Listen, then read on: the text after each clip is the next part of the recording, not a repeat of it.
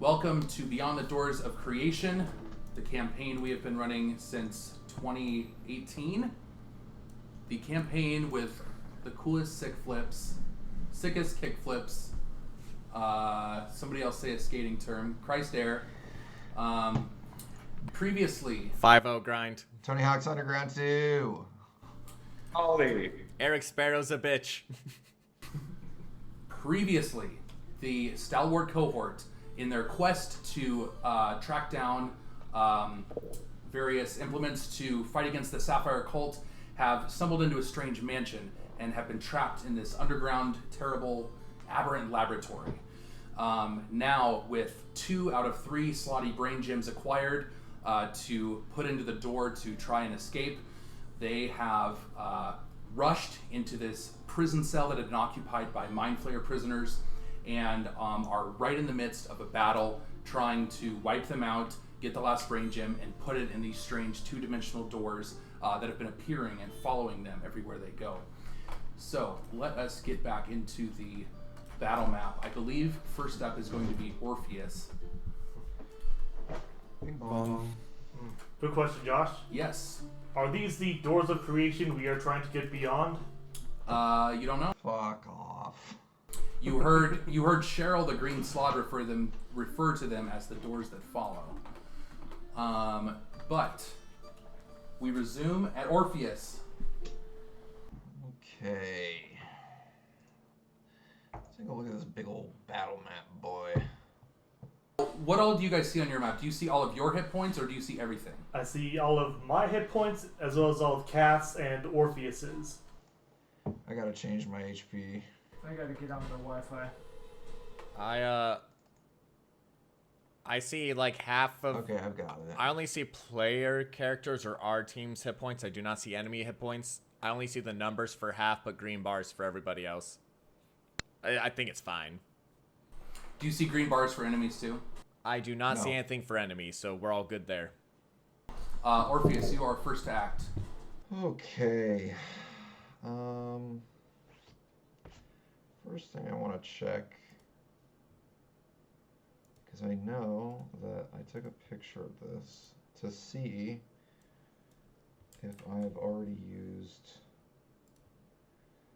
my action surge. You have. Is Orpheus supposed to be on there twice, or is one of those his shadow? It says, My echo. which is currently. Yeah, I did use action surge.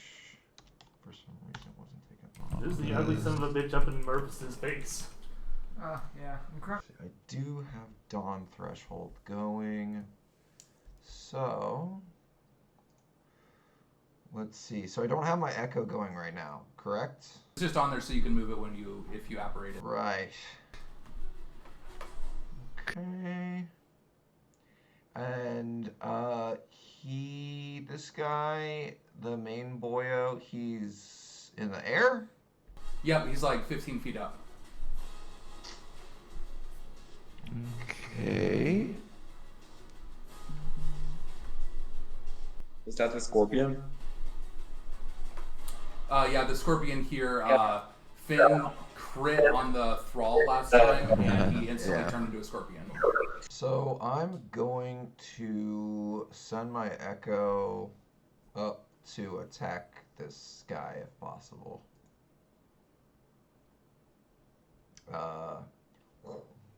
Actually, it's silent. And then I'm gonna try to swing on him.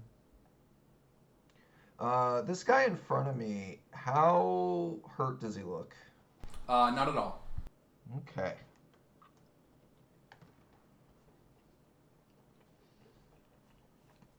If I remember correctly, there was an enemy combatant that appeared to try and suck somebody's brain out. I don't think yet that has happened. Somebody's beak was like snapping at the back of somebody's head. The Mind Flayer next to Saris. Yeah. I think it grappled you, right? Yeah. It gave me kisses on the back of my neck. Very tenderly. God, And hit point link. Okay. If I remember, I'm Yeah. still grappled, right? Mhm. Yeah, I'll try to attack Tall Boy. Okay. Flying Boy. Big shoots.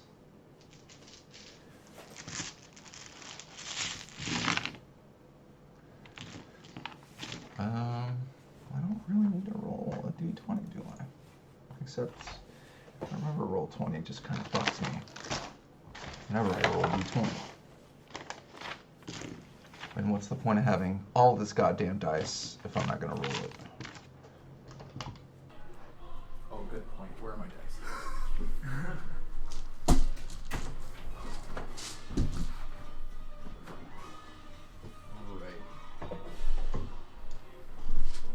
Okay. First attack. Ooh, this is the one I want. Natural 18. I'm going to use the Force Sword, because why not?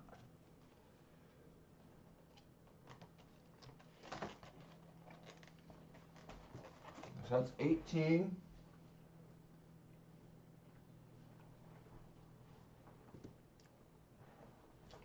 Plus 9. 27 to hit. It's. I love the off.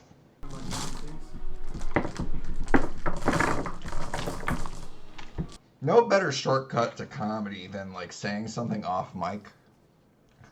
There's like something really funny about that. He's looking for us, guys. I know.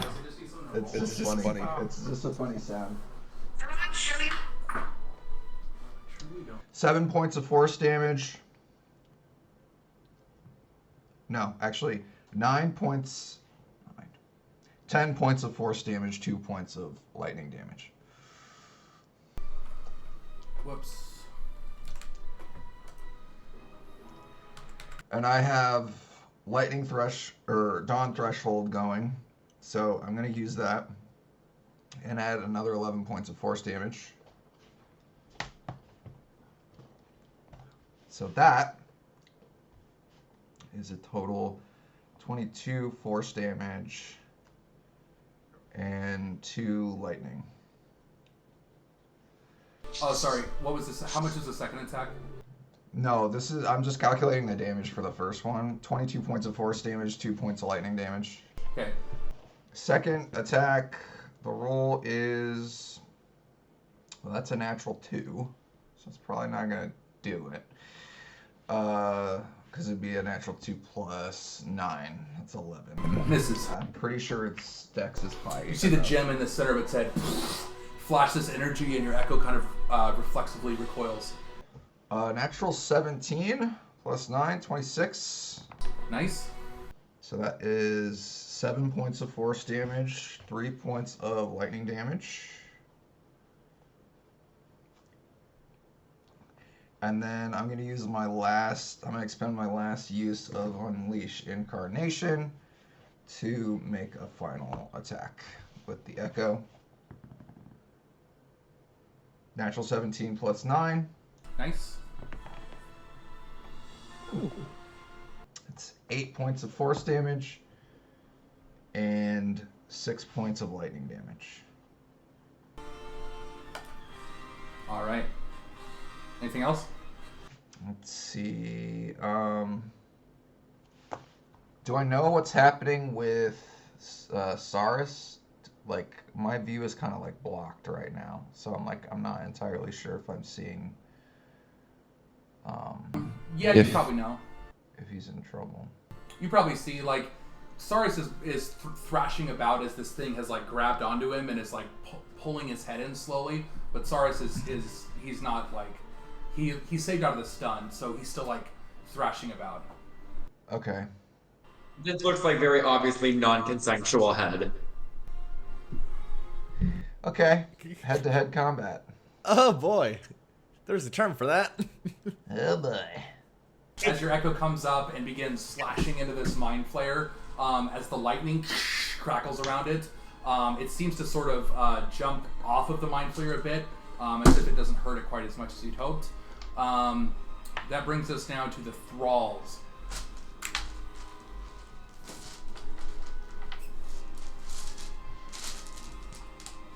Sometimes the thing you don't have prepared for a session is your dice.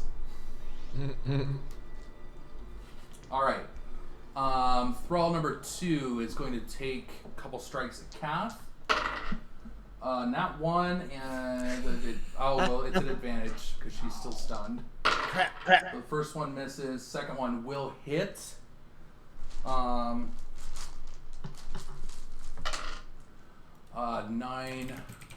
points of slashing damage to Kath.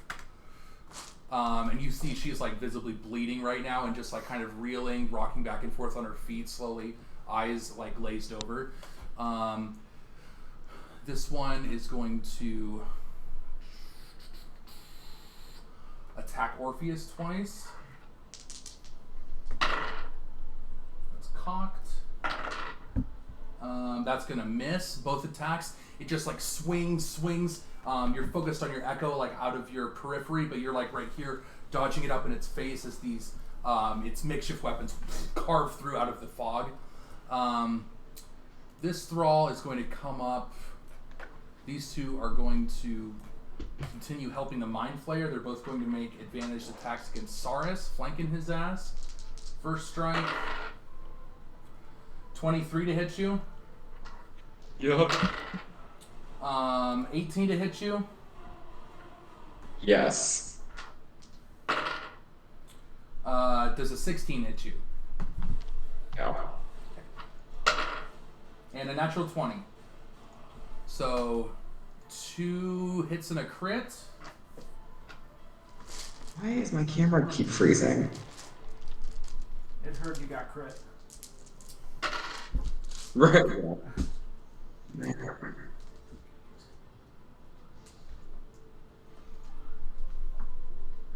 29 points of slashing damage.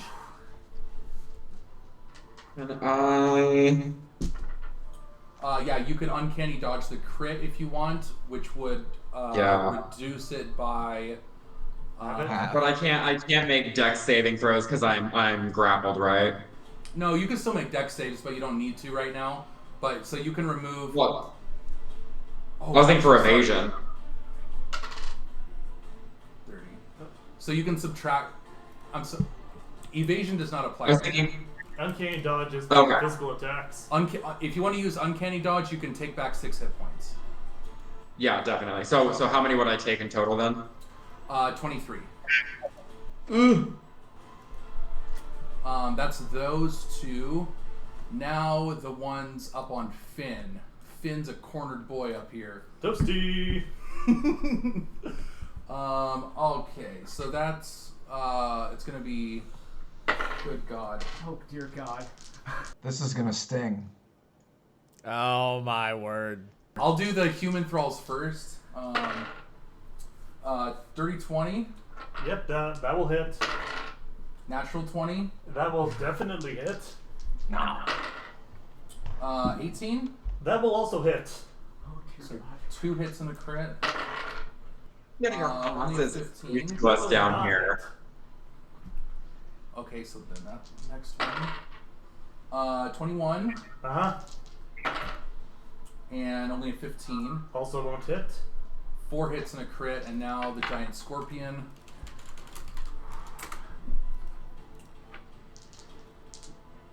Oh, how many attacks does it get even? It gets 3 attacks. Yikes. Yep. 2 claws and a stinger. Okay. Okay, first claw attack. Then are you 5 raging? Very bad. 8 and a 2, very bad. And now it's Stinger. Natural 18. Then are you raging? 22. Yeah, that stinger's gonna hit. Go ahead and make a con save. Yay. Is Thomas playing Kip, or we got someone? I'm gonna Jaeger Kip to this time. Okay. Or at least this turn. Keep yourself alive. That's gonna be an 18. All right, so you save. You only take 11 more points of piercing damage as you strike this thing with a sword. It cracks, and all of a sudden you see there's a giant fucking scorpion. Starts striking at you. The stinger comes, hits you, goes right past the greatest sword ever, into your shoulder, stabs you really deep, but you manage to fend off the poison, kind of rip the stinger out before you get too deep. Just pick out the little pieces of stinger that are still in there. Very good. Wait a minute. What about Flubsworth? It is now his. I mean, now these two are going to attack him. No, I thought he was right after me in initiative. I thought he was before you in initiative. He was. No, it was me, and then it was Flubsworth.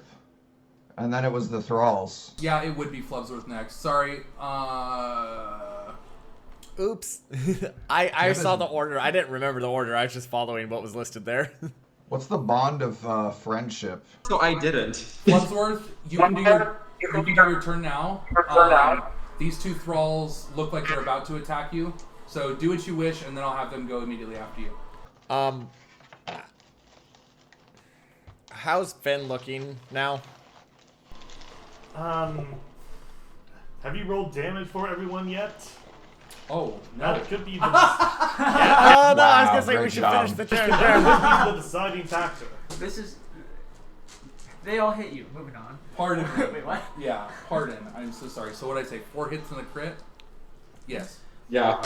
Now it's Finn's turn. Just did the math, and you're unconscious. So it's now your turn.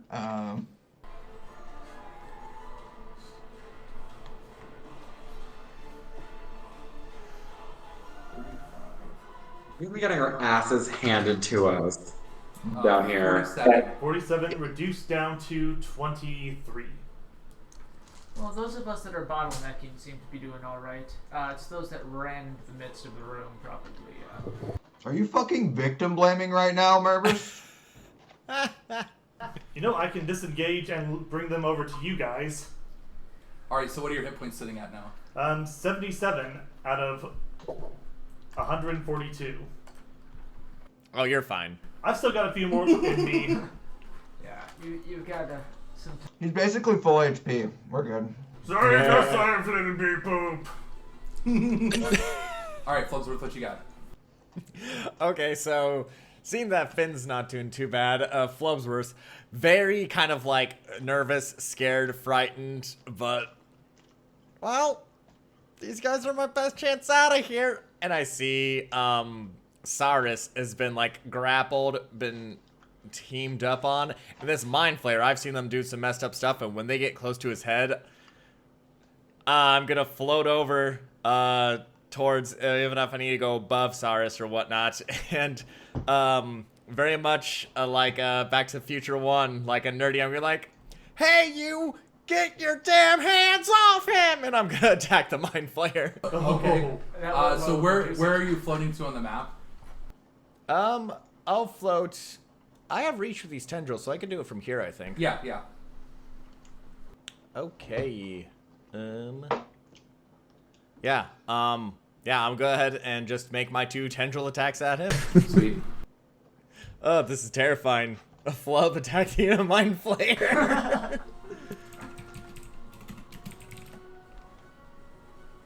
Alright, let's see.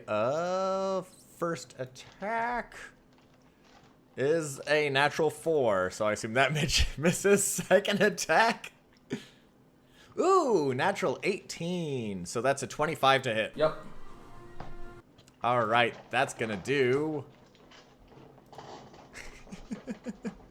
5 piercing and 4 acid damage. Alright. As I'm terrified of the Mind Flayer, I will now refer to as Biff. I will use bonus action and also do a mark of friendship to slid on a little tentacle and latch on to Cyrus, and I'm gonna give you. How many do you have per day? You used 2. I already used 2? Yeah, you used both of them, man. Gotcha, never mind. Then I am out of those, so that will end my turn. Okay. I didn't use those in this counter. I used it on a previous encounter, right? Oh, it was this encounter. This is one. You put them on okay. when they were like stunned last time. Turn 1 and turn 2. Gotcha. Okay, I forgot if I use them or not, so never mind. He already has that effect on him. So this Mind Flayer is trying to like pull Saurus in, and you just like whack in between the eyes, and it kind of like recoils for a moment, and then it gives you like a glare, but it's still like stupid flump. And these Mind Flayers who've been starved for quite some time is going in intent on devouring Saurus. So then these two thralls who were going to attack you, we'll say 5, 10.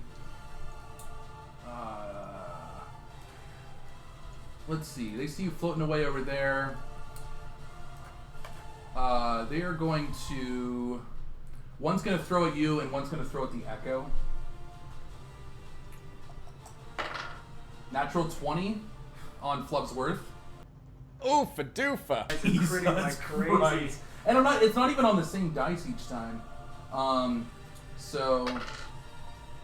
Every player. 13 points of slashing damage as it throws this weapon through the air at you. Ouchie. Crit so far. And then the other one's going to go at the Echo. 15 to hit the Echo. Alright. And, alright, that'll be their turn. So, we go now to, let's see, how can I... Oh yeah, sweet. Mervis's turn. Okay. Kip is on deck. I'm going to tap my... Oh, good. I'm just going to look over at the Mind Flayer that's currently got me grappled. Just gonna tell him, I don't give up that easily. I'm tap my shoes together, and I'm going to Yes. disappear in a burst of flame, and I will reappear next to it. So I need to see what those shoes do again. You can teleport 10 feet as a bonus action. It makes a dex save. I think it's gonna pass. 15 is what it says. Okay. Yeah, it rolled a natural 14. It still takes half if it has a +1 at least. Yep.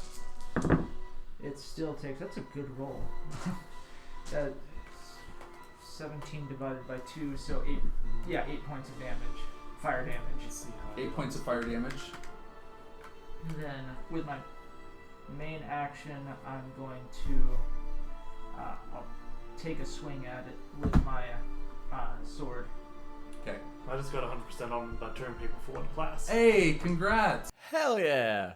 This is Mervis's dice. Nat 20. Hell yes! Dude, I've been thinking like since last session, how great would it be if I just said I don't give up that easily, boofed out, and then immediately yeah, yes. No, it's and this one had not been hurt at all. So the flames singe it, and then what happens next? well, 4th level smite is going into that thing. Yeah, okay. Mervalicious smite. Whew, that is how many So if it's 4th, so 2, 3, 4, 5. so, yeah, 5, that's right. 5. So 40 points of damage plus then roll them on a crit. Well, plus and it's a booming blade attack, so Right. it's technically more. Oh Jesus! Hell yeah. Yeah, so booming blade does 2d8, so 40 plus 16 plus the weapons damage of another d8 plus 7, so it's 64 plus 7, 71. Now I'm gonna roll my things. Dear God, 70.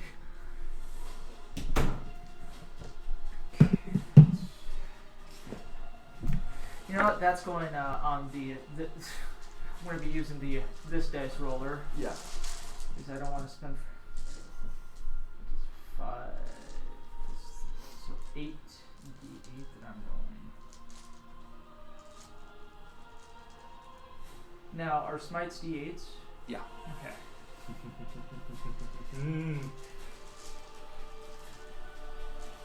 Crit smite, crit smite, crit smite. It's such a good feeling. Oh, dude. I don't remember. 41 plus 71 was Finish him. Finish him. So my blade just ignites with a crackling blast, and as soon as I slam it down, there's just this big, just resounding sound of thunder as it's just. Yes, perfect. Because previously you had come up as you and Orpheus were taking care of the other one, struck it, head exploded with thunder, and then this other one, you step away, bring the sword back, and its head that is like it looks like a peeled open banana. All of a sudden, the rest of its body is eviscerated, spraying over at the thralls and Kath. Amazing. Oh man, I am so happy that happened. Hell yeah. It's great. Any more movement you want to use? Let's see.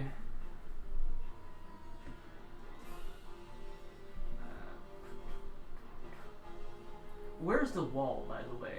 Like, So you see where the white space is? That's like the hallway. yeah. And the door would be like right here.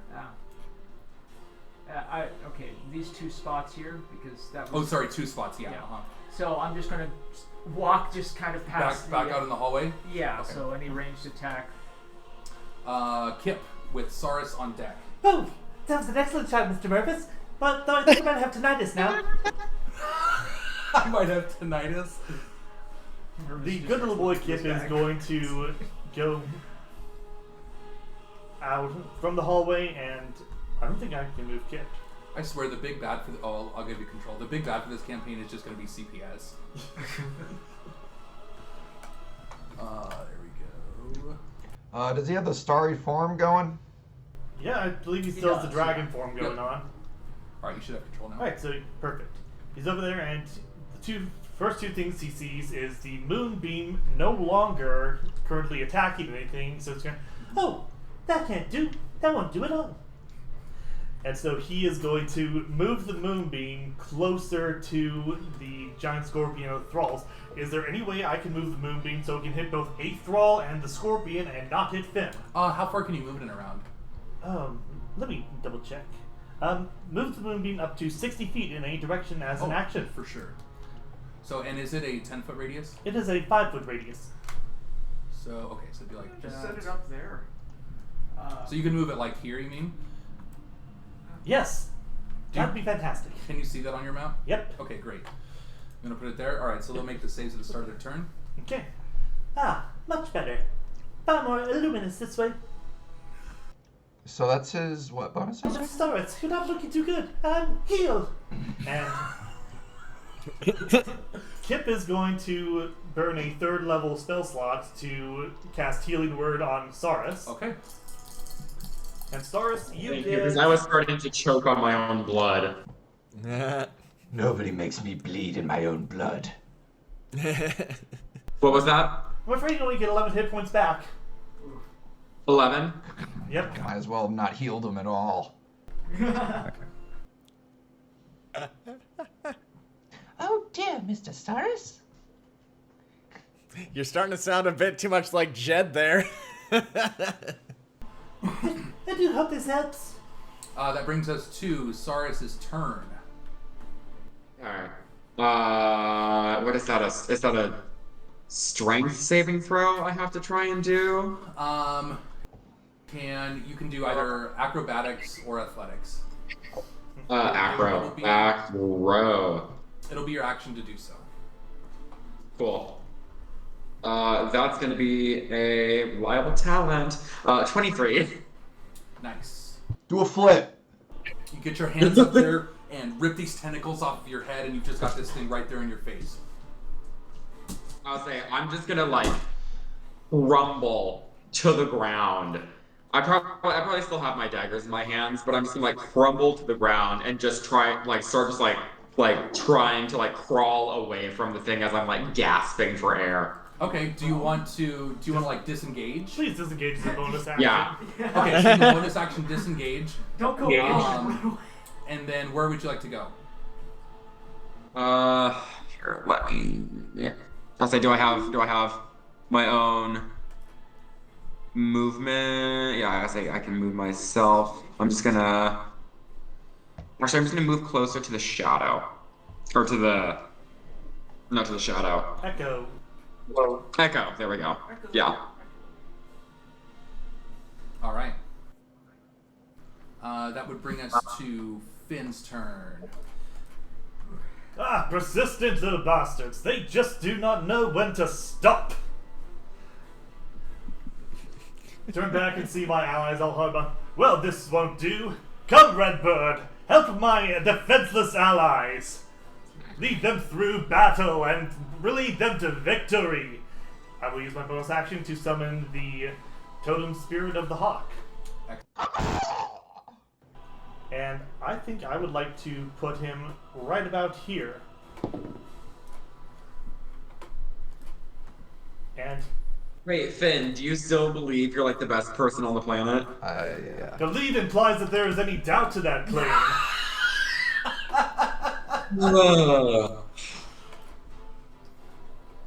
What's the radius on this? That's a 30-foot radius, and anything within 30 feet I can grant advantage on as a reaction. Nice. So, if Cathosaurus wants to attack something, I can allow that to auto. Excellent. Alright. I got the rest of my turn. Which one of the regular thralls looks the most hurt? Right up next to you, it would be probably the giant scorpion. The other three don't seem to have taken damage. Regular throw. You know what? I am persistent. You know what? You should have died a long time ago. I am so sorry to leave you in this incapacitated state. Although, knowing how you were before, you may be smarter now, giant scorpion man. Sorry I have to end this so soon. I hope you do forgive me. And he's going to take 2 attacks recklessly because they fucking have advantage anyways. We're running on anime time here. Pretty much. Love it. He's like the greatest person on the planet, and all of a sudden his vocabulary doubles. Yeah. That's because I love to hear the sound of my own voice now. It is truly the most smooth, silky, and buttery voice in existence. I swear to God, the next time I Best voice ever, best sword ever. Level, Go ahead. silence is going on my Can't lip. believe it's not butter. Alright. Giant scorpion. That was funny, come on. 17 to 15. Alright, so that is going to be a 26 to hit first time. And second attack. Dirty 20. Mm-hmm. They both hit. Because of course they would. Okay, so Yes. 5, 10, 14. Ooh, You can do math too. Another 10. 24. 30. 30 points of damage in total to the giant scorpion. Yeah. Okay, so just a second. It thought it had the advantage. It had you in a pincer movement, and then you swung right back at it. Sorry, I thought that scorpion joke had legs. Just leave it to me to snatch a victory from the claws of defeat. Yes. Yes. So, good news. For people who love bad news. Sweet album. The strike into the scorpion, it goes limp, and you see before you. The thrall remains with 4 hit points. Oh wait, I have to move. I have to.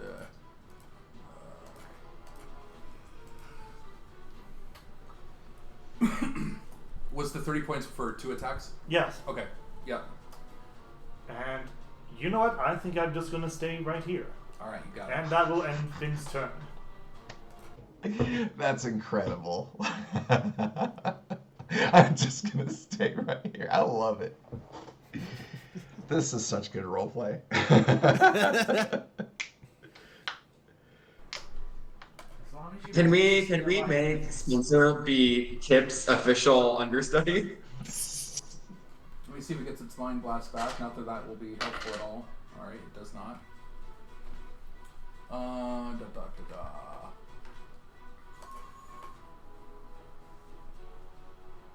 You guys remember how in animated stuff they used to make like fake blooper reels and that sort of thing? Oh, yeah, those. Oh yeah. I would love to see an episode of Vox Machina where they had the other characters playing like other people's characters. They did do a one-off where the characters of Vox Machina were playing Dungeons and Dragons as Grog DM'd. Oh yeah, I remember that. Nice. That was But great. no, like I want to see like Marisha. I want to see her try and play Grog, and like I want to see Ashley try to be Vax. Like I want to see this bullshit. Just one episode. Mostly I want to see Liam as Vex. Yeah. Yes. I would love to see Travis as Vex, just to see how he portrays his wife. Honestly, I feel like he would go full like a pretty forest. Like I feel, yeah, I can see that. Uh-oh, what's going on here?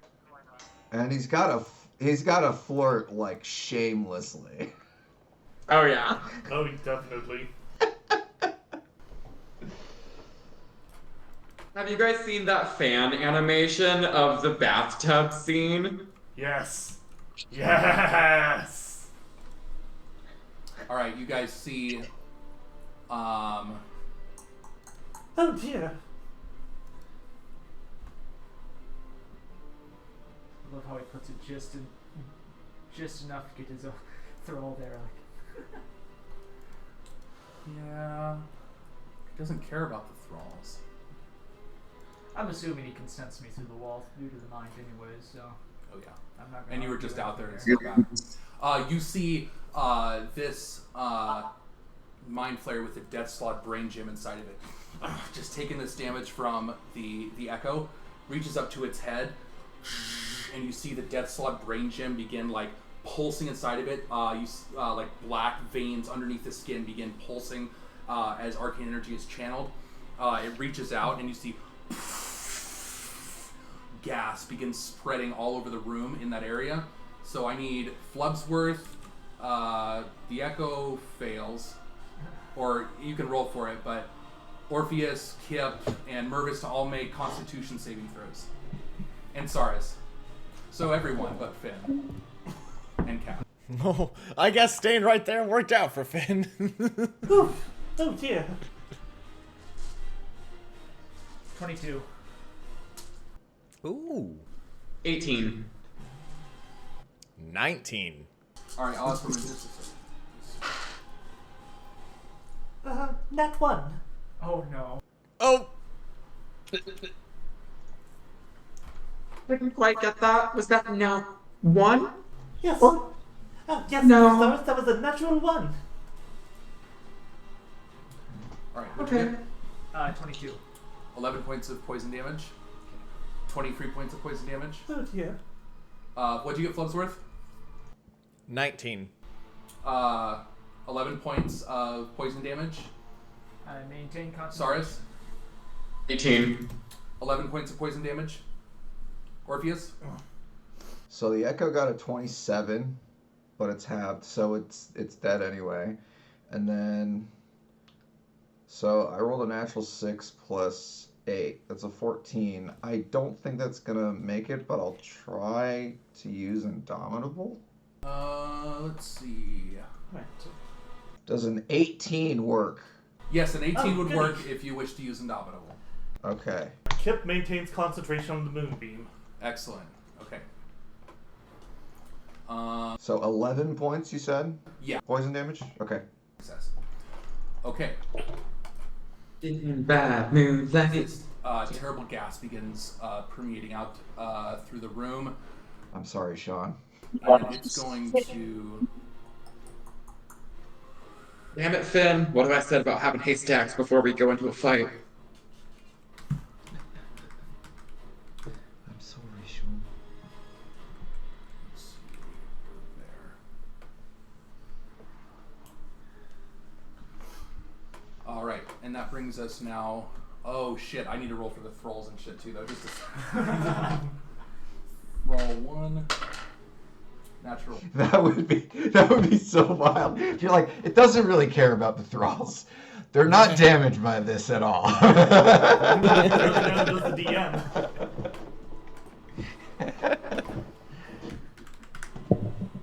I think we talked about the... I think I talked to Spencer about this, but we are finishing this arc tonight. I don't care what happens.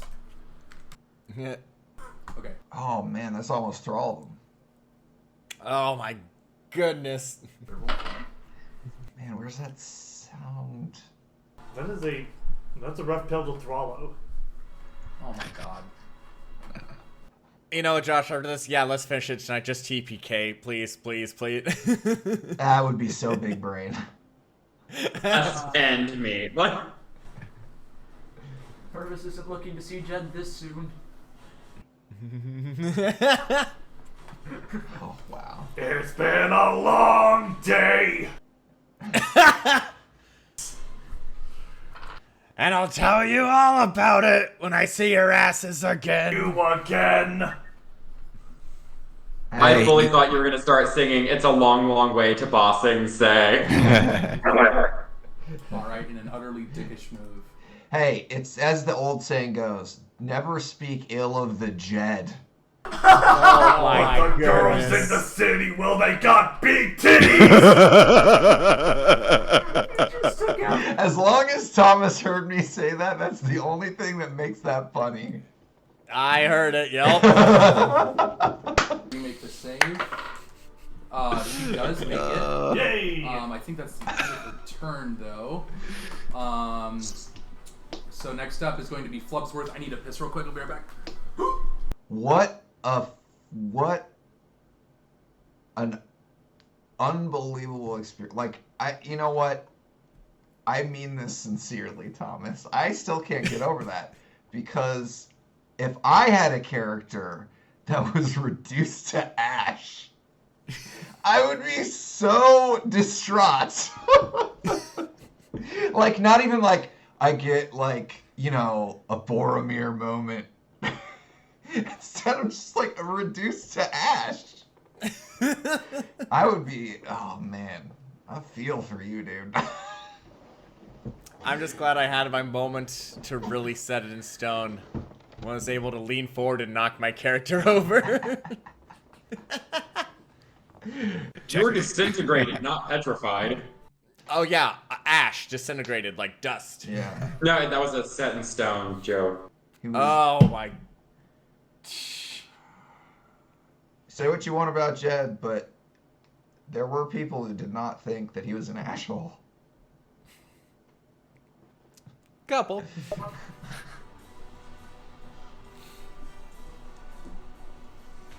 I thought you were gonna say something like, "Say what you want about Jed, but nobody will care because no one loved him." Oh. I don't think that. All right, Cyrus. Now I'm glad when I made those like thieving gloves that like they just kind of disenchanted, quote unquote. Oh my god. Without me telling you, I'm just like, oh yeah, I had to keep them, so I'm like, they'll just fade, but I won't let you know until next time you try to use them. Oh my god. I just love to imagine that, like, I'm like in the middle of like picking a lock or something, and then all of a sudden they just like fall off my hands, and I get petrified again or some shit like that. No, it's a mimic that bites you again. But yeah. A mimic that petrifies you. Oh. A mimic Dusa. A Mimigorgon. That. I like that.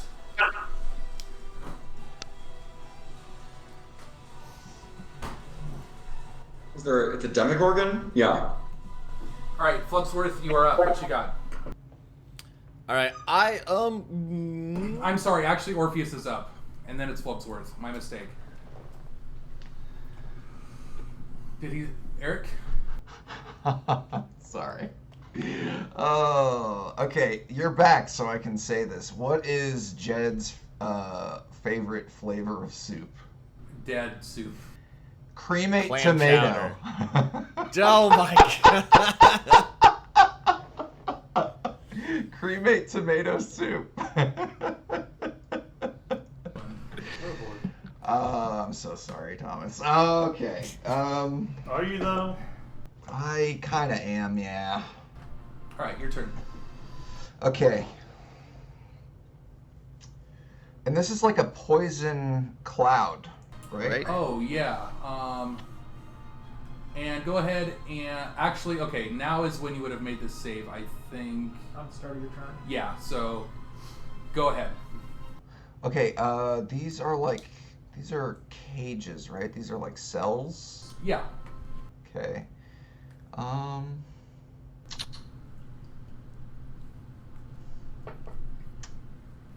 I'm going to. Let's see. Actually, yes. This thing works. 55. Okay. I'm going to head like Is here. this gas opaque? No, you can like vaguely. It's like I think it's slightly obscuring the area. I'm gonna go to this right here. Oh no, I'm sorry. It is heavily obscured, so you cannot see really anything. Which means they can't see me. Maybe. Okay, so I'm gonna move here, and then I don't know. Let me see how far into this room I am. That would be nice. Would it be safe to assume? I don't know. I'm working off the idea that I would have a better memory of what is where if it were like one of the first things I saw when I was in the room, but I wouldn't know where the fuck this shit would be. Like, I wouldn't be able to guess where this is, but I could maybe have a more accurate idea of where this is. Sure. This over here. Yeah, so I'm just gonna try to, like, hug this. Okay. I'll risk an opportunity attack if you want to do it. All right.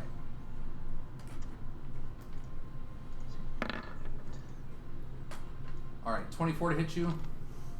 That will hit, yeah. Do you have to be able to see someone to make an opportunity attack? Is this? You'd have it this at heavily disadvantage, obscured? maybe, but that's it. Let me see. A heavily obscured area. Blocks vision entirely. Okay, so disadvantage.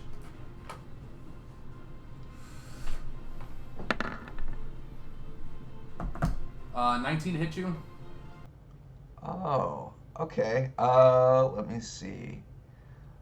That would have hit me, but when you step to the king of trash, you best not miss. Oh, okay. Using your reaction, gotcha. As you go, you're like, where's that prison bar? It's got to be over here somewhere. And you just like carefully step, ducking down as right over your head. Orpheus uses the duck reaction, which he gained. He can add a +2 to his AC for a reaction because he picked up trash one time. It's a long story. All right. All day, every day, for a planar ally. You get over to the prison cell. Am I okay? I'm gonna try to like. If you want me to make a check or something, I don't know. I'm trying to. I know that this is like in the well is in that general area because I fucking wailed on the like incomplete elder brain while it was floating over this, but I don't know how far away it is, and I'm just like trying to. I don't know. Like go straight and then try to get out of this poison fog. Okay, yeah, I mean, you see it kind of thins right here. Okay. So I'll try to go here. And I'll use my bonus action for the echo to go... I can't see it though. But I can make the echo move right here. Yeah. And then I will take the attack action. Sweet. Oh my god, they keep going off my desk.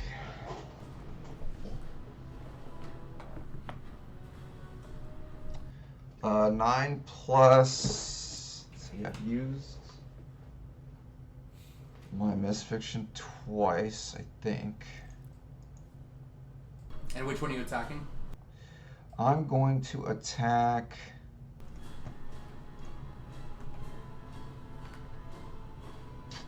I'll attack this one, I guess. Okay, go for it. First attack was a natural 9 plus... I'll just do a regular sword, I think. You know what? Oh, dang. You know, that would be fun. We'll do the Louis Armstrong hammer. Okay. Why not? And it just makes an interesting little when it goes through the air. Summon up this maul with 8 hammers or 8 trumpets on it, 4 on each side.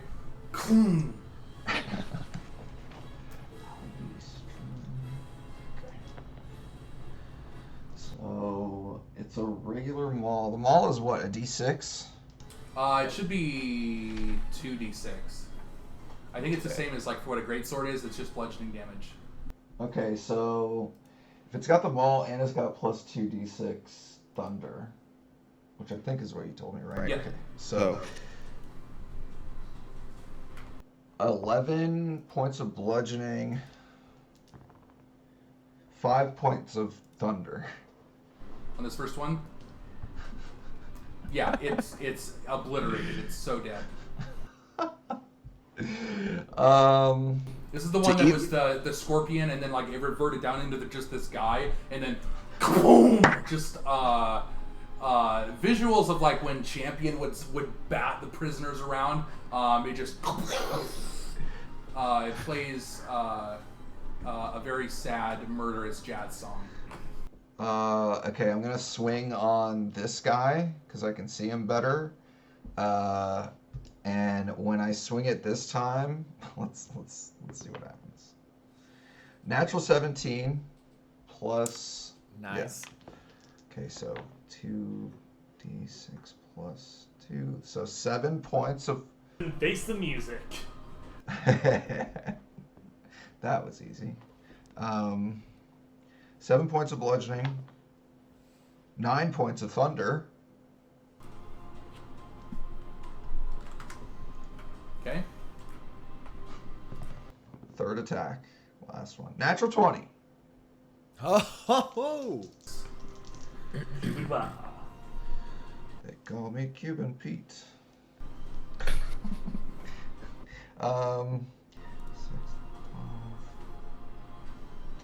22 points of bludgeoning damage.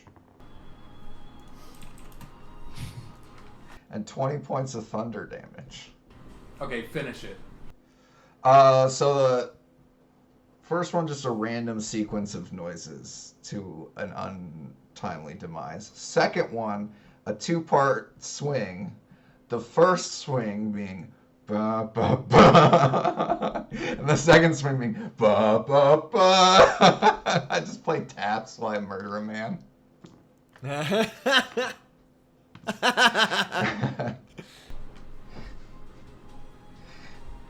I swing it straight into him, and he's still alive. And then I go to the end of the handle for the maul, and it's actually a mouthpiece. I play into it, and he fucking explodes. God, I love the visual image of that. So that one had 42 hit points left. Can you guys look here? If I change this, The one you just killed right here, do you see its hit points? Yep. Yes. Do you see Yep, the I do. numbers? Yeah. Yep. 258. Yep. Okay. Continue, Orpheus. Austin does it some other way. Use my bonus action.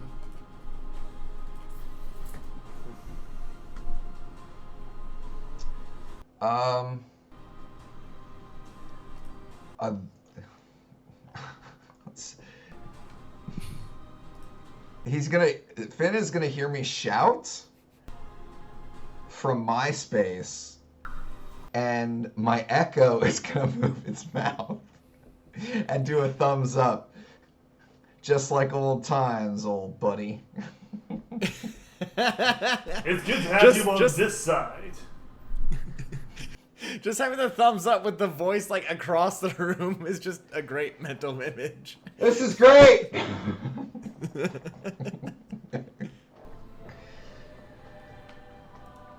Is that all 3 of your attacks? Yes, sir. Okay. That brings us to Flubsworth. That Mind Flayer moved moved away after casting this poison cloud, right? Yes. Okay, so I'm first priority. I can't see shit, so just get out of here. And also, I assume if I stay in here, I'll continue to take damage, so I'm gonna go ahead and scoot on over here. Maybe a bit higher up, get a bit farther away from combat. Yeah, sure. You're and- flying, so they can't reach you or anything. Yay! Okay, sweet. In that case, I'm gonna go. And I'm gonna cast my once a day vitriolic sphere right here. Nice. And that should hit because it's a 20-foot radius, so it should hit these 3 over here. So, Mind Flayer, that guy, and that guy. All right. Go ahead and roll. They. 20 foot That is a radius. dex saving throw. Okay. 20-foot radius? Sorry, 20-foot diameter. My bad. Oh, okay. Oh wait, 20-foot radius. Hang on. Let me redo 20-foot this. radius is much bigger. You can. Yep. That's twice as big. Because I'll probably put it farther in the corner. Hang on. Because this is 20-foot diameter. So if I do it right here, I can get him, not him, but him, not him, not him, because I don't want to get Finn. Okay, the green circle, that's... That's the poison cloud. Okay, and what's the red? That's the Hawk's radius. Oh, got it. Is that the radius centered around the hawk? So if I move the hawk, the radius moves with it? You should be able to. Oh, that's awesome. Figuring out how to finally get that to work. Is it radius or is it diameter? 30-foot Okay. radius.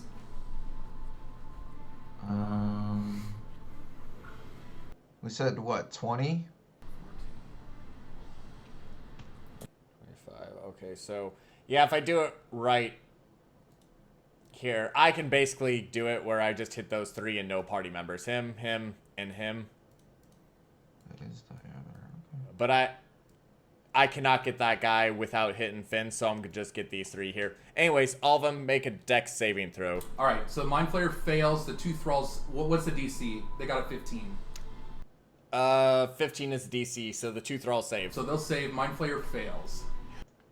Okay, cool. So right off the bat, Mind Flayer takes full. The thralls take half of 10d4 acid damage, and then the Mind Flayer is gonna take an additional 5d4 at the end of its next turn.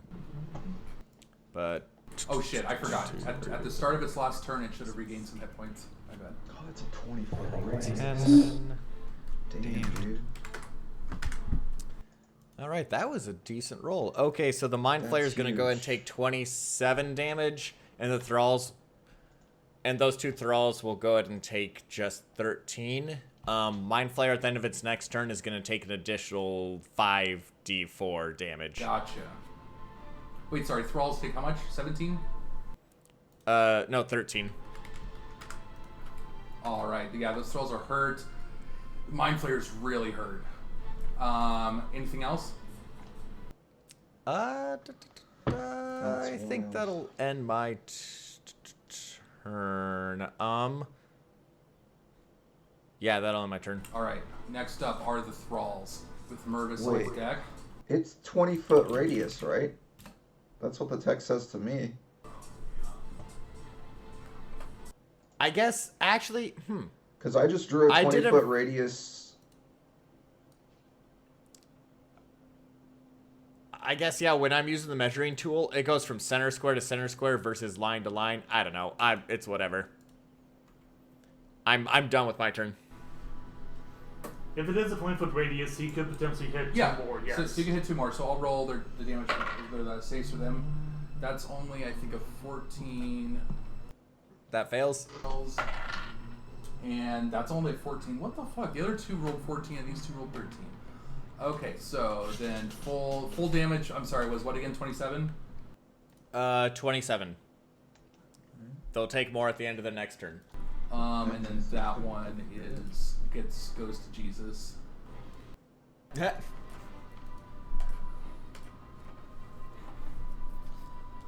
How does Flubsworth feel as he sees his acid scorching people's skin off, like to the point that their bones are exposed and so bad that they die? He's just like, I'm sorry. 5. Okay, now it's the Thrall's turn.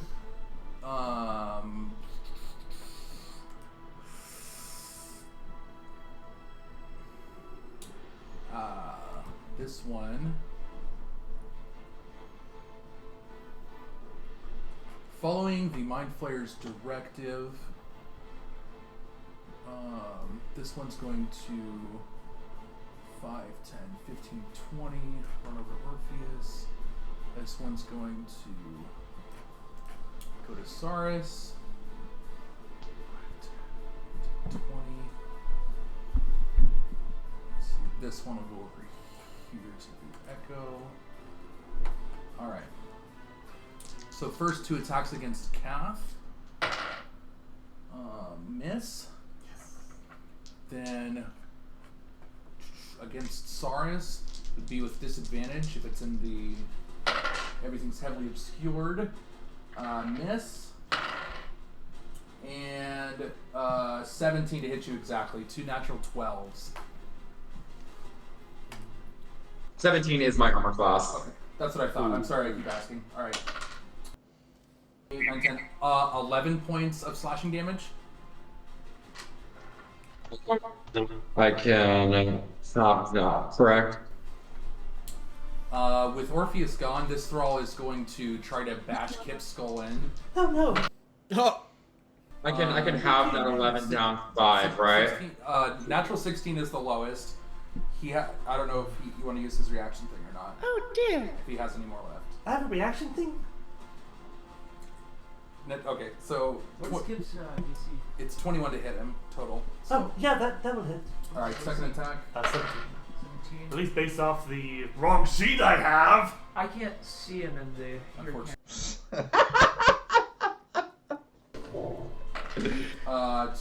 5 points of slashing damage to Kip. Ah. Attacks not at disadvantage against Orpheus. 17 and a nat 1. Brutal failure. Then an attack against the Echo, or 2 attacks against the Echo. Natural 20. Echo vanishes. And then its second attack against Finn would miss. Where am I? Oh, okay.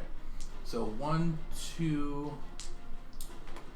Following Mind Flayer's directive, this one's going to move here, so they're still strategically flanking you. Natural 19 Hit. on the first one. Natural 17 on the second one for 22. That will hit as well. Whoops. God damn it, I did that last time. And that's going to miss. Yay. Last attack. That's going to miss too, only a 15 total. Yeah. So 2 hits. 13 points of slashing damage. 13 reduced down to 6. As they keep slashing into you. Those two are dead. I believe that's all of the thralls' turns. That brings us to Mervis with Kip on deck. Okay. Kip's doing all right still. You have mustard gas in your esophagus. Well, okay, so Mervis is going to think to himself, I could step back, but I'm getting really pushed out of this fight, so he's going to step in 5, switch this over, 5, 10, 15, 20, step out at 25, sees Kath, Mm-hmm. and he's going to say, let's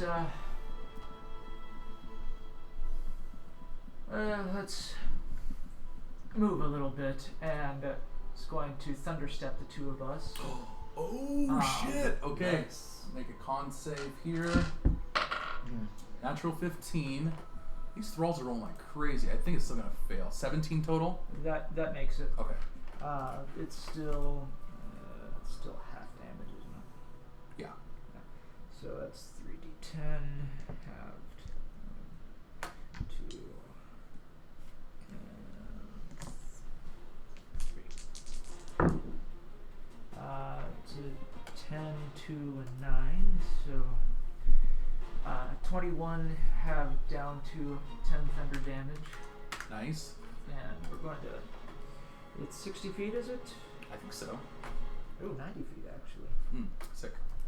Let's put ourselves down.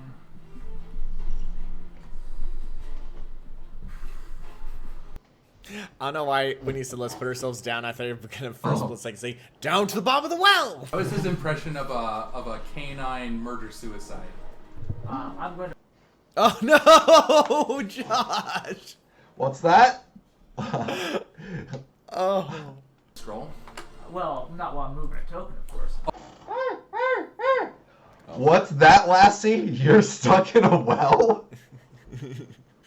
Damage was free when you need her. Nice. That's a good No. That went well. Why did the blind orphan fall down the well? He didn't see that well. So that's your bonus action? Thunderstep's a main action. Is it? Yeah. Okay. And I think I've done Yeah. that wrong in the past then. Okay. I won't do anything with my bonus action Okay. quite yet, so. That brings us to Kip's turn. Oh dear, bursitis and our tuberculosis. If you're alive, I definitely need to see a doctor. So with his little boy coughs, he is going to make his way from... Just don't turn your head. Fuck, how am I against that shit? I think he's Yeah, going kid. to move into this cell. Okay, sure. Can he get there? Is there an opening? I'll say there's an opening. Yeah, sure. Because various parts of these have been like pulled apart to make their device in the far corner. But Yeah, he's just going to blindly walk over to the cell and try and figure out a way to get in, and he's going to slip in and move out of the poison cloud. Okay. Like, Oh, I can see clearly now. The rain is gone. The thrall. It has been their turn, so they've got the reaction back. yes, they do. Disadvantage. A 16 to hit. 16 does not hit. All right. And,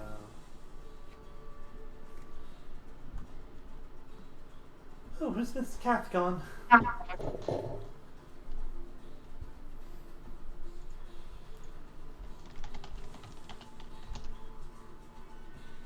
And Saris, you are on deck. Kath is... I'm going to use the last little bit of Kip's movement to get 5 feet closer, so that Kath is within range of a healing word. Okay. Oh, Miss Cat, we gotta get out of here alive! Yeah, kid, I got it. Ugh. And gonna burn a second level spell to grant her another 11 hit points.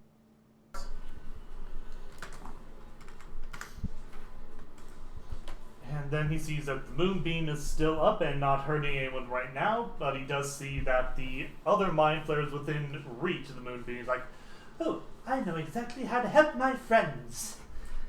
and he's going to move the moonbeam over to right where the mind flayer is. Ha, got you now, you bastard. Oh, damn it. Nope. This is terrible. Bad Kip, bad Kip. Kip finally feels the madness beginning to seep into his mind. Loses concentration. Yes. Somewhere in the distance, a pile of ashes chuckles. And that's going to be Kip's turn. All right, Saris is up with Finn on deck. Awesome. I am going to. Oh, great. Now it's. There it is. Okay. Yeah, do I have to save at the beginning of my turn? No, I actually had you roll a bit preemptively, so you don't have to save at the beginning of your turn. Okay. Right. So then, give me back the rail. Okay. What is that thing that's right below me? It's Finn's hawk. It's the advantage hawk. Okay. And then who's right above me? A thrall. Okay. Cool. Let's see. But so there's like heavy obscurement, but I should be able to at least see him. You can get an attack on him. It'll just be a disadvantage because it's like thick poison clouds all around you. I'd say get out of the cloud and find someone to Keeping attack. the mist.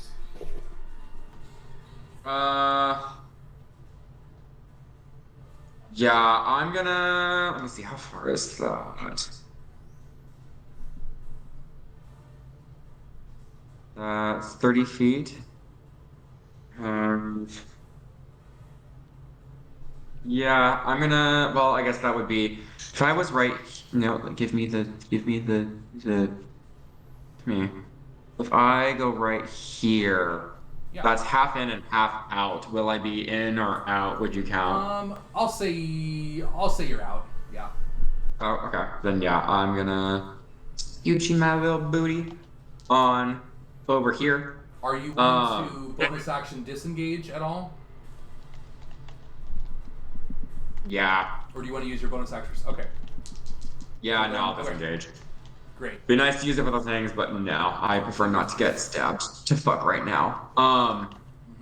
And then would I get flanking on this dude? You would not get flanking, no. But Orpheus is within 5 feet, so I believe you could get sneak attack. Mm-hmm. Right. Awesome. Both Kip So and then Orpheus are 5 feet. What? Yep, both Orpheus and Kip are 5 feet, so yeah. Sneak attack. Okay. Cool. So then yeah, I'm gonna take out my rapier. Let's see. That's gonna be a 19 to hit. Hits. Perfect. Then that's gonna be 7 plus 2 ones. That's gonna be a total of 28 points of piercing damage. Nice.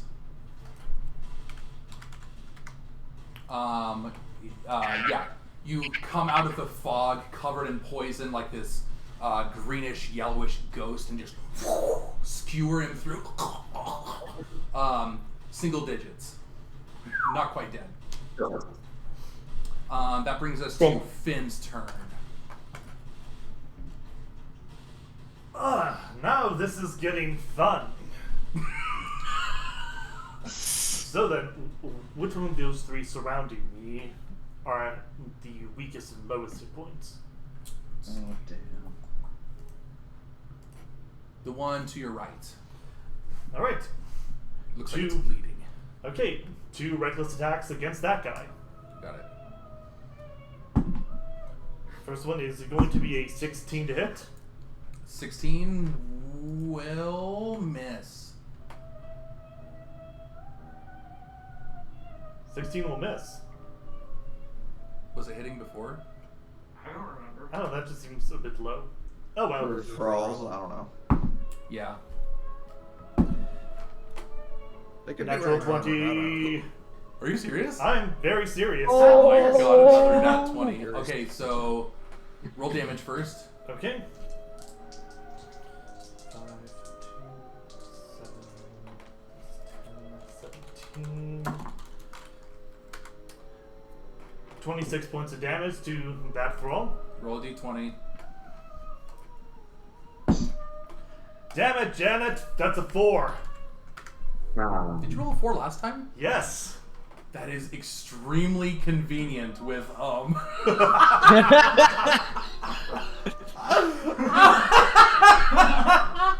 with Kurt's minis not being here, you see suddenly again. You can't escape it.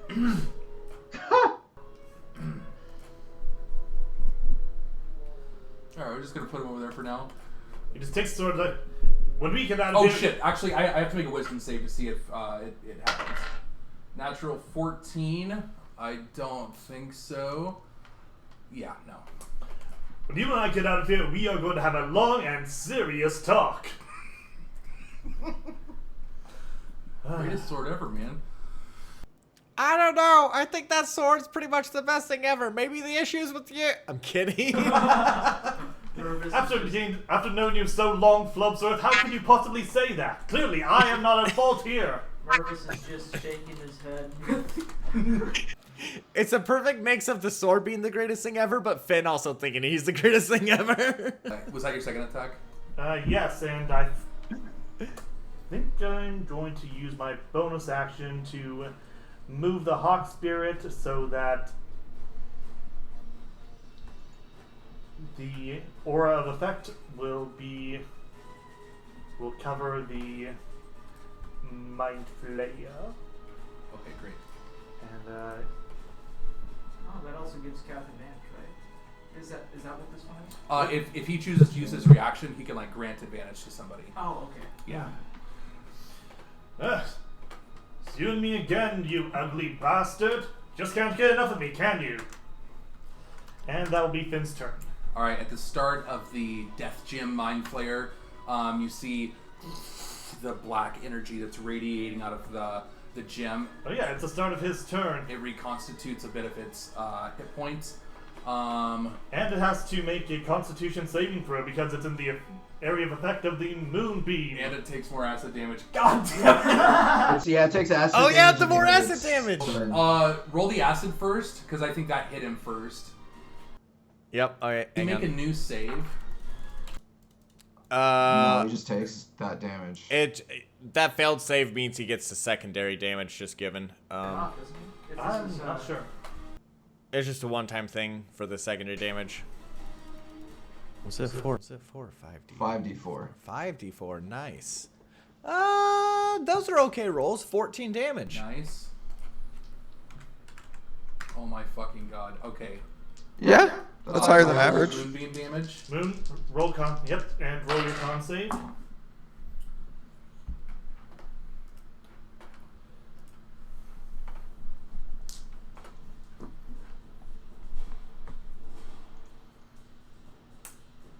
What was his con? What did he roll for his con save? You failed.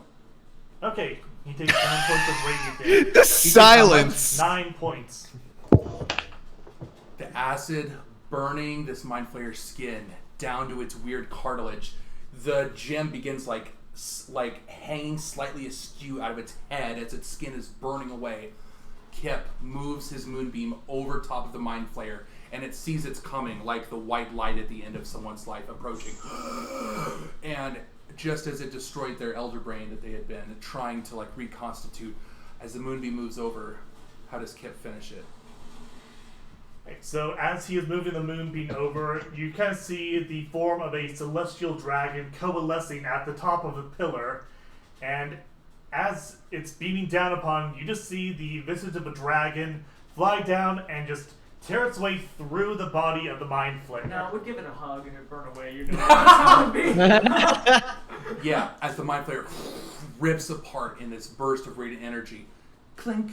Kip's passive perception, you can hear the clink of the gem on the ground. Oh, I didn't need to do that much. I hope it's okay. That brings us to Kath's turn. Does the poison cloud it brought up stay or It's dissipate? gone. Yeah. Kath is going to run up to this thrall.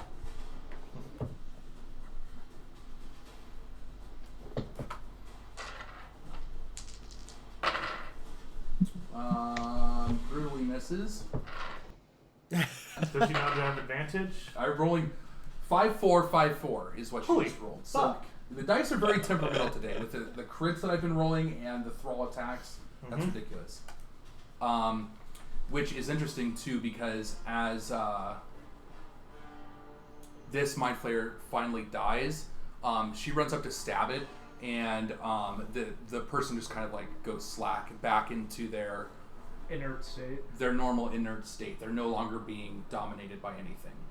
So you guys, actually, the giant scorpion is still active.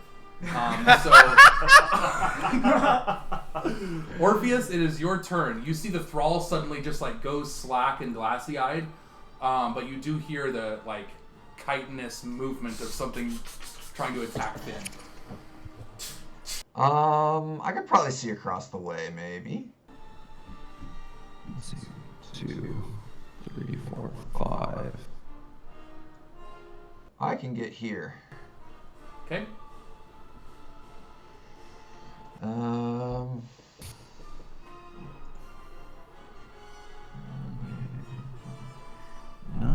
really. Okay, I'm gonna use my bonus action for second wind. Okay. I think that's a D10 plus my fighter level. Okay, that's 14 HP I get back.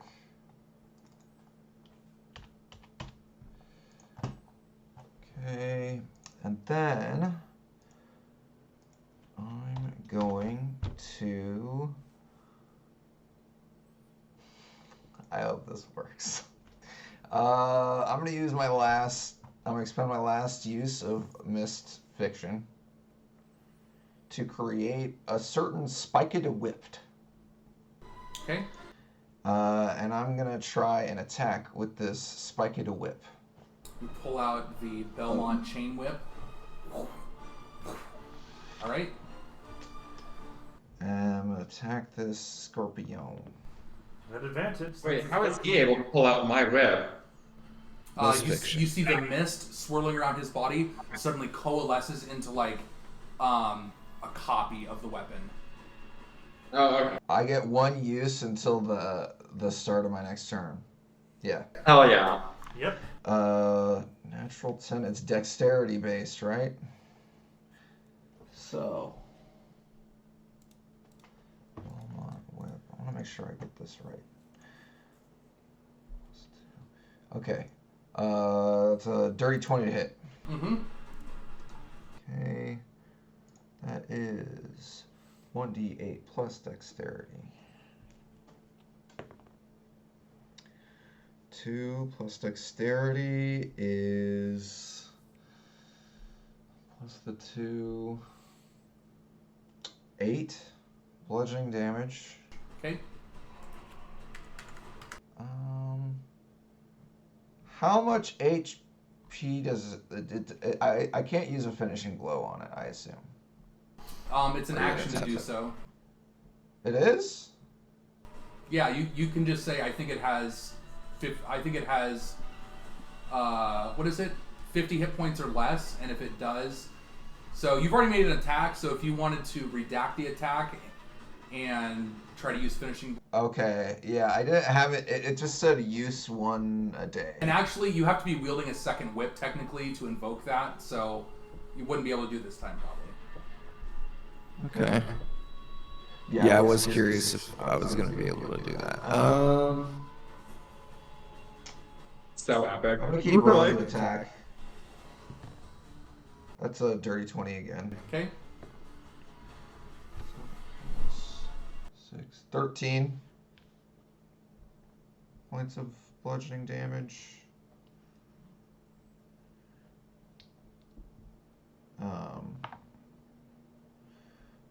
18 to hit. Okay. 8 points of bludgeoning damage. All right. 3 attacks. Okay. I'm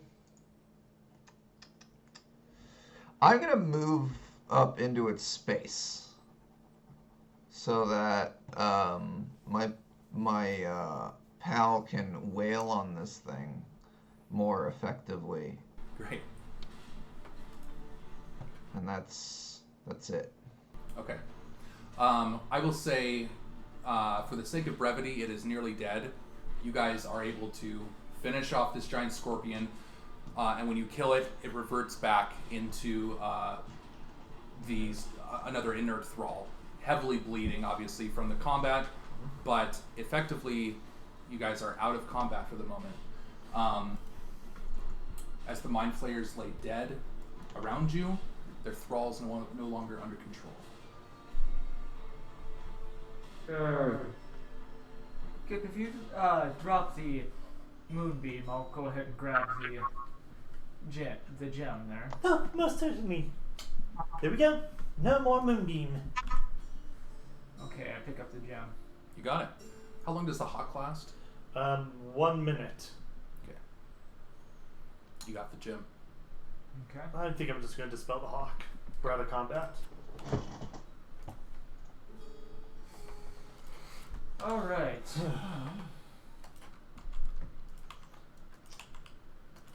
I cast Mage Hand, hand it to pick it up because it's gross.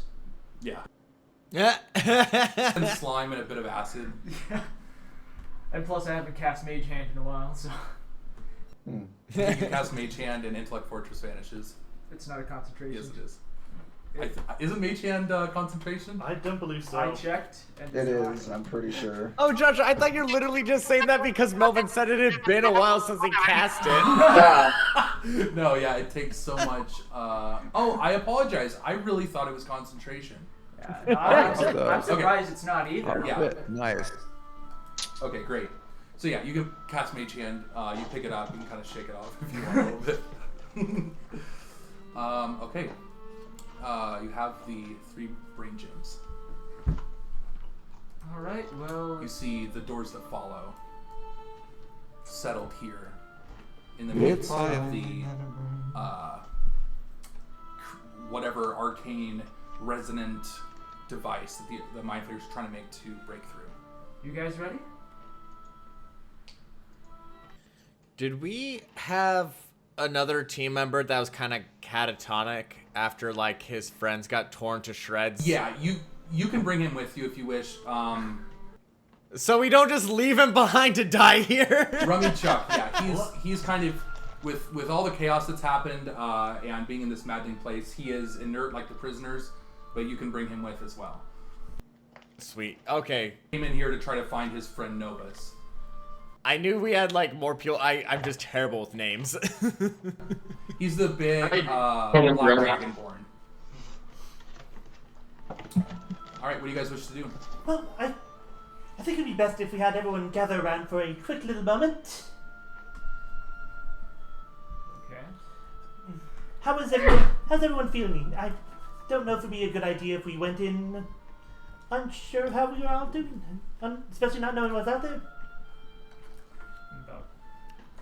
Right, so let's see here. 1, 2. I killed a man today. Oh, Yeah, good job. is this your first time, Flubster? The small child asking you if it's your first time killing a man. Some real Ballad of Buster Scruggs energy. Let's see here. So, First time. okay. I'm gonna put my hand on Kip's shoulder and use healing hands. I'll be right back, guys. And I'm gonna heal him up as I pat him on the shoulder, heal him 11 HP, and say, "I'm sorry I left you back there." It's perfectly alright, Mr. Orpheus. I know you did something very important and good for Mr. Finn. You have 11 points put out? Wow. Equal to my level of HP. I see. I'd forgotten how the Azamar does that thing. I think Kip is going to drop the Dragon Constellation form and bring up the Chalice Constellation to maximize the healing that this is going to give. Prayer of healing? I'm guessing. Alright, so I'm going to burn a 5th level spell to do Mass Cure Wounds. Thomas's chair looks kind of like a child under a sheet. Kind of does. Unfriended 2. Electric Boogaloo.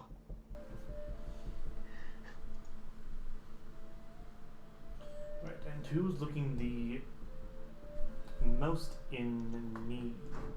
Likely Saurus. I'm going to go Saurus as well. Yeah, what is Saurus's hit points at? 62 out of 117. He hasn't been updated. 34 out of 117. 34? Definitely Saurus. Yeah.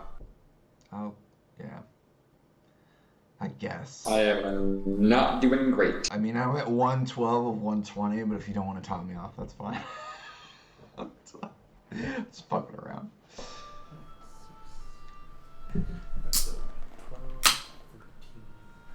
We don't know if the thralls are beyond help at all.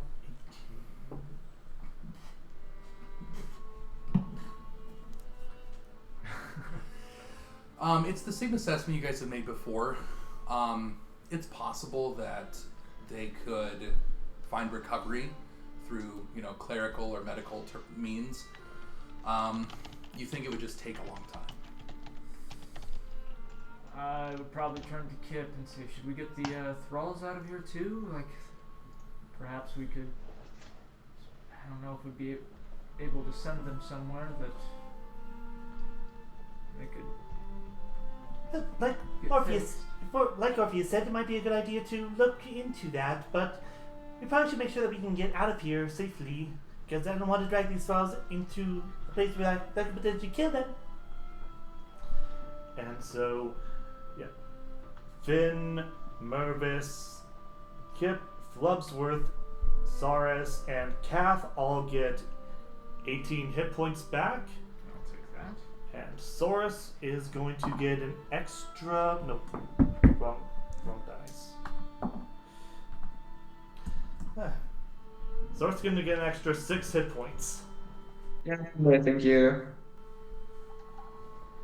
Saurus, ready to tank again. I'm at half it now. He's really taken heavy damage this, the whole time you guys have been in here. Yeah. I really, this has been a brutal, arc for Saurus. The fact that we saw him drop and crawl away from enemies says a lot. That's true. I wasn't thinking about it in the moment, but when he said that, I was like, oh, he is shaken to his core. That was very intentional, actually. I was like, oh, yeah. I was like, if he's just going prone, I'm gonna just step in and be like, maybe not. Okay, you're just crawling away. That's fine. Yeah, I get released from the mind flare and I just lay down. I know. I thought you were gonna try some wild intimidation or just. I thought you were gonna be like, I duck down and jump up and stab him in the jaw or something. Yeah. No. Saurus, you look like you could use a little bit more help. I think you should heal. So I'm going to cast the first level healing word. So that's... You get about 16 points of damage back. Heck yeah. Right. And Kath, I believe you need to heal as well. Yeah, that'd be great, kid. Right, so Cast inflict. No, I'm just kidding. 8. Chill touch. And 20 hit points back for you, Miss Kath. Nice.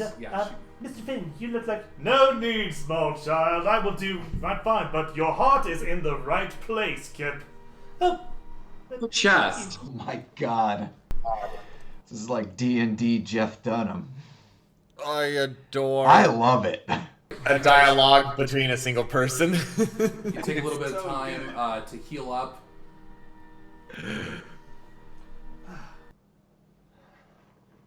I do believe that we're all feeling better now. Yeah, definitely doing a little bit better. Oh, most fantastic. Let's go. Kath kind of like cracks her neck. Oh, let's get the fuck out of here. I recommend spending a couple days in a camp, getting our minds healed up before we go back to, around people again. Not a bad idea. Orpheus, I elect you to lead the way forward. Okay. Anytime you do a voice like that, it just makes me think of Clayface from the Harley Quinn series. Oh man. Has nobody else seen the Harley Quinn series? I have seen I it. have not.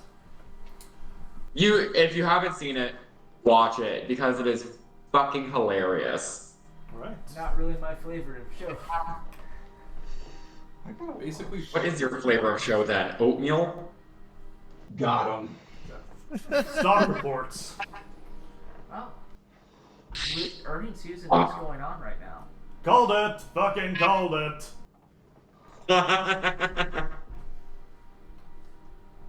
At least leave yourself some plausible deniability. Why? Hey, studying stocks is fun. Like, it really is. Stonks. That sounds really fun. What, slitting my neck or my mom? I don't know. I thought you were talking about your mom because you said the word slit, but I don't actually know. I kind of got lost. okay. What? Say anything about his mom, just don't call her a slut. Alright. No, that's not what I called her. As you are healing up in this place, starting to feel a bit better, behind you, outside of the room, like a ways down, it sounds like it's coming from far down the hallway. You hear.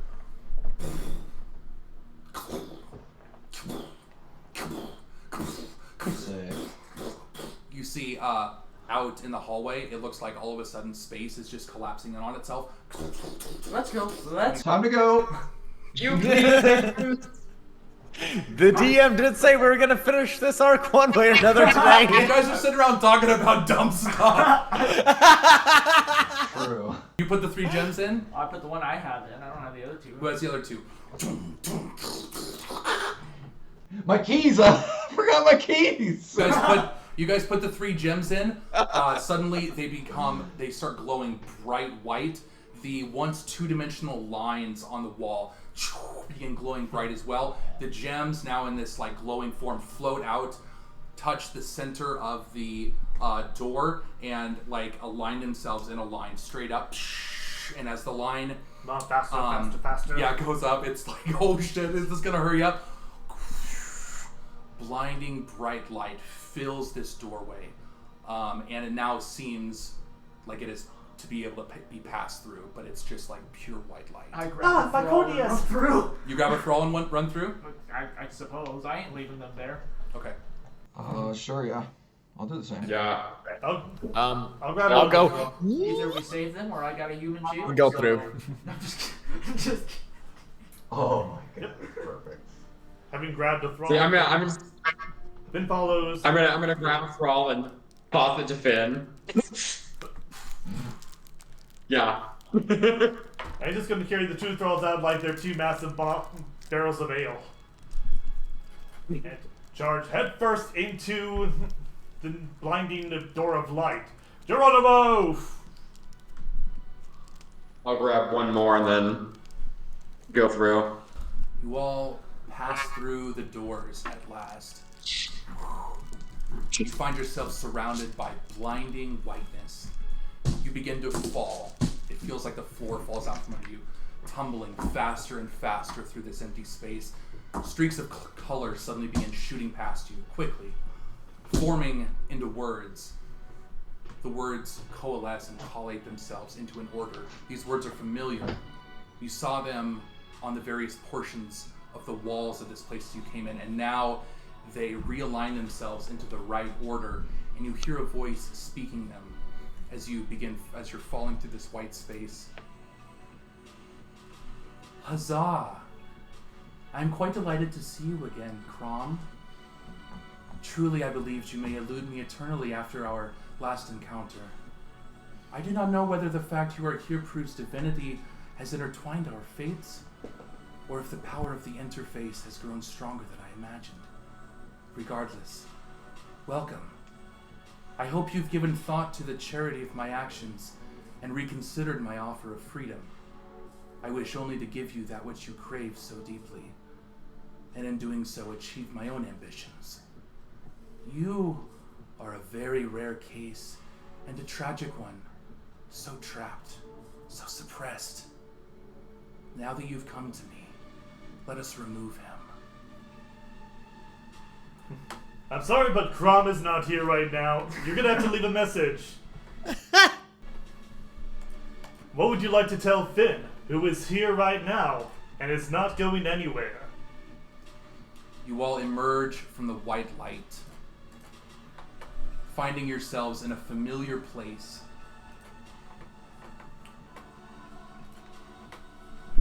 Maybe a familiar place, if you remember. Oh, God damn it! The voice comes back.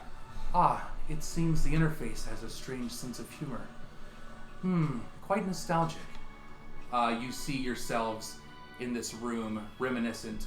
Over here, towards this side, it looks like it leads out into open sky, but there's something shimmering about it. It doesn't look fully real, almost like a projected mural or something like that. And you see going out, it would lead out into the ocean. This is where you faced Dr. Tang the first time. I knew it! Damn it! All around you. And as you all find yourselves emerging here, the voice stops for a moment, and as it says, "Come to me, let us remove him." You all see you're inside of these cages, save for Finn, who is standing out kind of in the middle, and you see high above you, I think you guys can see that, high above you, floating at least 40 feet or so in the air, this massive metal, like arcane device. It looks like similar construction to, it definitely looks made by the same hands that made the device that like opened the Far Realm that you guys saw previously. But this one just hovers like 40 feet in the air, this massive sphere of like metal and arcana. Does that look like anything I saw in the notes you found in the library concerning...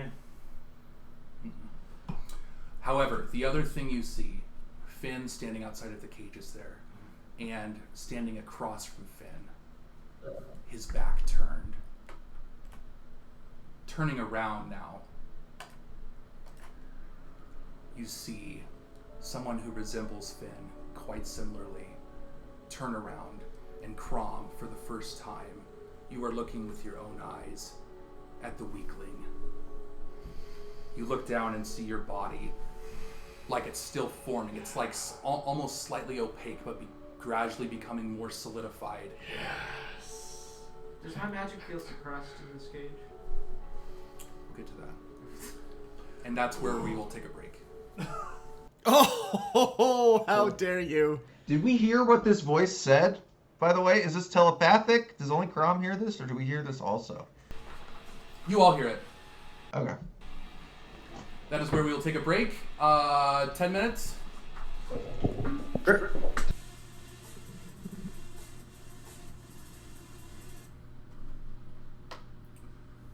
Getting back into it.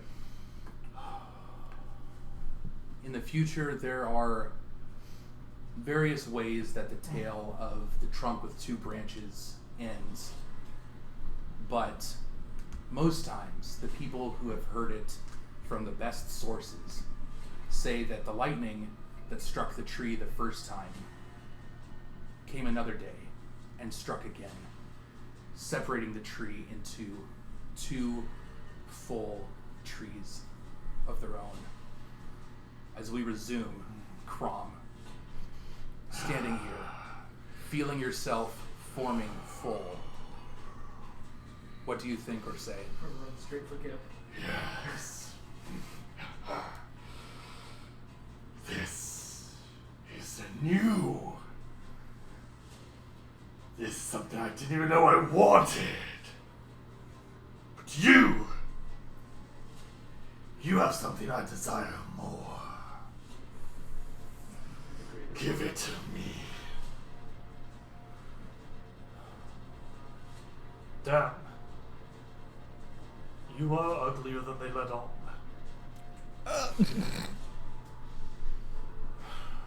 So, you're the one they all speak whispers of. That they desire not to see again, who scares them away.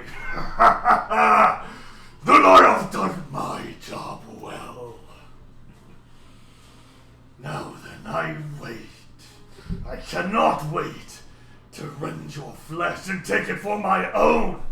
And then what? What will you do then? Look around. Do you truly think that my allies will let you get away with this? I care not. What would you be without me?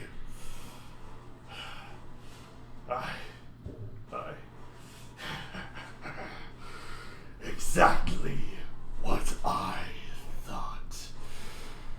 Without me, you would still be in that plantation, in those vineyards, in that house, or worse, bleeding out in that pit. Eric, right. you muted yourself to say something. You're right. What? No. I'm recording myself on Audacity. This is some trick. You cannot be serious. Oh. But I am. I knew who I was before I entered that pit. What I was trained to do. What I was taught to believe, and that man would not have survived in the battlestead at Inverness.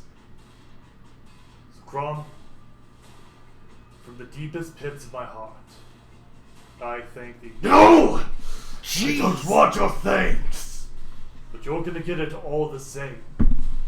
You are correct. Without you, I would not have gone out there. I would not have made it here. And what may hurt the most to you, were it not for you, I would not have met these fine men and women that I stand with this day. For how much longer? As long as I must. Yes, Crom. Without you, I will not have made it out alive, and I thank you for that. You are what got me through this. But you are a defense mechanism I need no longer. You are what I needed to survive the battlestead. You are little more than a deterrent out here. And you have shown yourself unwilling time and time again to learn, to grow, to change as I have. Why should I? I am the best. I'm the strongest. I got through it. I am Crom. I am Crom the Untethered. And I will be rid of you once and for all. Finn the human. Finn the weakling. Finn the bastard son. Say what you must, Crom. Say what you must, because it will not change who I am. It will not change who I have become. It won't change who I was, who I will be, or who I am right now. I am Thorfinn Loden's son, heir of the Bear Mother, Prince of the Yarnbjörn.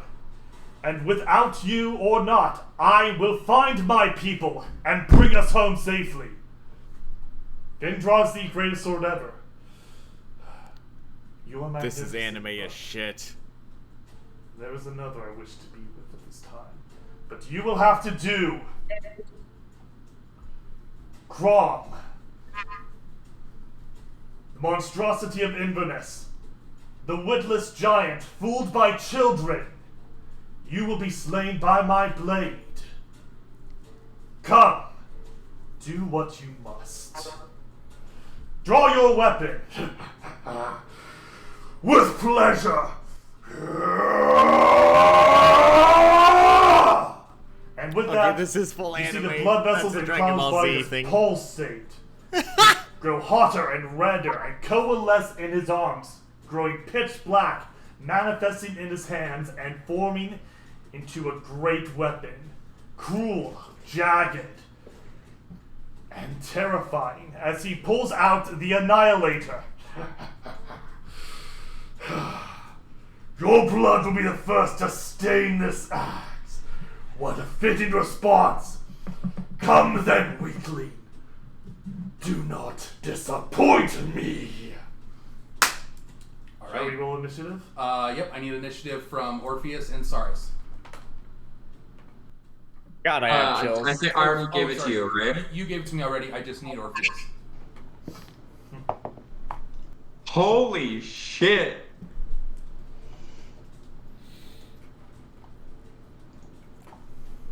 $22. Dang. By the power of friendship! I think Stuart saw what I was. First to act is Kath, Oh, God. who I did not put on the board.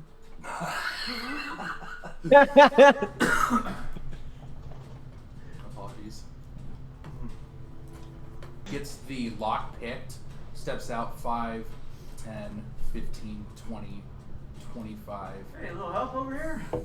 Oh yeah, if you shout that, 5, 10, 15, 20, 25, 30. And she will bonus action dash. So she gets over there and like pulls out her tools and like is getting ready to start. Next up is Finn. For my mother, Loden. For my deceased father, Vignir. And for my beloved Lysandra. Hear thus, Jan Björn! Finn charges towards Krom. With that, going to use his bonus action. And he is going to rage. Alright. And with that, he is going to make 2 attacks with the greatest sword ever. You got Not it. reckless at this time, just like regular attacks. It's an interesting feeling yourself get angry, and it's just like a through line of like Nothing to fight. Yep. Alright, so first attack is going to be.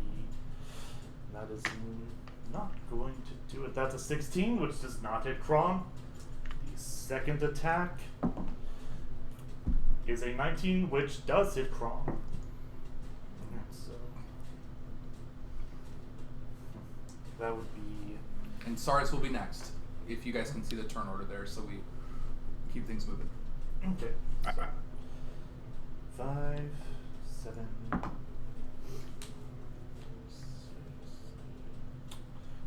13 points of damage to Krom. Oh yeah, and actually I'll just give you control of Krom. Oh, I already did. Okay. Are you able to adjust his hit points too? Yes, I am. Great.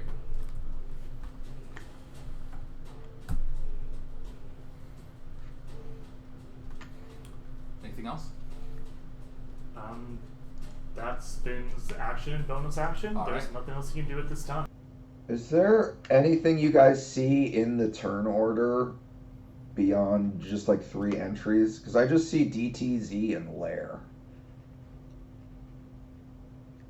No. Nope. So I'm going, because you said you were in cages, right? Yep. Okay.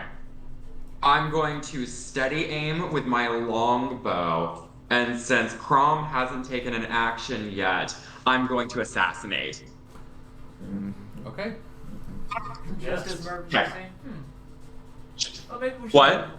fight his own battle. I don't know if like I should join or be like if this should be a one-on-one. I don't know. Shit, Finn is my friend, and he has risked his neck out too many times for me to not help him. I almost Friends feel support like friends through mental health crises. nearly killed you. Fucking nat 20. Oh shit! I don't know if you can see it or not. Oh, sick. Oh fuck! All your Well, it's character already will crit, is about to right? get assassinated. For Grom. Okay, how do I crit and assassinate? It's just a crit. It's already a crit. Okay. Okay, how do I roll for this? Roll it like you normally would with like the sneak attack damage and stuff, but then also add the maximum amount for each dice that you would roll on top of that.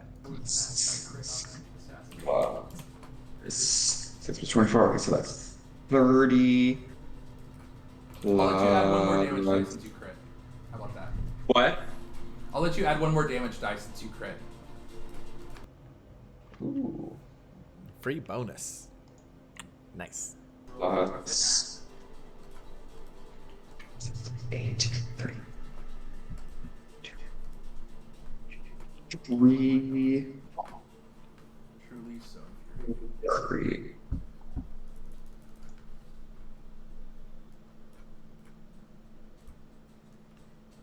Oh, he's not raging yet. is he? And then that's just one extra d6. Is that just one extra d6? Yes. Okay, so that's gonna be 81 points of piercing damage. Holy! Wow, that's a lot. Jeez. Assassinate, baby!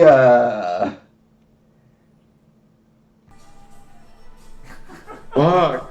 And then yeah, that's my steady aim. That's my whole action. What did Hey, that's the fucking power. Dirty 20. Most of the party moved. Fuck. Yep. So yeah, after. And that was just when you said add on one extra dice. That's just rolling it once. That's not rolling it once and the full No. d6. no? Okay, that's what I thought. So yeah, with Finn's attacks, Crom just like knocks it to the side with Annihilation, and then just feels the sharp pain in his sides. Like, is that the best you got? We can. Ah! As he feels an arrow go right through his eye. Mm-hmm.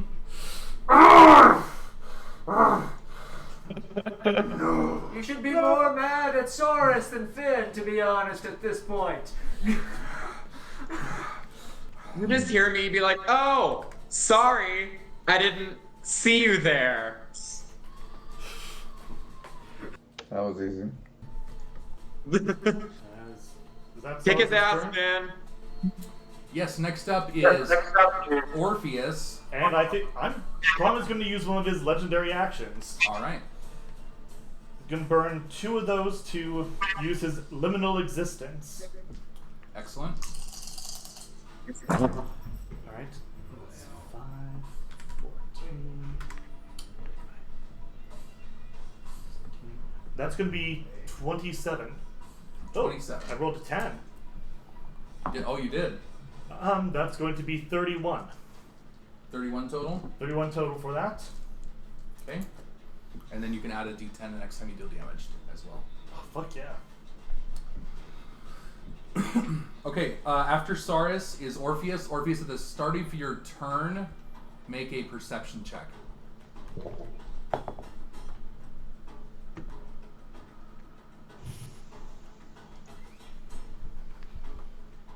$16. 16.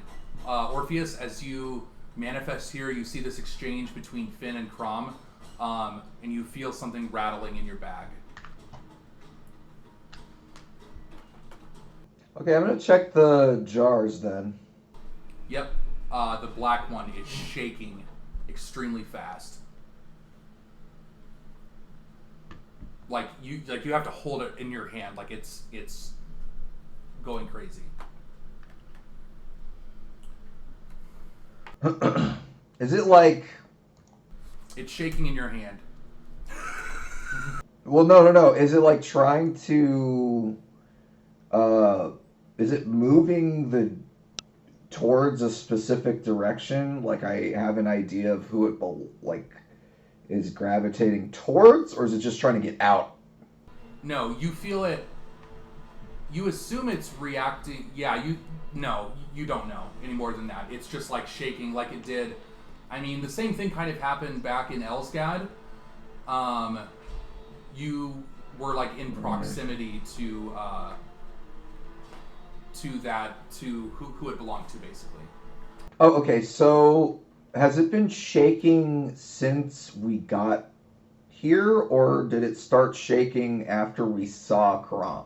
No, it started shaking the moment you like appeared in here. Interesting. Is there some sort of check I could make to try and divine any further information? Because with the what I want to know is letting this go necessary to help, does it go towards Karam and constitute, or is there any way for me to divine if it's its own thing, or any more insightful information about the nature of what's going on and how it's interacting with the environment that I'm at? With a 16 perception, I would say no, not right now. Could I use my action for it? You want to use your yeah, you can. You can make I would allow either perception, insight, or arcana. Okay, I'm gonna go with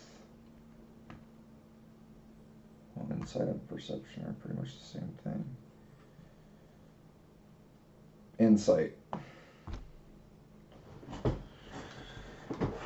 Okay. Yeah, it's a 17. 17? Yeah. You feel it shaking in your bag, and you take a moment. Instead of jumping right into action, you check your bag, you pull it out, see it shaking like this, kind of look around like, what the fuck's going on? And you notice 40 feet above you, this big mechanical thing that has been referred to as the interface. You see lights and stuff on it begin kind of going crazy just in one particular quadrant, in your direction. As you bring it up, and you see those lights slightly follow as you move the bottle around. So you see the interface responding to it. That's weird.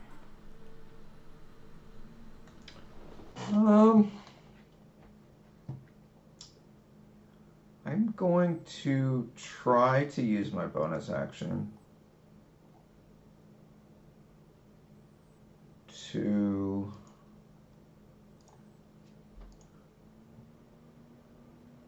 Misty Step. It's this thing, right? Yeah. 40 feet in the air floating. So it moves over to me, hovering above me. It does not move over to you. Okay. You just see the arcane lights and stuff on the side of this metal device begin, which you insightfully know the lights that begin flashing over on one side of it, you think is in reaction to you brandishing this.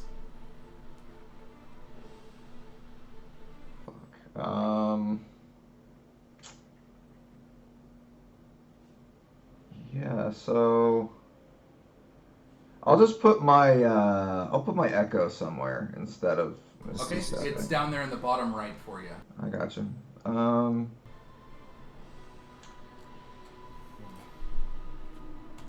Yeah, I'll just put it maybe right here. Okay.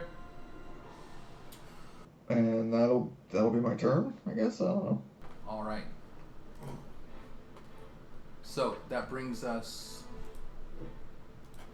to Mervis. Well, Mervis is going to see if he can send the mage hand through the bars or whatnot, seeing if... Yeah. So there's nothing magical about this cage. It's locked.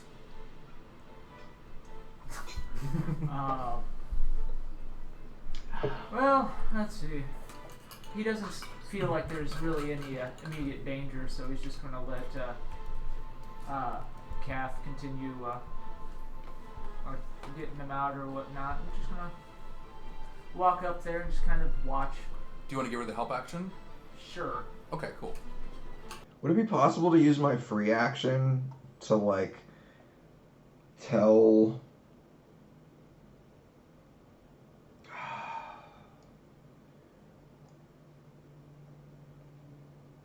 I guess relay, like, shout to my fellow party members that, you know... Oh, is that good or bad? I don't know, it'd be worth finding out.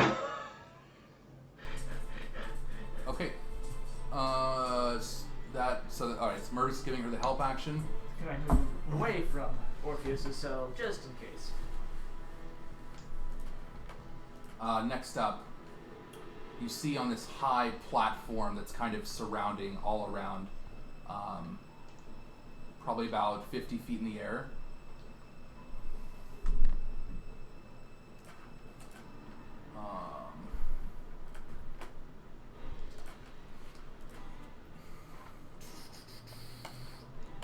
Kind of walking from over here. Walking slowly with his hands behind his back, white lab coat, short brown hair, and these like very scientific looking glasses pressed on his face. So long it's been. Oh, it's good to see you again. Looks out at the rest of the party members. Tell me, is there a message you would like me to give to your halfling friend? I believe I have an appointment with her in a few days. And then he's going to look at Finn.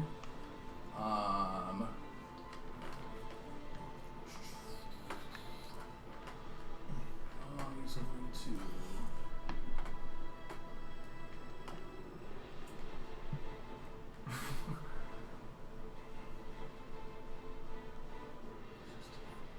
Yes.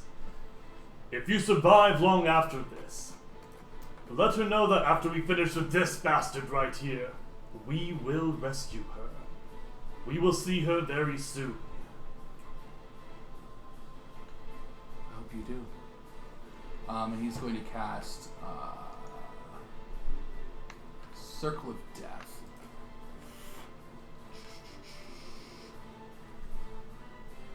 In... yeah. So I need Saris and... oh wait, 30-foot radius. Saris, Finn, and Orpheus, and the Echo to make Constitution saving throws.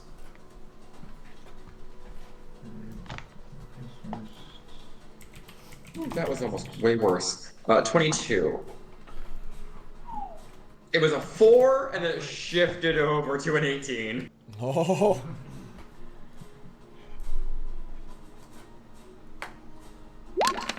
Oh wait, I did that. Did I do that wrong? Sorry. Oh no, that's right. Okay. Alright, so 24 points of necrotic damage, Saris. That would be a 12.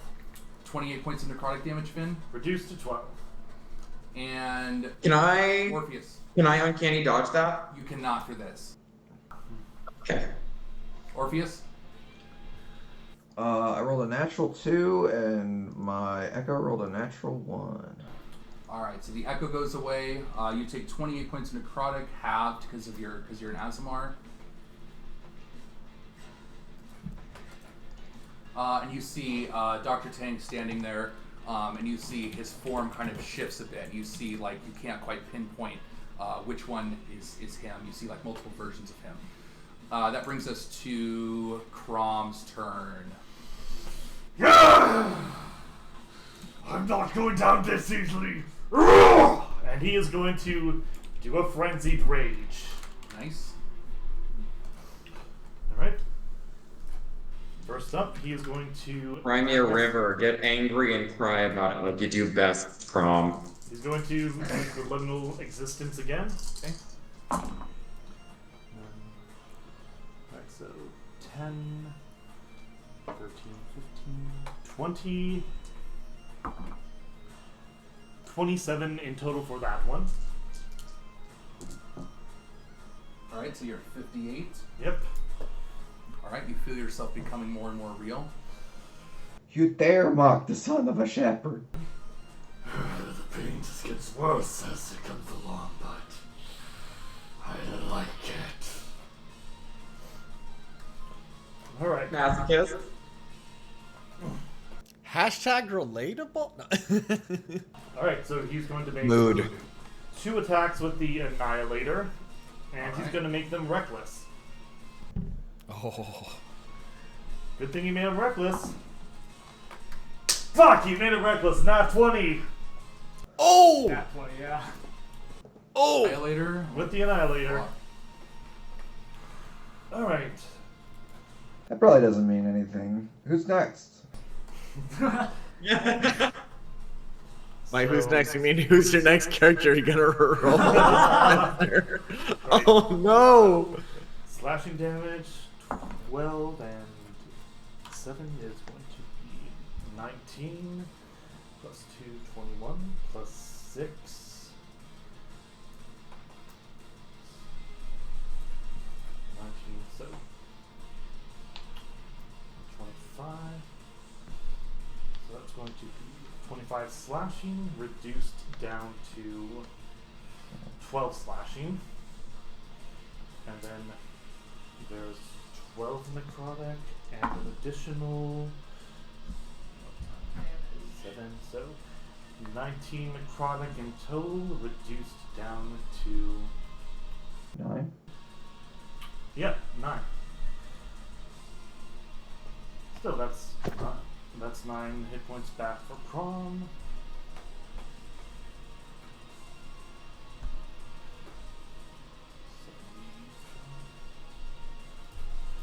And there is 21 points of damage to Finn.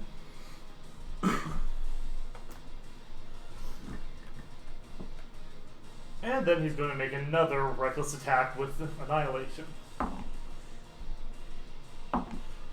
Alright, so that was a 19.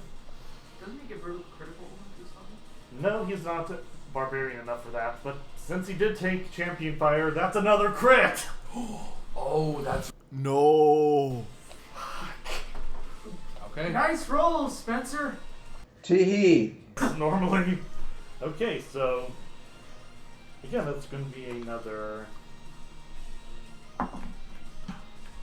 12 plus 5, 17, 19, 25, reduced down to 12 slashing damage again, and then 12 plus. Hey, honey, what'd you do today? I role-played the death of my own, killing my own character. With my other character. 12. So, and that's another 19 points of necrotic damage, reduced down to 9 again.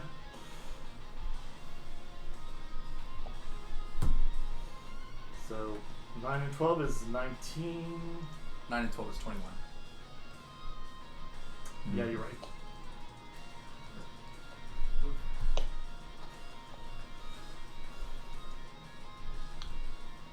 Okay, and Finn's not looking great. But that is all of his turns. That is all of Crom's turns. All right. So, He gets his legendary actions back. yep. Oh, that is a sliver of green there.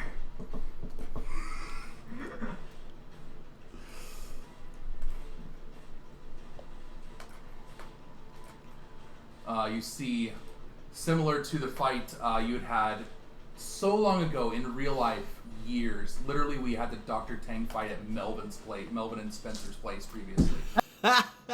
Of this hole in the back, these zombies begin rising up. I remember because when we had that fight over there, that was there was like a huge storm outside, and like people were supposed to take cover and everything, but we all like stood out there watching. We're like, this is dope. Nebraskans, we never do that. Yeah, that's par for the course. Into central Nebraska. If you hear tornado sirens, you step outside to look and see if you can see it. Yup. Oh, what the heck are those? 30. They begin running up. These zombies pulling their way out of the pit. One's going to take a strike at Mervis through the bars. Natural 6, very bad. 1 at Calf. Natural 2. Those two are just gonna they're just staring at Flubsworth, just trying to reach through the bars. One is gonna wait for Orpheus there. That's the end of those turns that rose. That brings us now to the lair. Second verse, similar to the first. They say. A little bit louder, a little bit worse. Correct. Oh no. Appearing beneath the interface. Gah! No! You see them again and realize the source of them previously.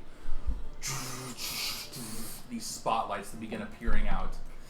Are these spotlights coming from the mechanism on the ceiling, or no? Or oh.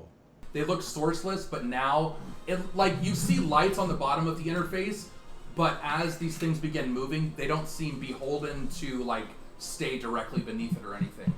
But you do see them emitting from it. Let's see.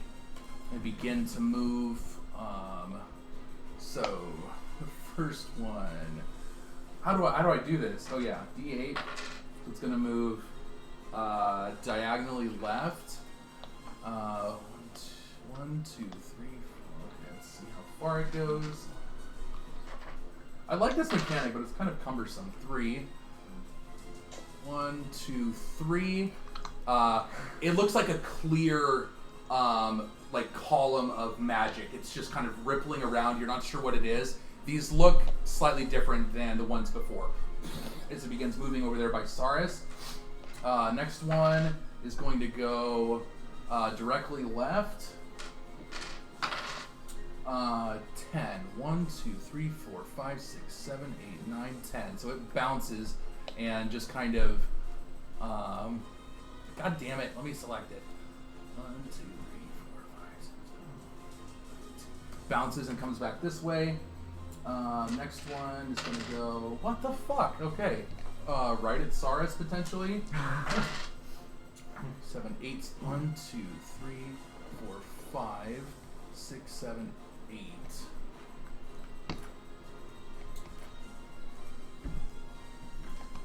So it goes right at Saris, bounces off the wall. Saris, I need you to make a... go ahead and make a Constitution saving throw. 14. Pardon? 14. 14.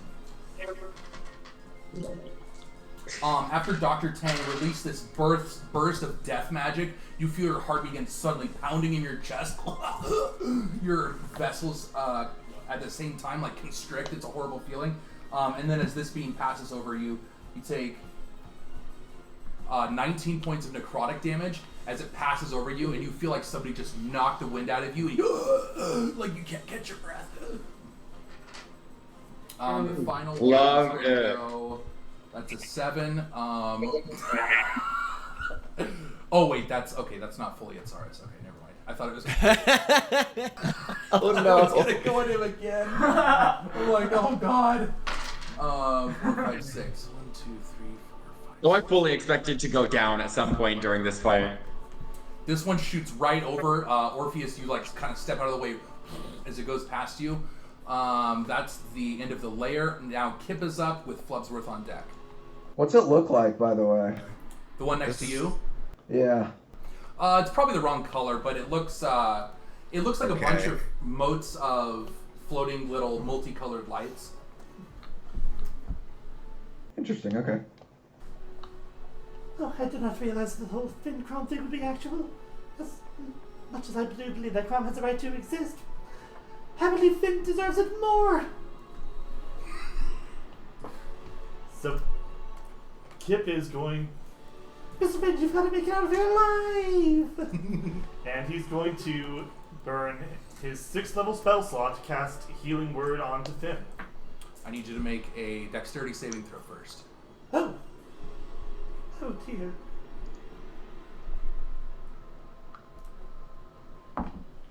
No, that's no good. That's an 8. As you begin to do this, the interface shifts slightly, and you see the beam that moved over towards Saris immediately jumps over to you and engulfs you. You start to cast a spell, you start to say it, and all of a sudden it just fizzles out right as this beam comes over top of you. Oh bother.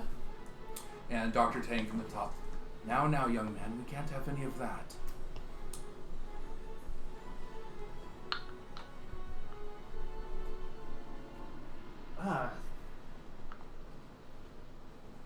Okay, so am I allowed to move out of this beam? Yep.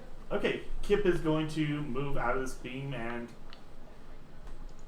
go right about here, and Well, if I can't help Finn, well, at least I can hurt Crom. and he is going to cast Produce Flames and try and shoot that at Crom. Oh shit, okay.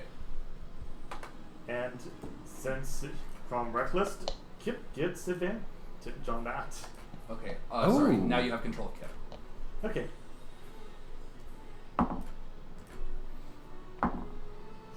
Alright, so that's going to be 16 plus 9. That's going to hit Crom. Nice.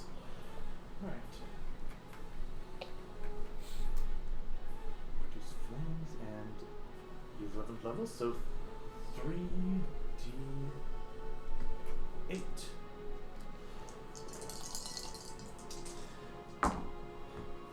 So 8, 7, and a 1. So 16 points of fire damage to Crom, which he does not resist. Nice. He does have a reaction if he wants to use it. Yes, he does, and that's 16.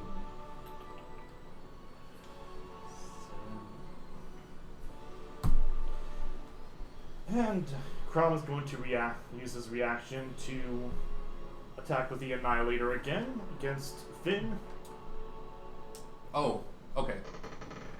I think... Reckless attack. Cocked. I don't think that was the reaction I was talking about, but you can do what you want. And the creature within... Oh, that's right.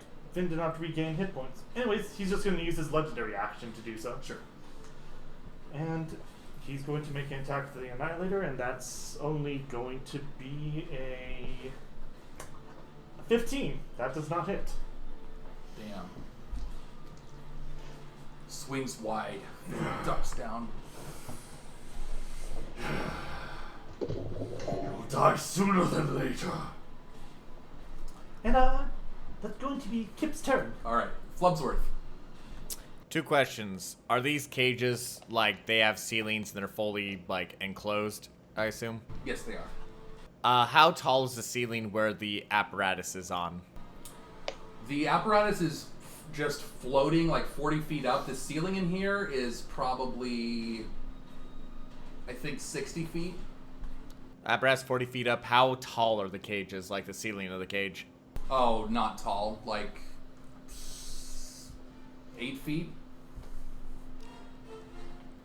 Bollocks. I don't got range for jack squat, so I'm just gonna kind of chill in my cage and use my reach to start just like jabbing the zombies outside with my tentacles. Okay.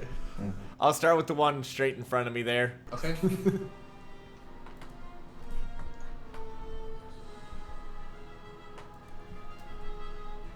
First attack's a nat 20! Fuck yeah. Alright, I forgot. Do you do nat 20s double the, like, roll the damage dice twice or add the max damage die? Yeah, max. Oh, say roll then add the max on top of that. Yeah. Okay, cool. That's still not gonna be a ton, but I will take it.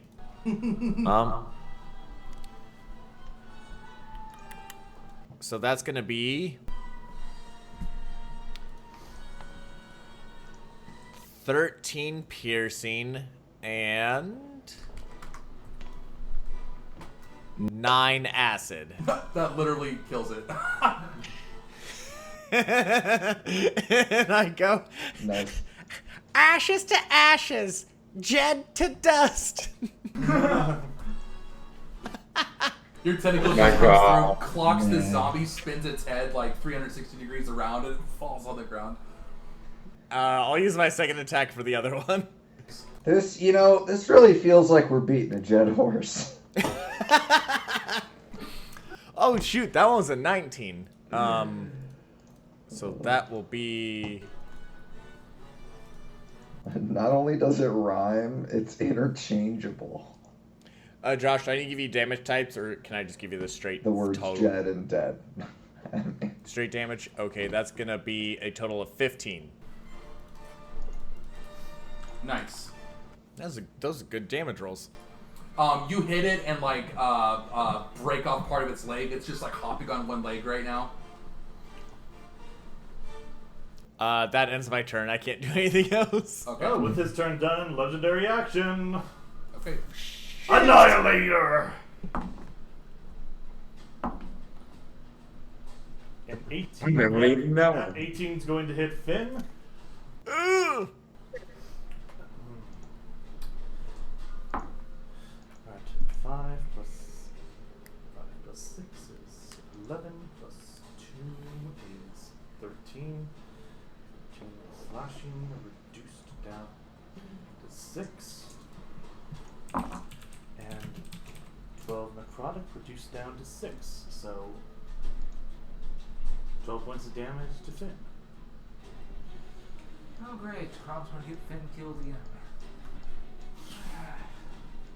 And that's an additional 6 for Crom. 8. Josh, can I just say that, as a flump, knowing the spell Disguise Self is one of the most useless things ever, because Disguise Self, you have to be, like, genuinely the same type of creature. Like, same number of limbs and stuff like that. Oh, it's just a normal I'm jellyfish. so sorry because I imagined like that's.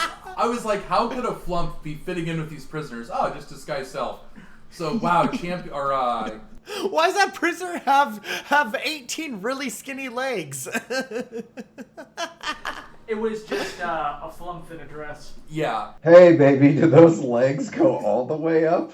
You could like dangle your tentacles down to the ground and like suck it in a little bit. I don't know. I braid them together. And I love this mental image. That brings us to the top of the round with Kath. Yeah, she's going to with advantage try to get you out. She's got a zombie here, and she's like, "Get the fuck out of here!" That'll do it. Nat 17. She pops your cage open. That's her action. Bonus action. She's gonna swing around and try to hit a zombie with her Stormblade. Natural 3. That'll still hit. She deals some damage. Holy shit. 15, 19. Cuts the zombie's neck clean through, and it's like barely standing, like it's wobbling around on death's door. That will be, and then she's going to use her movement to run over Orpheus's door. 5. She will take an attack of opportunity. Whatever. 5, 10, 15. Actually, wait. Let's see how murderous she's feeling. She's actually going to stick around. Sorry. Finn, it is your turn. Did someone just finish their turn? Legendary action once again. Did someone just finish their turn? Yep, that's going to hit Finn. Oh, that's going to crit Finn! Christ. Yeah, you guys see Crom moving at just incredible speed. Just whack, whack. You see like one of Finn's like ribs partially exposed from where like it cleaved off the side of his body. Alright, so 12, 6, 2, so it's 24, No. Right. I'll just do regular. Alright, so 12 plus 7 is 19. Plus 6 and 2 is 27, right? What did you say? 12 plus 7 plus 2 plus 6. Probably. Yeah, 27. Alright, so 27 slashing reduced down to 13.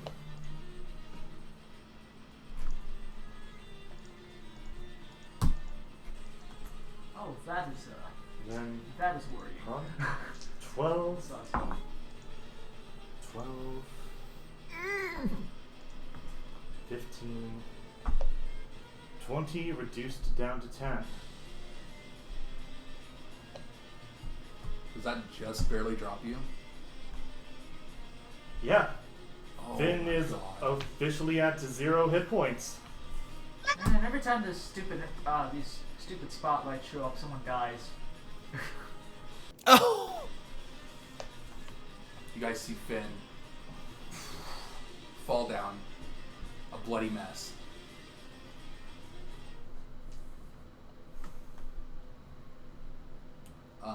It is now your turn.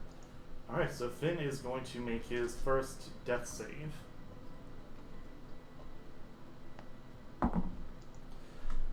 Success. Nice. That is one success. That brings us to Saris's turn. Okay. I'm going to steady aim and nope. Give me there we are. Yeah, I'm gonna steady aim and I'm gonna aim at Crom again. Okay. Now I don't get, since I have advantage with steady aim, do I get sneak attack? Yes. Yes, you do. Okay. Because I know I don't get assassinate again, but okay. 17, that's an 8, so a 17 plus that's gonna be a 26 to hit. That will definitely hit. Yes. So then that's going to be 9 plus 21. That's going to be 30 points of piercing damage. 30 points of piercing, reduced down to 15. Cool. And then that's since I steady aim, that's my bonus action. That's my whole turn. All right. Next up.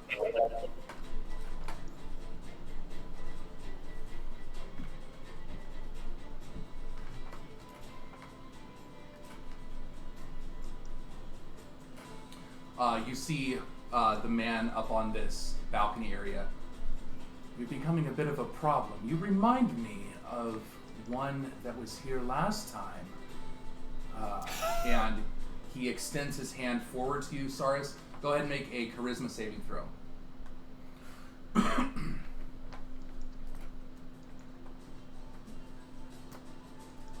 wait to see where he gets sent to. You're muted. That is 6. You let off this shot at Crom, seeing him standing over your friend Finn, who's completely bloodied. Dr. Tang speaks out to you high above you. And as his voice enters your mind and he points his finger at you, suddenly you vanish. And you vanish from here, like you blink and you're somewhere else. You are standing in the ruins of some like pillaged and butchered village, somewhere you've never seen before.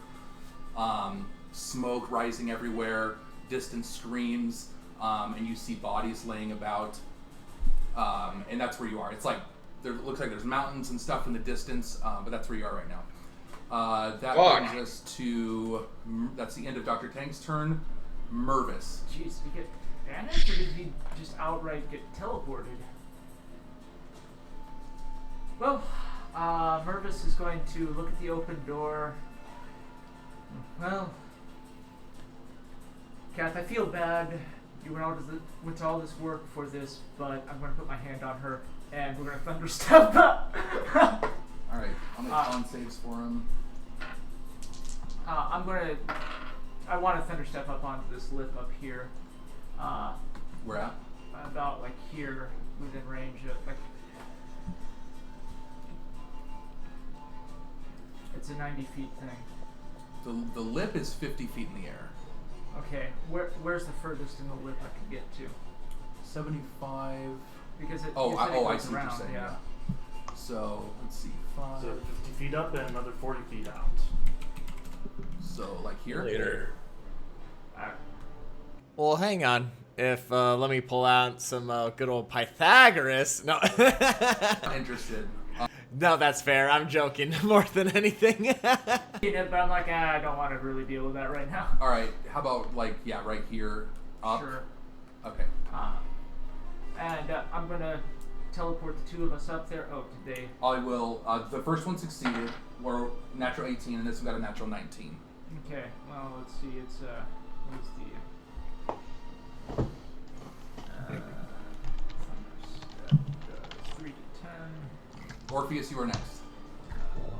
1, 2, It's about 75 feet. 3, 8. If the lip is 50 feet up in the air, then you can go 75 feet horizontally. Under damage. That is accurate. You blow one of them away. Yeah, and I'm going to call up over to Dr. Tang, just like, is this really necessary? The little spark. I wouldn't say that quite anymore, but Oh, you've given up on following my brother, have you? oof.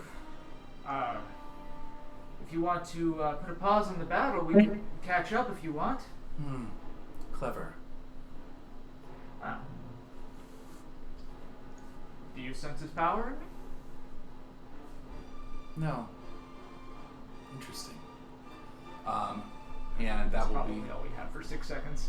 yeah. Orpheus, it is your turn. Oh, if you want to From- put us up here? Pardon? Oh, yeah, sorry. Do you have control? I don't have control of Kath, so. I did the math. We are okay. We don't. It's fine. I don't care. Is the thing. Okay. Your turn.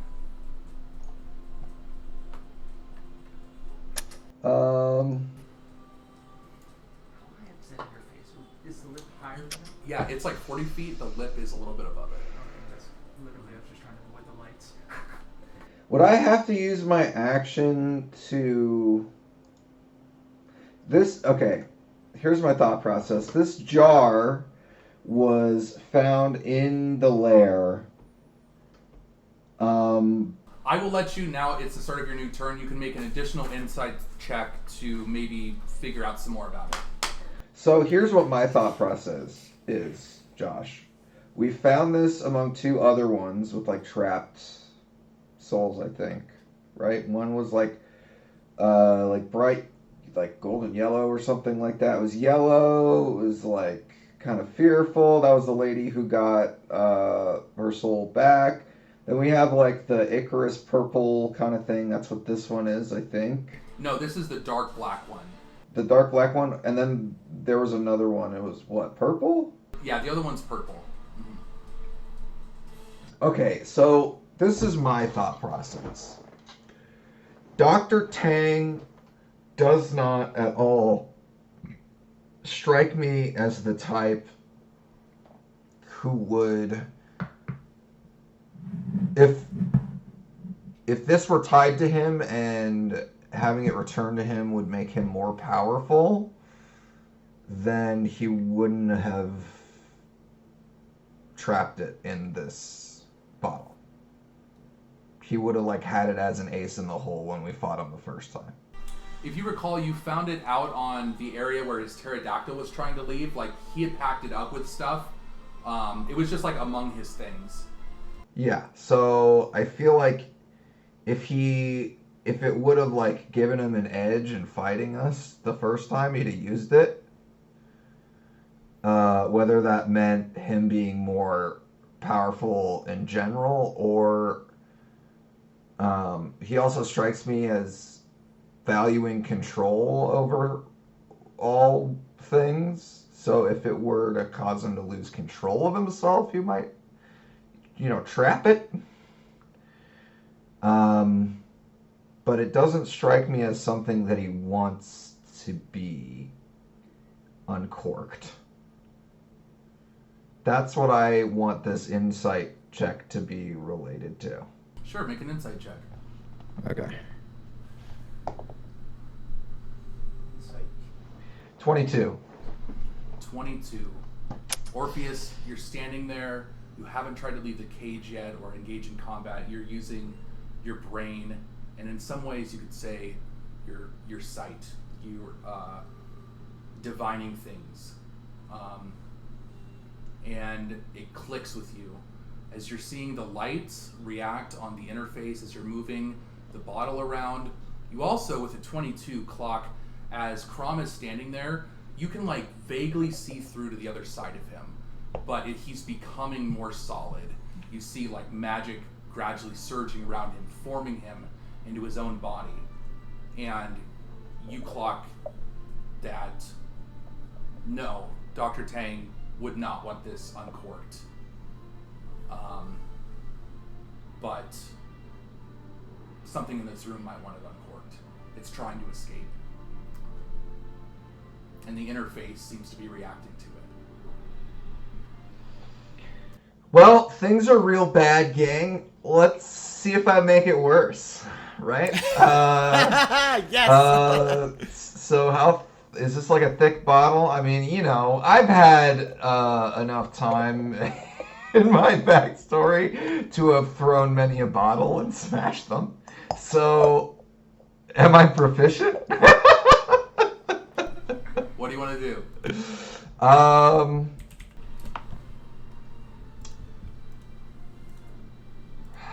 Would it be possible to chuck this through the bars at something?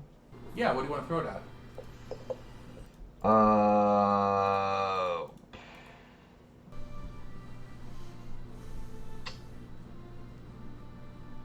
What's a reasonable distance for me to believe I can throw this? You're a strong boy. Yeah. We'll see. Cannon of an arm. Sure. I will say, because we already threw out the Pythagorean theorem, I don't care. If you want to try to throw this at Dr. Tang, I will say go for it. Somewhere Milo thinks of catapult. Oh, yeah, back at the island. Dungeons and Dragons! Okay, what do I do?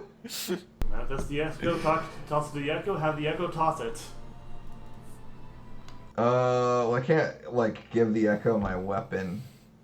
I don't know. I don't know how that would work, but can I, what do I roll, Josh? What do I need to do here? D20 plus dexterity. Dexterity? Am I proficient since I've thrown bottles and smashed them? Yeah, sure. I'll say you're proficient. In this moment, some part of your subconscious is thinking back to when you threw the liquor bottle away. I'm imagining the meme with the scroll, the 4-panel comic where the guy reads the scroll. Yeah. Go ahead and this bottle. It's a natural 18.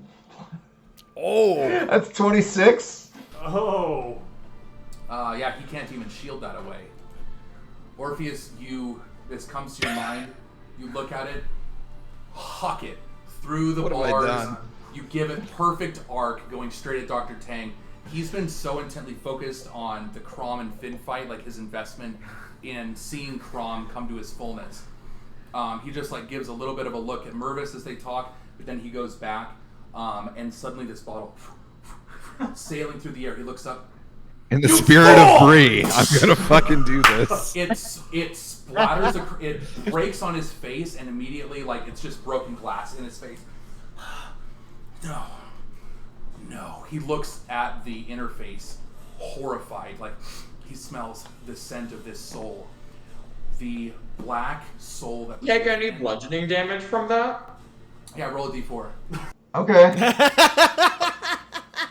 Max So damage. many bigger things going on right now. Max damage. Let me make a concentration check. Okay, so Saris is still vanished. What? But I rolled a 4. He sees this black soul swirls around his face and immediately launches towards the interface. The interface, like all possible lights on it, light up incredibly bright, and where it had just been floating static in midair, suddenly it begins to move and thrash around. You see this massive, like 15, taking up so much space, this huge interface begins smashing against the walls, and the mechanical parts begin falling off of it. And the portions that are like that you can see revealed under the metal, you see like deep black, like flesh or something, as these parts begin falling off of it, smashing around. And you see like the scenery, like the place that you're in right now, begin flickering and begin to go out as it's no longer focusing on holding it here. Dr. Tang, what have you done? No! And suddenly you're all gone and you appear in a new space and you see the interface high above you, metallic, the last of the mechanical parts falling off, and you see this massive floating ball, this black ball in a mouth curls up the side of it, and various portions of its head you see these little nubs and nodules that look like they've been cut off of, and in the center of its face, this vacuous black void where it looks like something was removed. I'm glad it was removed. Oh God. It like the little nodules or whatever begin to open up, and you see little mouths come out of them and begin chittering. Captured Kedlaw, have you? Stolen his body, stolen his mind, all for your own needs, have you? Think him neutered without his eyes, do you? Well, the hallmark of survival is adaptation. And all of the mouths begin rapidly chittering and biting. The main mouth, Crom, is gone. His completion was not fully made. And you feel yourself pulled again beneath the surface of Finn's mind. And now you're dying. I need to switch the map over. So they weren't transported. They're not where I am still, right? No. This new place is not the same place I am. No, you're just still gone. This looks very familiar. Yeah. Oh God. This looks incredibly familiar from a long time ago. Is this where? Some of, yeah. no, some of the aesthetics are familiar, but it's not an exact place you've been before. This is not the vampire tree thing from way back when, is it? The vampire tree? Maybe I'm thinking of another... You're thinking of Sunless Citadel, man. I might be thinking of a different campaign. Never mind, sorry. Yeah, that's Sunless Citadel, dude.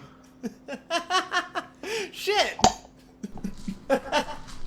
Well, Eric, I'm glad you're like, I'm not crazy. I'm just thinking of something else because I'm like, this seems a bit, I've seen this before. Yeah, can we fight that level 2 druid? Please? Instead? Actually, guys, I need everybody to make strength saving throws because you don't just appear here, but being in the interface chamber, this We get sucked. partially extra-dimensional space that was controlling all of the prison, all of the workings, anything they needed done, utilizing this beholder's brain without its soul inside of its body. Now it falls out of the extra-dimensional space. It slams, crashing into this, like instantly appearing in the space of the mansion, the prison, the labs, everything. You see metal, wood, everything falling from the sky. But as it crashes down, everybody go ahead and make a strength saving throw. Is this a magical effect? It is not. This is you falling. This is you falling hard and maybe breaking bones and stuff. Good. I'm You incapacitated right now. I automatically fail. automatically fail, unfortunately. Nat 20. Worth nice. What'd you get? 13. I'm assuming I don't have to. You actually don't! I fully expected everyone to have to maybe do it. I did not think that. Okay. Congrats. Orpheus, what'd you get? 18. 18 fails. Nat 20. Let me see what Kath gets.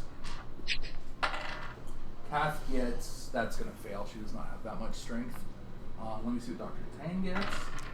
Josh, I will say that at 20.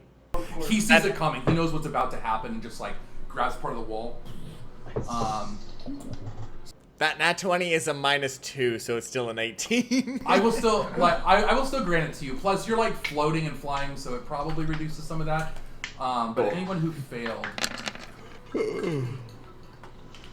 takes 30 points of damage or half. That's going to be a concentration check. I believe it's a 15. Yeah. Is it half the damage? It would be 15. Yeah. He sees it coming. If he succeeds, he takes half damage. Does Tang still have to make a concentration check? Because you take half if you succeed the... Yeah, but yeah, he still takes damage, so I'll roll.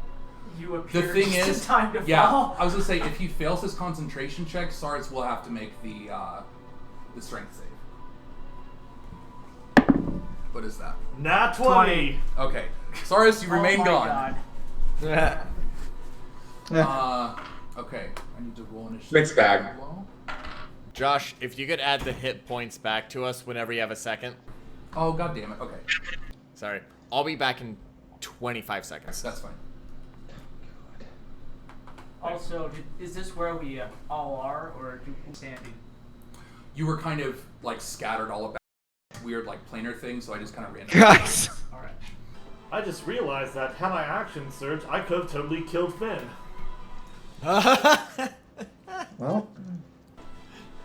Well, Crom's not known for his brains. I guess it was meant to be, huh?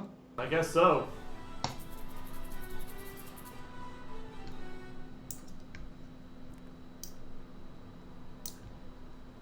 It was meant to breed. Hey, there's only one of us in this party that gets knocked out consistently. And it's me. Ah, you. Yeah, and for yeah. you, it's once. For me, it's twice. No. He gets knocked out. You get murdered. Fair. Why'd I get murdered? I'm not a child next to a well. Or a child in general. Oh, jeez. Oh, man. Child murder. I'm pretty sure at one point we said I specifically have advantage on attacks against children. Yeah, because of my experience. Or like intimidation checks or something. They're just naturally afraid of you. Watch your ass, Kip.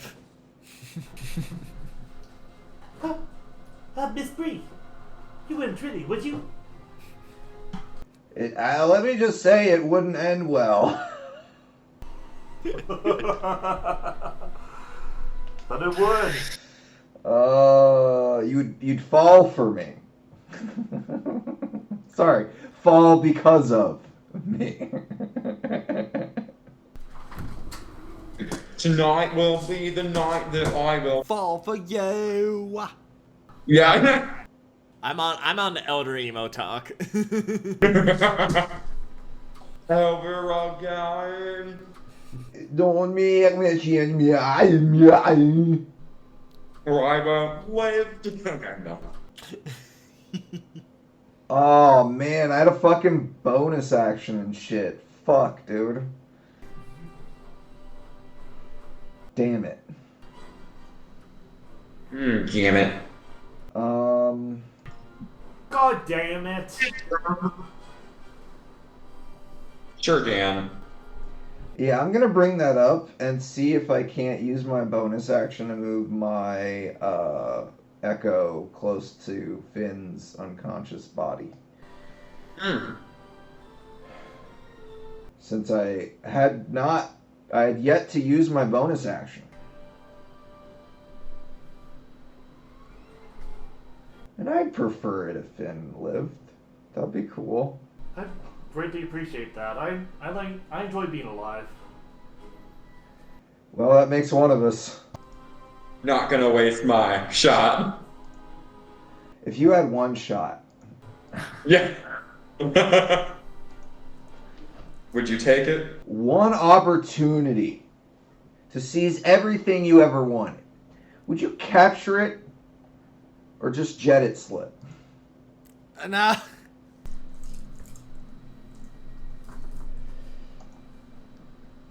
Knees weak, mom's spaghetti. Acid spewing from his body already. His legs look like spaghetti. Mom's spaghetti. Flubsworth! Already. On the surface, he looks calm, spaghetti. But he keeps on spaghetting. What he wrote down.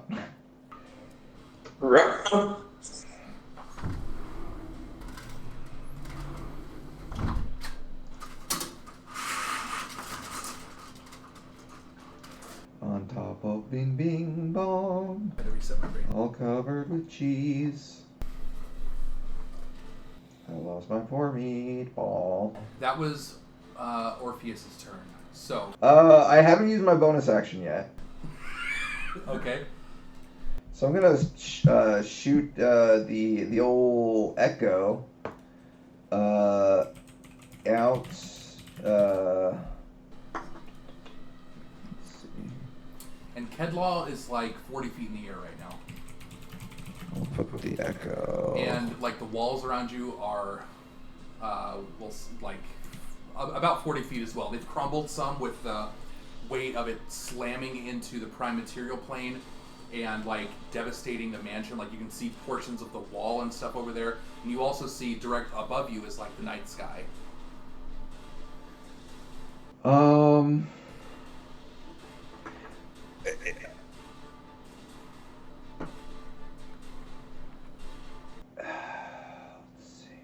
Okay, here's what I want to do. I want to use some movement to get a little bit closer over here, and then I want to put my Echo somewhere and move it like here-ish, if possible.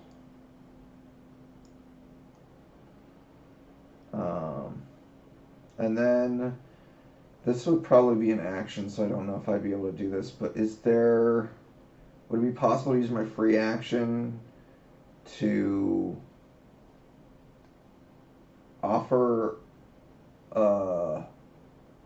my humble assistance in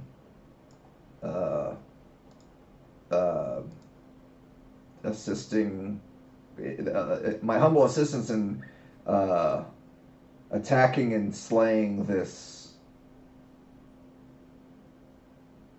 interlocutor who was arrogant enough. You want to like shout something out to Tang? No, not to Tang. Oh, To you want to convince the creature? I'm like, this, because what did the creature say, basically? It was like pissed off that, It's pissed off Tang. it's been captured, and now it's just trying to.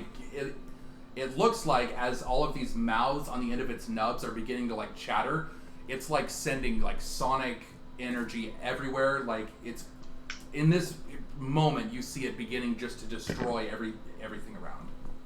It's in kill mode at the moment.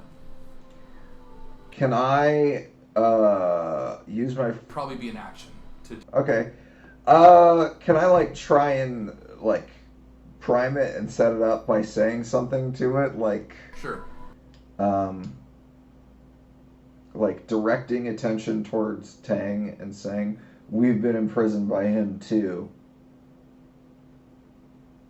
We'll attack him with you." Okay. And And then the Echo, I'm gonna move as close to Finn as I can. So I'm gonna do it like that. nice.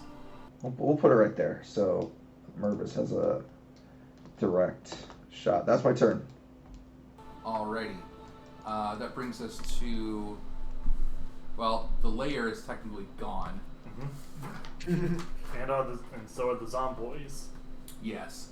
Yeah. However, Kedlaw is going to use a legendary action.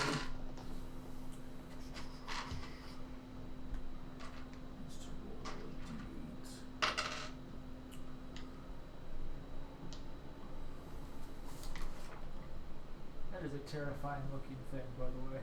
Thanks. It's going to. It's just a battle map. It's just Josh's webcam. I'm just kidding. 1, 2, 3, 4, 5. All right, 1 through 5. We'll see what goes. Oh no, Flubsworth, I need you to make a strength saving throw. Not a strong point. Let's see if I can get a second nat 20. Chattering mouths at the end of its nubs.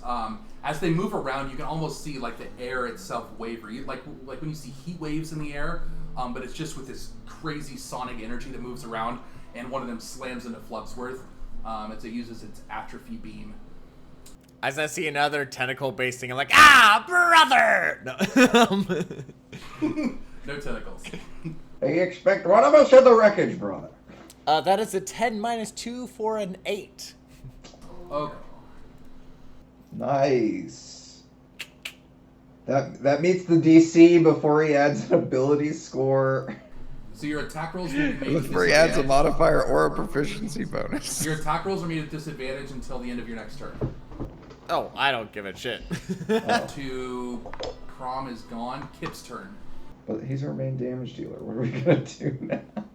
I don't see any magical thing preventing me. Mr. Finn. Mr. Finn. Yep.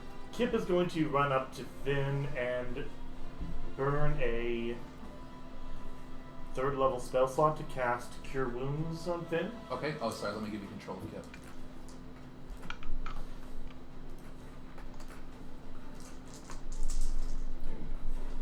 You would fucking.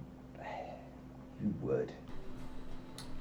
12, 18 plus 5 is 23. And since he still has the chalice form going, that's about 10 minutes. Oh, sweet. Okay. That is an extra 1d8 plus. Alright, so 3 plus 4, 27, and then 32. Finn has a total of 32 hit points now. Oh. Hey, it's something. Oh, alrighty. Oh, good. You're still alive. I was worried there for a moment. Looked like Mr. Crom was going to have his way with you.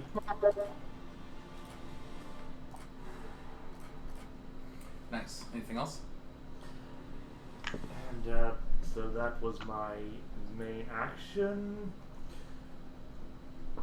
I really can't do much else as a bonus action, so I'm just going to let that be Kip's turn. All right. Let's see. At the end of your turn, it's going to use another sonorant beam.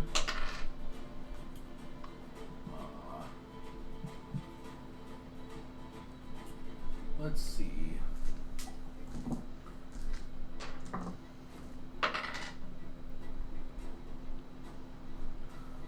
And that will come at Kip. Go ahead and make a wisdom saving throw. Oh, goody. At advantage because you're still under the effects of Intellect Fortress. Damn, way to keep that concentration up. Melvin's been careful with that concentration saving. That's, I rolled a 16. 18. 18 will make it. Yes! This chattering suddenly like fills Kip's ears and like rattles his body, trying to do something to him. Strange danger. And next up is Kedlaw, this massive black beholder, missing its central eye. Its eye stalks have been cut off. If Corin were here, he would recognize the same black eye stalks that he encountered in the vineyard attached to those flesh golems. Nice. And Kedlaw's turn, it's going to use its enfeebling chatter. All of them begin, like the beams stop for a moment and they just all like go out crazy all over the place. Its mouth chattering. I need everyone to make a Constitution saving throw. 1. Except for Saras. You are oddly very safe. Oh wait, is this a magical effect? It would be, yeah. Oh, thank God. Oh, that was a... Or instead, oh God. It's only a 12. How much? A natural 4 and then a natural 3. 45 points of necrotic damage. Jesus Christ. Finn, That would be an 18 for Finn. you save, so 22 points of necrotic damage. Fuck.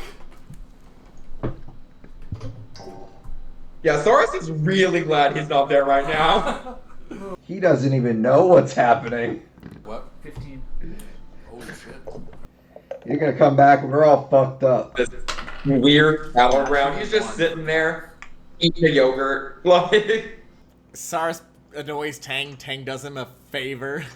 right? Passes out. Yeah, I don't think I can. I Force got payoff. Well, I mean, I could. Our high one. Actually, 16 plus 8 is 24. Oh, I think did. that would I make do it. save it. Holy shit, Melvin. There we go. Jeez! Still up. Yeah, you just keep pressing on through this horrible pain. Orpheus, what'd you get? 30-20. Dirty 20, so 22 points of necrotic, and then halved again for being an Azamar. Flubsworth? Quick question. I see an X on Calf. Yeah, she Jeez. got a nat 1 and took the full damage. Flubsworth got a 7. 45 points of necrotic damage. Going through an X on me as well.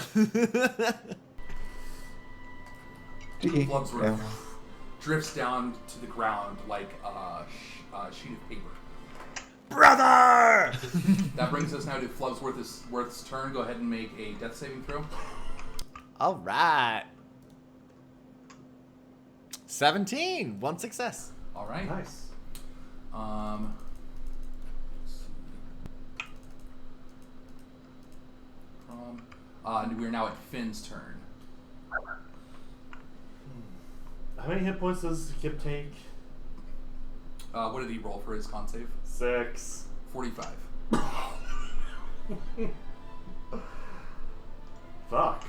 Yeah, we're not doing too well. I'm dropping like flies now. And now you can see, like, you're outside of the thing, like this open night sky is above you, and this crazy stuff is happening at the moment. All right. Alright, so.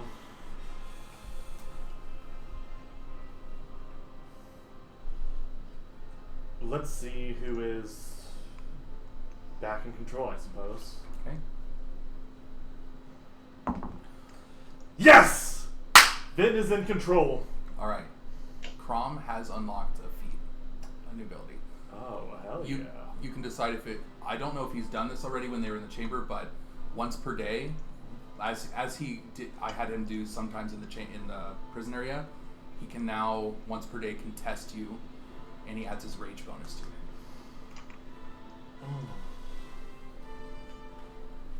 Oof, this is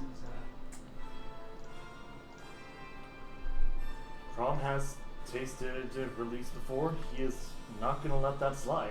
He is going to contest it. All right. Alright, so 13 for Finn and That one. nat 1 for Crom. Nice. Crom isn't going. So.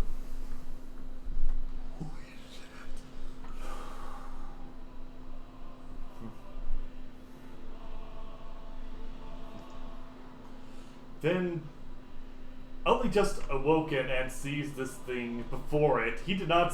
He was unconscious when it was released, and he wakes up in a new place.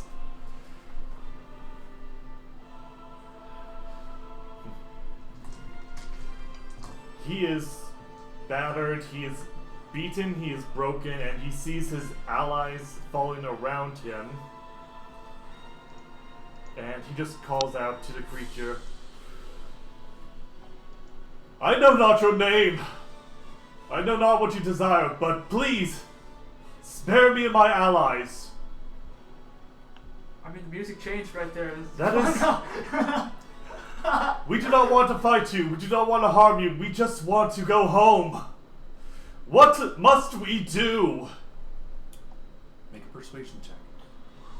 That's what they're pretty good at, but... Oh god. Oh god, that's a nat one. Nat 1.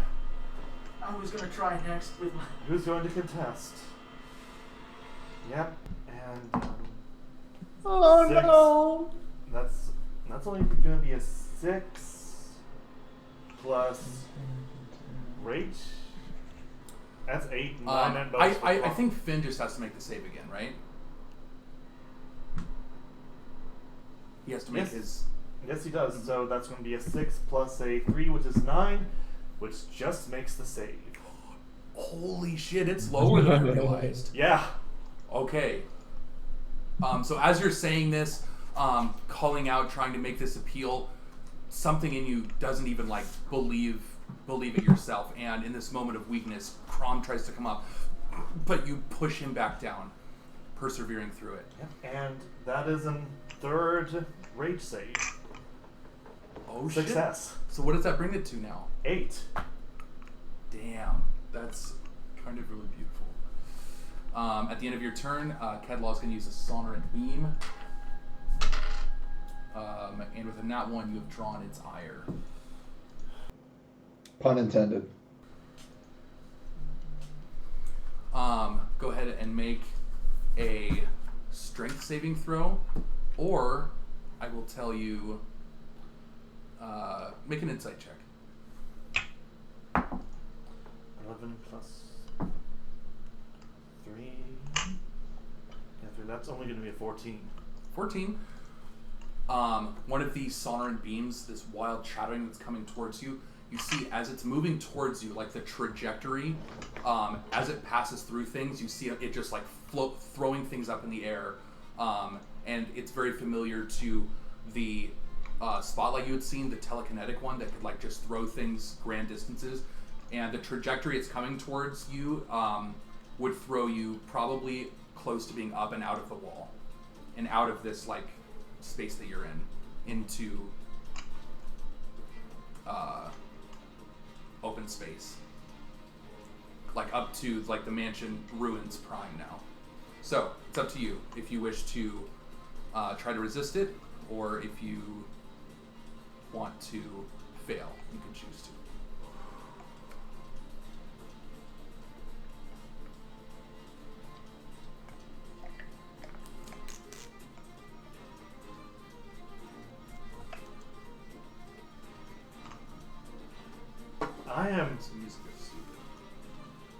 I'm going to let it happen. Okay.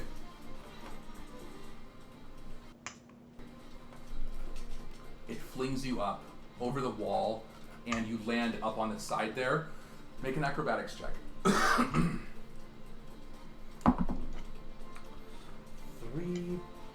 plus 4. That's just going to be a 7. Alright, so you do take some falling damage. Okay. Good thing you're thrown up onto a platform instead of falling 60 feet down to a platform. It throws you up and you just barely make it over the lip and kind of like twist your ankle as you fall. I'm still conscious. And yeah, you see around you just like the decimated mansion, everything falling apart as this space came out and slammed into it. That brings us to Kath's turn. She needs to make a death saving throw. What is it? 10. 10? Okay, that's a success. Yes. One success for Kath. Next up is Saris. You are in this butchered and pillaged village. Village. So stupid. I love it. Smoke rising everywhere. And that's kind of what you see right now. Are there bodies around me? Yeah. I want to loot them. Oh. Never changed. So fuck, I don't know who these people are. Well, actually, are they elvish? There might be some that are. They look elvish. But no, oh my god. Not But not like. Not exclusively. Okay. Then yeah, I'm just gonna loot the bodies. You find one body that's like it looks to be like an actual mercenary. You found 50 gold. Oh, nice. Cool. Any knives or potions? You find a nice knife. And an empty potion Cool. flask. That I smash. Next up is Mervis. Alright, Mervis is going to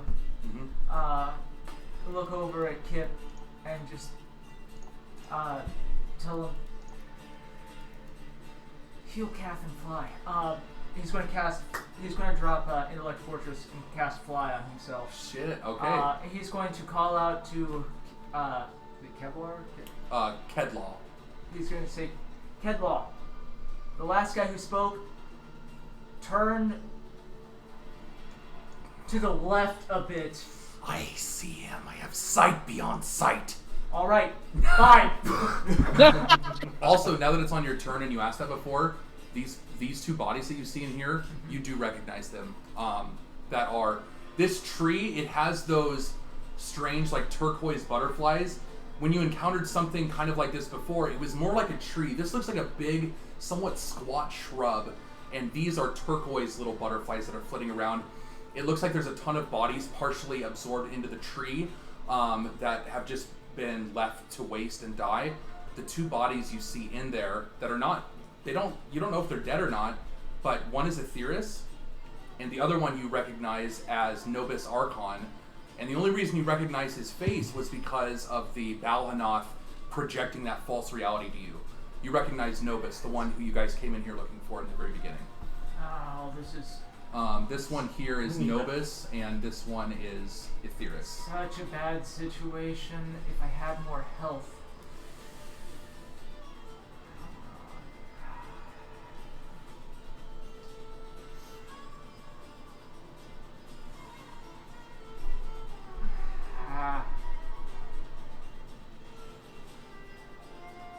Well, he does know for certain if he stays, he'll die, and like, there's no saving. He's not sure if Aetheris is alive. He'll probably fly out, healed up a bit, and then double back in. So he's going to fly out. Let's see, probably down this way. How high is the wall? Certain parts are crumbled, so I'd say 30 to 40 feet, but well, we can say 30 feet. Where can I get to? So let's see, I only have so much of it there. You can just, if you want to, are you using like your full 60 or? Oh yeah, it's 60 feet, isn't it? Uh-huh.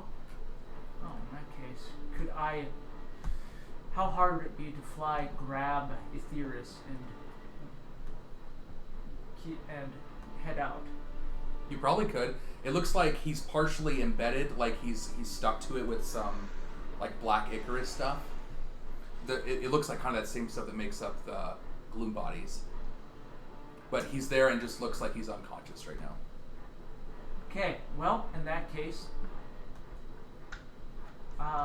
if I saw him, I would quicken spell fly. Oh, okay. And I'm going to fly up to him, just as an action, tap the lay on hands, put 5 hit points into him. Okay. Oh! And continue on another 30 feet out of the way there. So I was like, great. So it was 32 him.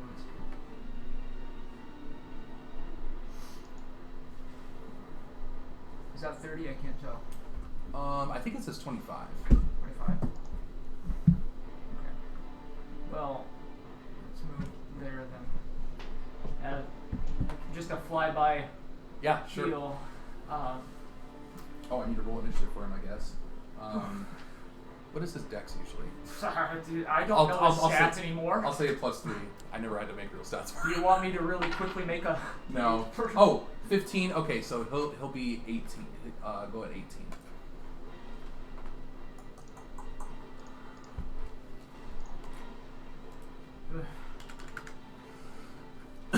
Aetherius sputters too. Wow, god damn. Oh. That brings us now to Dr. Tang.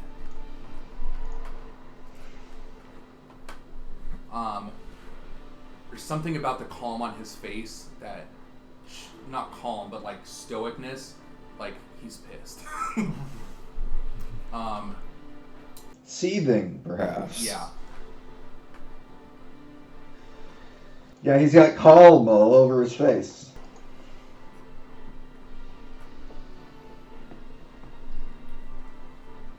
And he doesn't look happy about it. Well, let's hope you survive. Alright.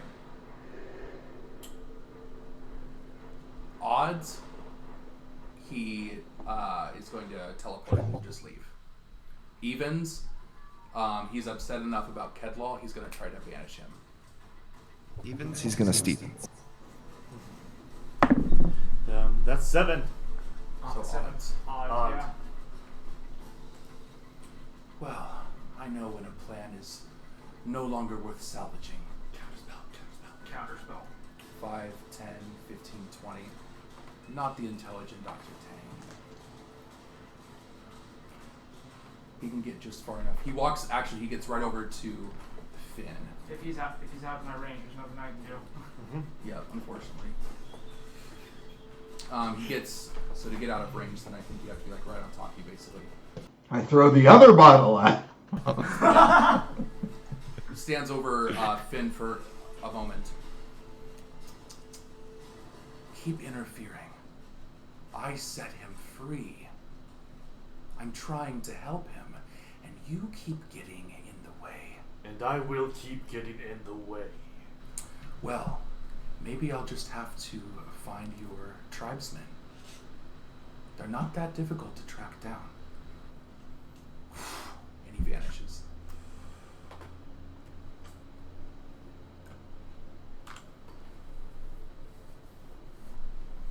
Alright, that brings us to Kedlaw is going to use a... I've never heard of that before. And I'll say he probably drops concentration on banishment now. No, he specifically like, fuck Saris, he stayed away. So, Saris, you do appear back there. And as you do... You see this? You take falling damage. Go ahead and make a... Well, actually, this one's make a dexterity saving throw. Oh, he'll succeed on that. He'll be fine. Evasion. Evasion will not help with this. That's not great. That's a total of 12. Oh. Oh, okay. Yeah. Well, evasion. If he's rolling a dex save, evasion is going to help with it no matter what. Actually, it's not. Yeah, I'm trying to... Where are you? As this Take like half damage. This is not a damaging spell. This sonorant Alright, beam do the comes thing. toward you, strikes into you, and just rattles your brain so hard. Your wisdom is reduced by 2. Like permanently? You don't know. Is just it like feel- attached Okay. to him? You feel No. kind of Oh my- stunned and out of it for a moment, but your like ability score is reduced by 2. He says, go away. Go. That brings us now to Orpheus's turn.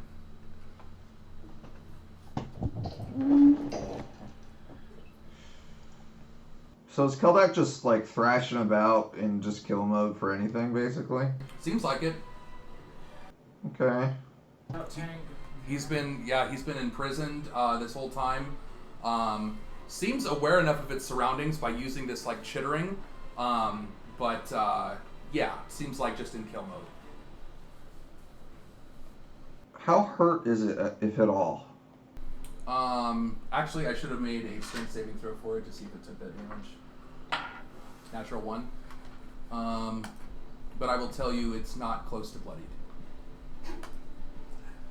And most of us are. Okay. Or worse. You see, like, the bottom of it is scratched. The bottom of Kedlaw is scratched a bit as he, like, bounced on the It's ground. very odd for you to receive as much damage as you I'm did. not. Would it be? Would I know by glancing at this tree if it's like? I don't know why it came to mind, but Astral Heart came to mind. This is a different thing, right? No, it seems like what you've heard about Astral Heart, and it looks very similar to the tree that you saw with the purple butterflies on it, but these are like turquoise. Make an Arcana check.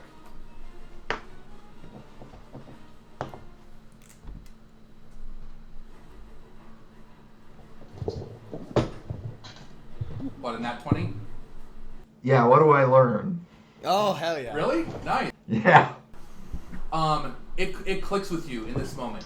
These are different colored. You see that Novus Archon and Aetheris are still alive. The purple butterflies on the like thinner black trees are specifically souls of people who have died. And it occurs to you that this tree and like the purple butterflies on there are probably like copies of people, like imperfect copies that it has made. So rather than needing a person to die, by having them like absorbed into the tree like that, it's been able to kind of manifest these copies. Yeah, if Musaf would have seen this particular plant thing, it would have been familiar as a corrupted body snatcher.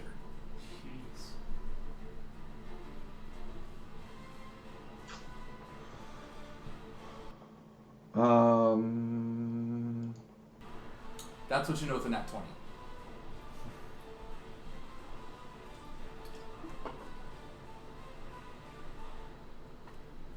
And is this like a wall? Or are we in a pit that we have to get up? Yeah, so What is the original chamber was like cylindrical with the interface floating up above it the whole time. Now that that's space, now that Kedlal is not being forced to keep that in extra dimensional space, it physically came and like appeared in the prime plane, slamming into the mansion. So the walls all around here, we'll just say 30 feet approximately. They are walls, so you're down 30 feet, but the walls are broken and crumbled. Like you could potentially climb up and out, but just like the sheer force of it crashing down has made it that way. Does that make sense? Yeah.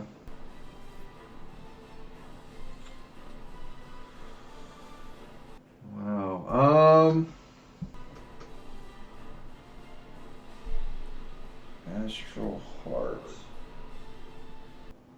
What do I remember from that? Did we need to like? Was there a specific? Was it like the bark? What was it? For what? like? Is it? Because I got like Astral Husk or whatever the fuck. Yeah. Right. So Astral Heart, you know, would be like embedded deep within this plant, like in the center of it somewhere.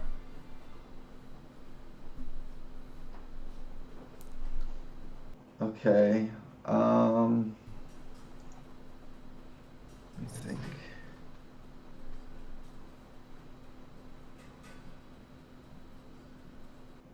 I don't want to leave Flubsworth, and I don't want to leave.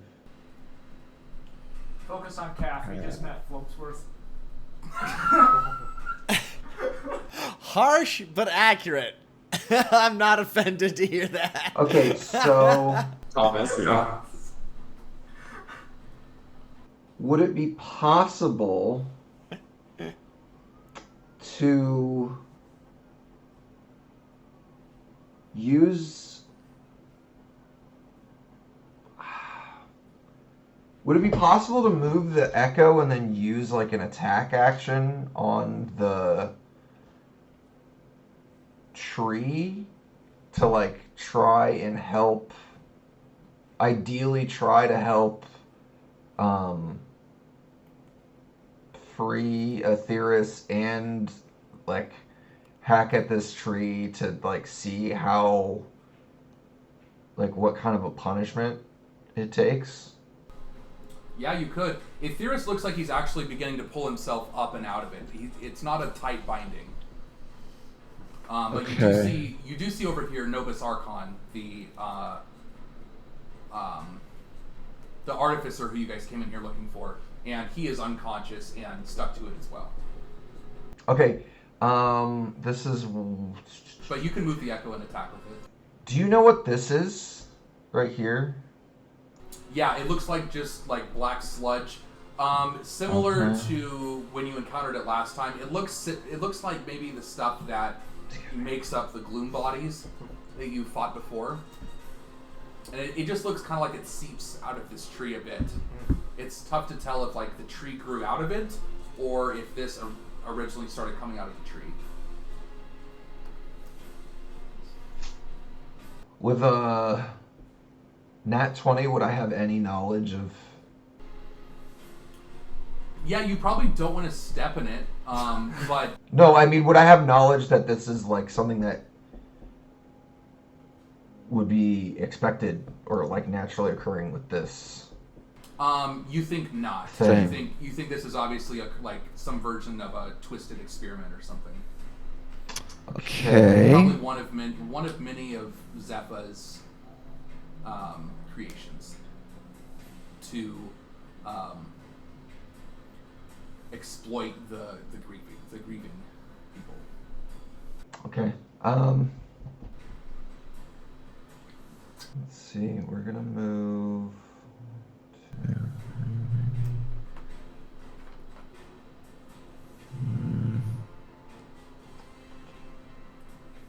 Kip will be next. I'm trying to think if there's like a. Because if we can manage to get this guy out too, that would be ideal. Actually, you know what? I'm gonna stand between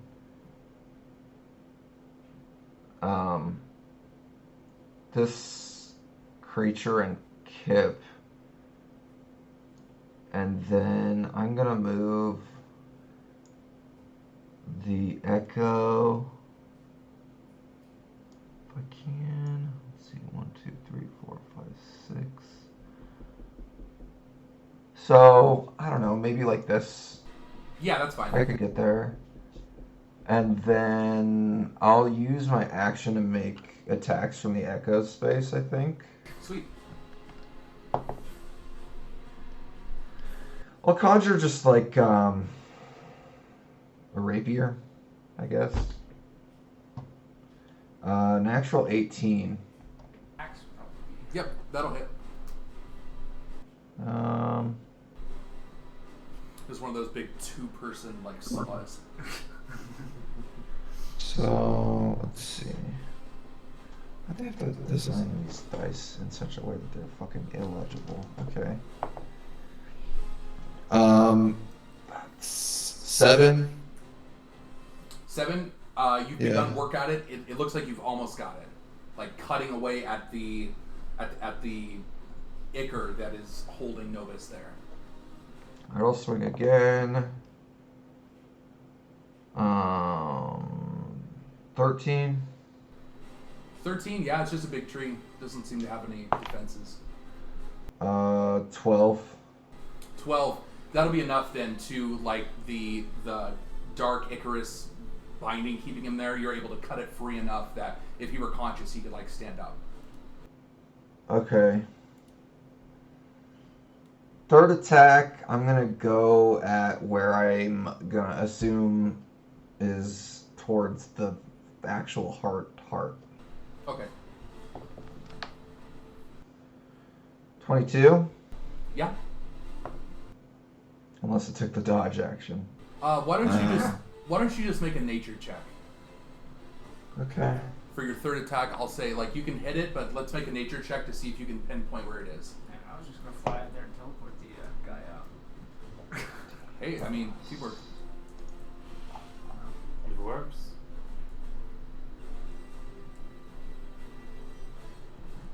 16. 16. You, Don't worry about that. you have an idea, but it might not be super accurate.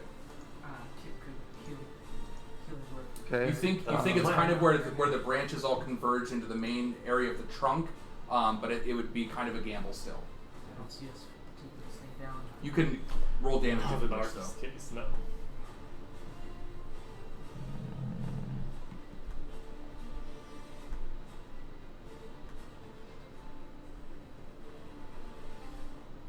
Would it be possible to roll a luck check instead?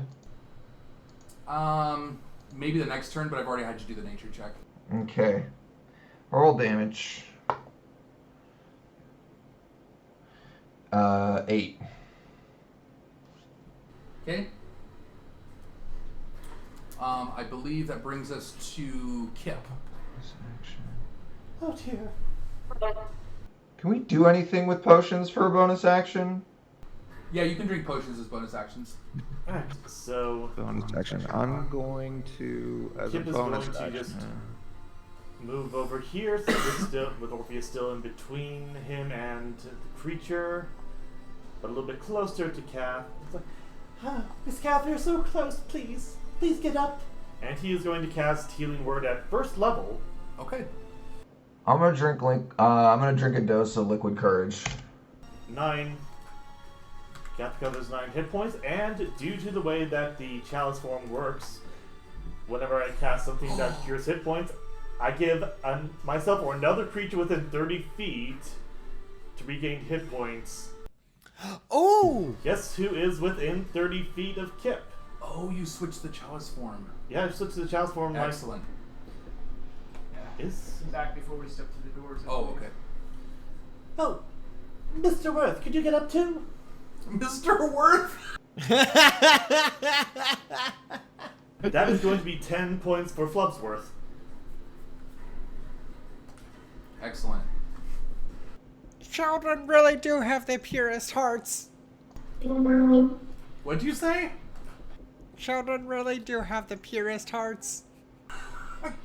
What potion are you drinking, Orpheus? Liquid courage. All right. I rolled a con save. It was a natural 18 plus Guys, 8. let's get out of here. 26. Oh, you say that's a Flubsworth? Hmm? You say that's a Flubsworth? I say that to everybody. Okay, cool. Do you want to move anymore?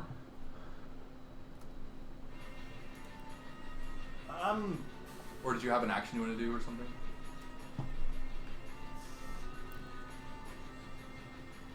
Here for an action, I think I will probably just use my movement again to stay further behind Orpheus. You're not gonna wild shape out now?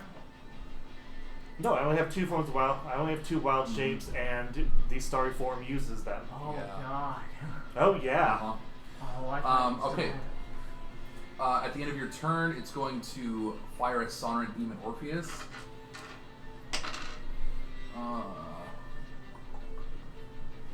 Oh god. Go ahead and make a wisdom saving throw, Orpheus.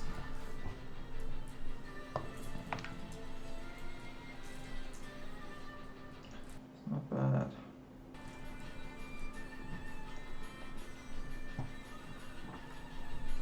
$17. 17? It's not terrible. Not great. That just makes it. This beam that comes by is not shuddering super loudly. In fact, it sounds like a sweet, pleasant sound. And as it sweeps over you for a moment, you feel like you stumble back as you start to fall asleep, and you shake yourself out of it. All right, that brings us to Kedlal's turn. All right, for the first one, so he makes 3 attacks, or 3 beams.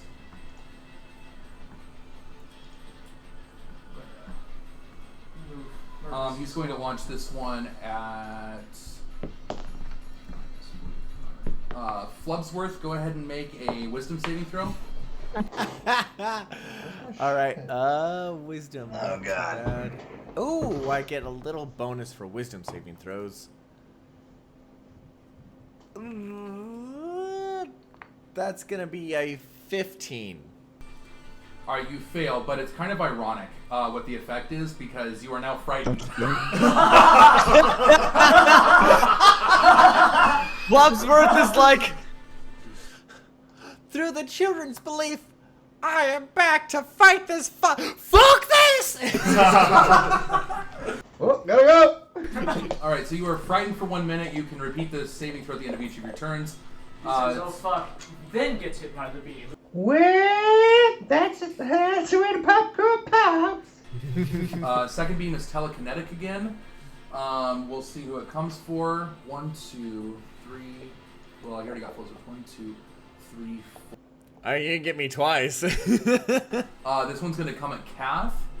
Her insightful mind. Yeah, that would be enough. Insightfully seeing the situation, the telekinetic ray comes towards her, seeing what happened with you, and she's going to let it take her. As it tries to just fling her wildly away, so angry. 5, 10, 15, 20, 25, 30. Mervis, you go to look back towards Kath, and all of a sudden, she's just like flying through the air. Oh, that makes sense. That's one less person. Natural 19, 3-point stance. Oh yeah. Without her bonuses. Oh, good. So then, third ray. Oops. A regular Black Widow. A 4 again. Are you kidding me? That's telekinetic ray again. Let's see. Saurus is 1. Orpheus. Well, I'll put Flubsworth in there too. 1, 2, 3, 4. We'll say. It rolled a 5, so I have to re-roll 1, 2, 3. Orpheus. Telekinetic ray coming toward you. Do you wish to try to resist it, or do you want to ride it as he's just trying to throw you as far away from you as possible? I'm gonna try to resist it. All right, go ahead and make a strength saving throw. 18? No, wait, hold on. There's a natural 16 plus 7, 23. The guy who we came here that'll to make it. rescue. As this beam comes towards you, strikes you in the chest, it like pushes you back a couple feet, but as you lean forward, your boots just like skid across the ground underneath you, and you resist it. So that's all 3 of Kedlal's rays. Yeah, Novus Archon was the artificer who Saurus went to his house that time, and you guys realized that he could maybe unlock this device that would help you find the reactor key that the cult is looking for in Drameda. That he would be able to interact with that. That brings us to Flubsworth's turn. Oh, well, I think it's about time to hit the old dusty trail as I just back up away from him and I just start flying away out of this pit. Are you disengaging? Yes. 100% yes.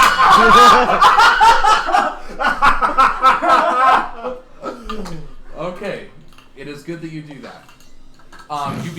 You disengage, go ahead and put where you want to fly. 1, 2, 3, 4, 5, 6. Straight away. Nice. You get away from it, and as you're going, it like turns towards you. You're just a little bit too fast, but you see as it opens its mouth to bite you, actually like a spectral version of its own mouth like appears outside of it, like chasing you like Pac-Man for a moment, but you're just a little bit too fast. That brings us to Finn's turn. Alright, so Finn is going to use his bonus action to rage. Okay. He's going to move over here, and he's going to use his action to throw down a rope to Kip. Sick. Okay. And he's going to hold the rest of his action to pull Kip up as soon as he grabs a hold. Perfect. That brings us to Kath. Kath, let's see how daring she's feeling. Actually, she's first going to bonus action second wind. Regain, oh great, 3 hit points. Oh no. Mervis is just gonna, the moment he sees her pulling out her bow. She's pulling out her crossbow. Like, no, Make a persuasion check. Okay. Could I use my free? Could I have used my free action to say we can save him? He'll be useful. I would say no. This is the determining moment with Mervis right now. 25. I'm just talking about. Yes! Oh, What do you goodness. say to Kath? You see her pull out her bow, just like murder in her eyes. Like, how dare you? Now's not the time. Hold back. If you take the shot, we all die. Fuck. And she will not take her shot. That brings us to. Saris. I was wondering. Actually, no, yeah. Where is he on the board? The beholder. You. Oh, there he is. Sorry. Okay. And actually, at the end of her turn, he's going to use another sonar and beam real quick. See which one it is. It's a 4. Yeah, it's a 4 again. He dies, we die? 1, 2, 3.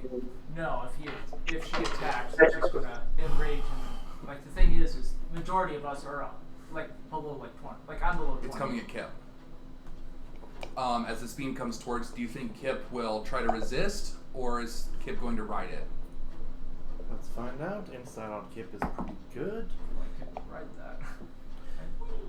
Oh, I saw Mr. Finn do this. It looks like fun. Whoosh! You get thrown up into the air. Why don't we have Finn make a dexterity check, let's say, to see if you can catch Kip and avoid him taking any damage. 9 plus 4, that's going to be a 13. 13 is not quite fast enough. He comes down pretty fast, and like you're hurting so bad, you start to go. You catch him, and it's kind of like the Spider-Man movie I haven't seen, but you like Emma Stone him a little bit as his head kind of hits the ground. Oh no! Snaps his neck. As that soft little boy skull hits the ground. He takes 9 points of bludgeoning damage. And Kip is unconscious. No! You're just Don't like worry. he like flips And on the like third- He gets tossed up in the air, and then like you try to catch him, but like it slips, and you have him by the ankle, and his head fucking hits the ground. So you're just hanging on by his fucking ankles, like you're trying to shake change out of his pockets, but you were actually trying to save him, and now he's just unconscious. There is boy blood in the air tonight. I can feel the boy blood in the air tonight. Oh Lord. Oh no. It makes me think of that scene in Naruto where Pain like flips Hinata up in the air and she just fucking goes flying. No! How dare you? Okay, that's what I thought in my brain when you said that though. Okay, but yeah, so okay. 1v1 this So time, right? Kip's unconscious. Who is this? That is Novus Archon. You recognize this person, Saris. You remember back in Dramata, back in the town proper before you guys came out here. This is the man who you were trying to, you were investigating. Like his two friends went to go check in on him. Oh yeah, This is that's his- the dude. This is his fate. This is where he's been. Fuck. Okay. We're He just is- trying to get out of here. Mhm. Okay. I'm going to. I'm gonna head. Like, do we have an escape plan? Like, do we have a way away from here? You guys know that if you're up and out of this pit, it's like there's a bit of a clearing where the mansion was, but then it's just forest everywhere. Okay. So conceivably, if you got out and just like booked it, you don't know what this thing seems maybe unpredictable just in kill mode, but Right. Yeah, I'm gonna. How far is that? Far. Okay, I can get to him with my normal movement. and you actually would So probably I'm be gonna- like right here, so like only 20 feet to get right up next to him. Just make sure you avoid the sludge. Cough, cough, leave it. the ick. Oh my God! It's Fern Gully all over again. All right, so you get over to him. Okay. The echo yeah, is so I'm gonna cut get him up. free. What? The echo has already cut him free. Perfect. Because I'm gonna take my rope, and I'm gonna use the rest of my turn to basically like Papusa latch him onto my body because he's unconscious, right? Yeah. Why don't you? Yeah, and I have no way to bring him back to consciousness. So I'm just gonna fucking heave him up onto my body, and I'm gonna tie him to me. And I'm guessing that's gonna take the rest of my turn, but like otherwise. I will say, yeah, as Saris has kind of been through hell trying to make it out of here now, why don't you make a survival check? We'll say DC 15. If you can like get a good binding on him, we'll just call it your bonus action if you want. Okay. Dude, you said survival? Yeah. Zepha. 19! 19. Is that with your modifier of -2 wisdom? Oh yeah, what is 17. 17? Okay, 17 is sufficient. Okay. So, yeah, you scoop up Novus. Is it -2 to the score or the modifier? Yeah, that's a good question. Oh, it's to the score. Oh, okay. Oh, so it's just -1 to the modifier. So, 18. Mm-hmm. All right, you've got him on your back. Awesome. That's gotta be the end of my turn, right? No, that's got just your your action? bonus action. You still have your action if you want. Oh, okay, I was saying, so I still have. That's why I had your okay, so roll then to yeah, see if I'm maybe you just. could get it faster. Yeah. Yeah, I'm just gonna try and, like. I'm gonna start climbing. Okay, sweet. Yeah. Like, let's get the fuck out of here. So you saw 5. Let's see. Let's see. Make an athletics check with, I would probably say disadvantage, trying to carry this person on your back.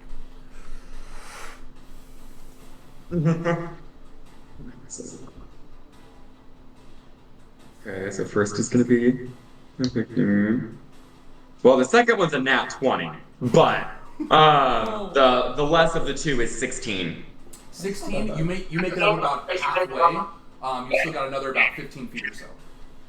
All right. Okay. That brings us to Aetherius' turn.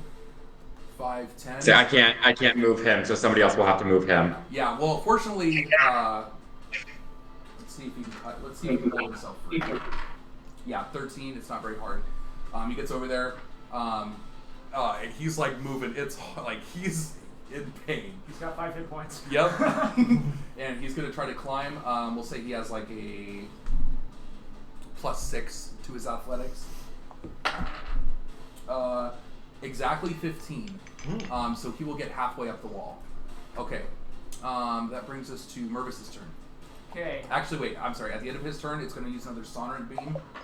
Yeah, I'm not rolling that D8 anymore.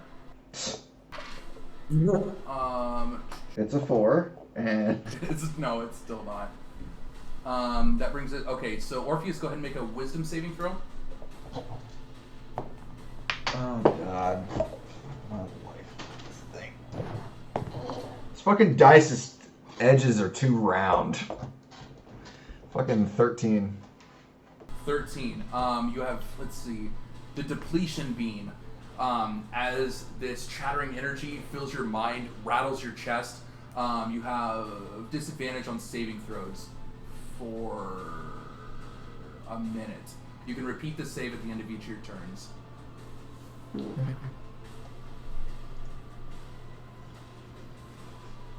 Alright, it is Mervis's turn. You see Orpheus just kind of get rocked by this beam. Okay, I was going to teleport Novus out there and heal him, but since Saurus is currently climbing out with him instead,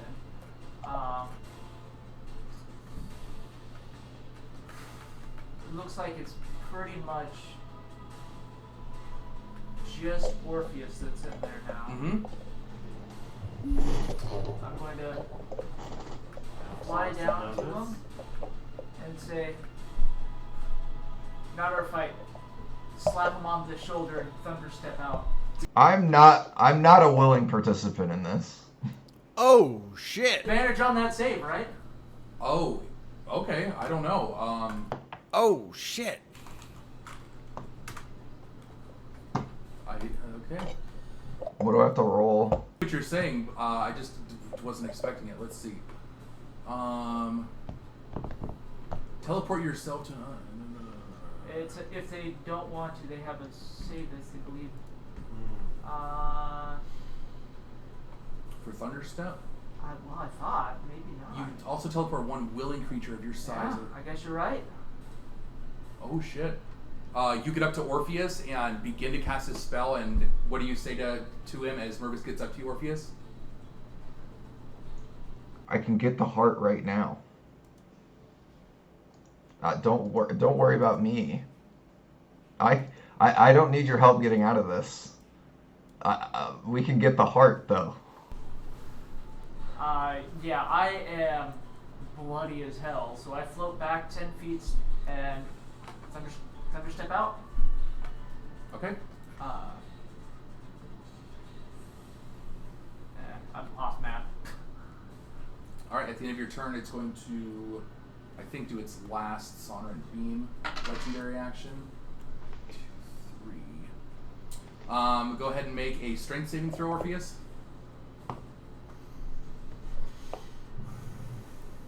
18. 18 will pass. Now it is your turn.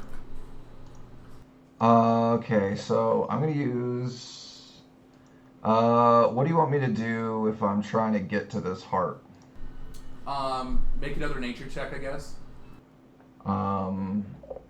Is that gonna cover the whole action, or is it gonna cover like? No, just make it at the start of your turn. That's fine. It's basically the same as a luck check for you, right? Yeah, it's a 14. 14, still not sure. You've done damage carving into where you think it might be. It's a 15, I guess, because it's +1. 15? Okay. I don't know if that makes any difference at all at this point. It's higher up than where you were. It's like 40 feet in the air. Oh, so they weren't they weren't in combat range with each other.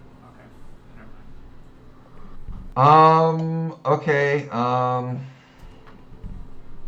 Is there something I could do for my action that would be more exact than just hacking at this to try and get to the heart?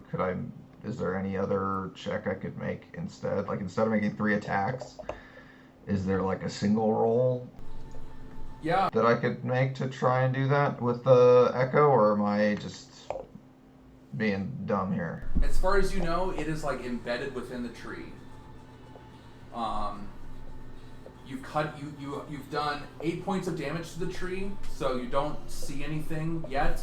You've like hacked into the bark a little bit, so you'd have to either do more damage to potentially get to where you can see where it is, or Hail Mary. You can make a religion check in this moment. I mean, Hail Marys are what Dungeons and Dragons are all about, right? Yeah, pretty much. That's pretty much what it is. Where's my fucking red die? You know what? That's what this fucking clunky ass entirely metal dice is for.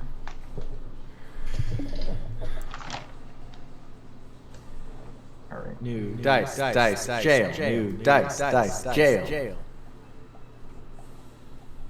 Dice, baby. That hill. Okay, what am I rolling here? Is it just... Just religion.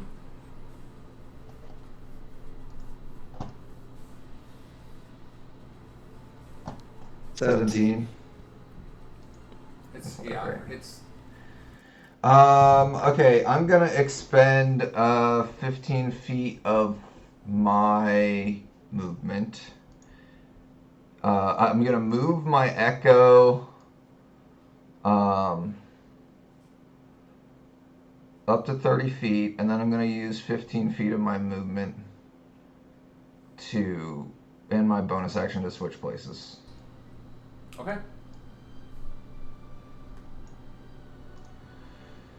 And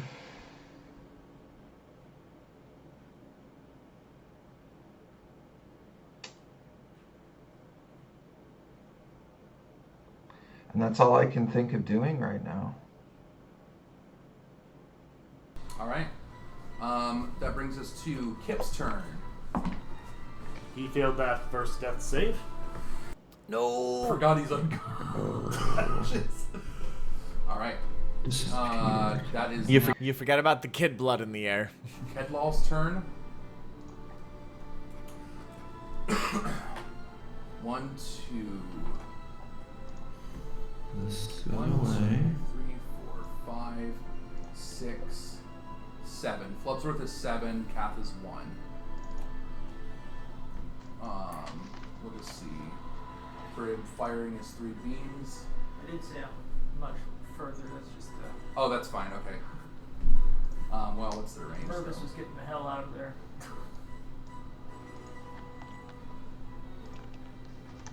He pretty much just teleported 90 feet in a straight line. 2. Okay. Orpheus, make a wisdom saving throw.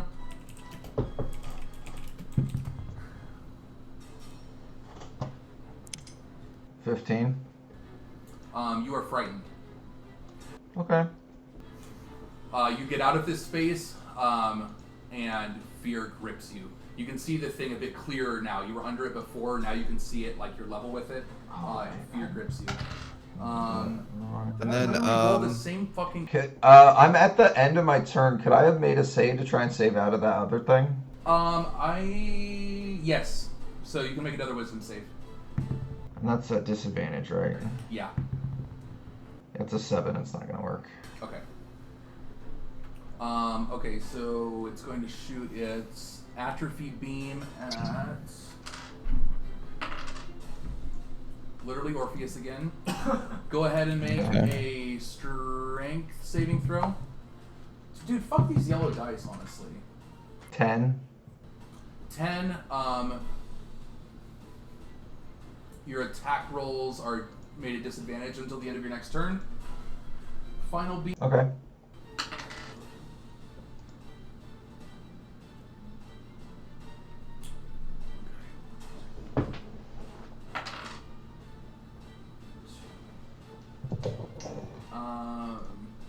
Wait, you can get 90 feet away?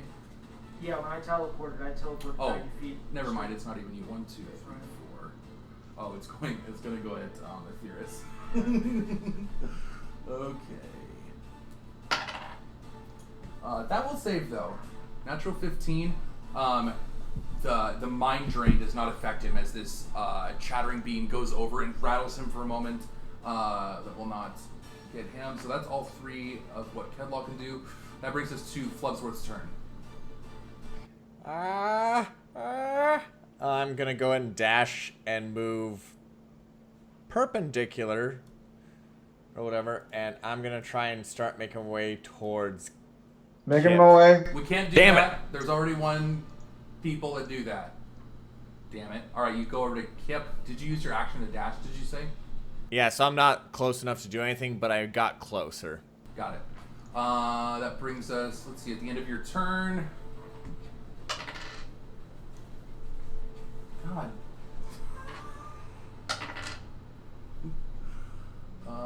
Okay, it's coming at Etheris again. 1, 2, 3, 4. He saves against the fucking fear again. God! It's like Etheris saying to Etheris. Orpheus. God. Or Theris is a Theris. I guess. Make a dexterity saving throw.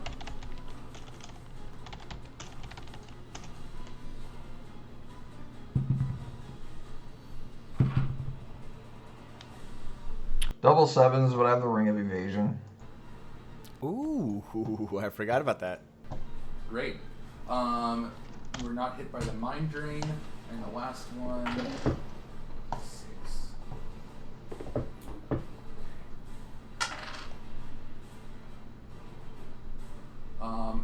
Etheris again. How is this possible? I'm sick of these.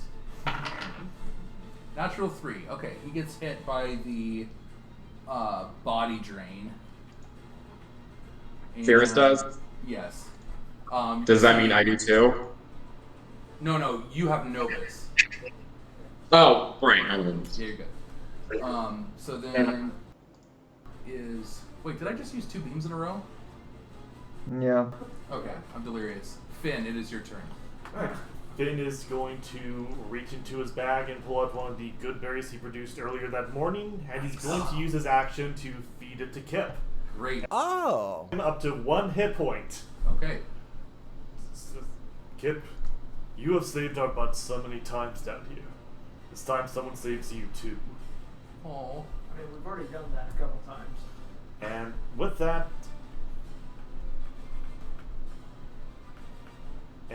Kip is back up again. Huh. What's going on? Kip, we have got to run. And Finn will just grab Kip and... Okay.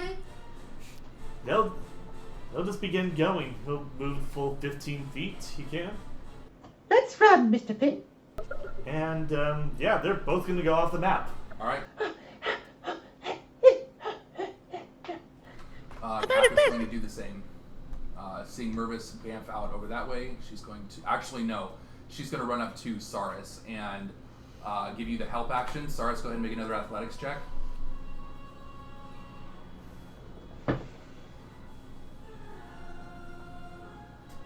Ooh, that's going to be a total of 2. With advantage? Oh, no, okay. Help action. More than we. That was almost 3. That's 16. Okay, 16. Thank goodness. Kath reaches her arm down, and you guys just like... What do you call this handshake? Clasp. Yeah, clasps your arm. The Roman handshake. Pulls you back up. We're not dying today. And gets you and starts dragging you guys away. Next up is Aethyrus. 17. He gets up and begins running off. At the end of his turn, Cadwell is going to fire a beam.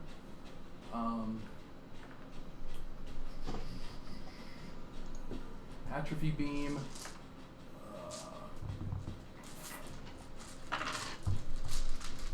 And it'll be against Gonna Kath. pirate it. Natural 1. Kath gets you up just in time as oh, that's her saving throws. I'm sorry. Anyway, gets you back up. Aethyrus runs off. Mervis, anything you wish to do? Yeah, get about 120 feet away Okay. from Orpheus, you are frightened at the moment. What do you wish to do? Very frightened.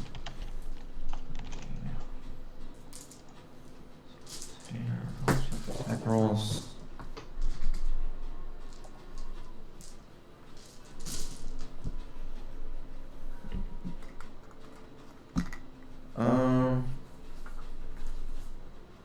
You see Finn and Kip begin running off. Mervis is almost 200 feet away.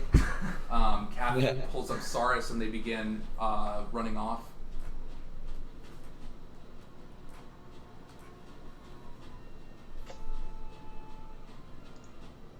I just look at the tree, which just like evaded me.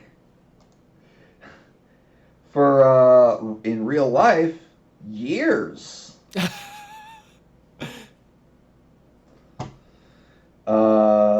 And I'll just be like, God fucking damn it. And I'll just turn and book it. And I'll make eyes contact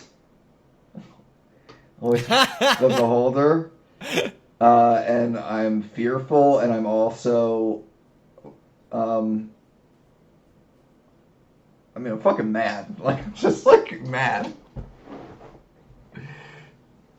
I'll look at it and be like, fucking selfish piece of shit. And I'll just turn around and start running away. And if I had Vicious Mockery, I'd fucking use it right now. Alright. I'm You guys- They're taking that thing down with this. You guys run off. the mansion completely devastated behind you. Well, hang on. Flubsworth is like cracks his knuckles and jumps into the pit. I'm kidding. Do you actually? No. Yeah, he does. Play this out. I mean, he does crack his knuckles if he had any. Play this out. What does that mean to play this out? You want me to play it out? It takes a legendary action at the end of Orpheus' turn. Let's see what it rolls against Flubsworth. And it kills me. I literally... Okay. Oh no. No. What? I'm joking. I'm joking. Are you? Do you want me to be? It uses a legendary action that it hasn't used before. You have to make a save, and if you fail, then if you get knocked unconscious, you automatically fail 3 death saving throws. Want me to play it out? Go ahead and roll a dexterity saving throw. Okay. Okay, why are you committing to this, Thomas? Damn it, Thomas. Some of us are in a different time zone. I'm just saying, like, I'm running away. Like, I was gonna do that my turn. I didn't know if it went next in the order. It has legendary actions to use. Oh, and actually, yeah, it does go before you anyway, so. He really wants you to die, Thomas. I don't know what to say, man. Thomas really wants Thomas to die. This mansion demands 2 of Thomas's characters. What an asshole. Dex saving throw. That's gonna be a 16. 16. All right. No.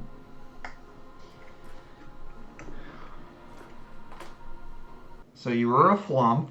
Do you want to play a red cap next? Like what? An abyssal Singing a- chicken, perhaps?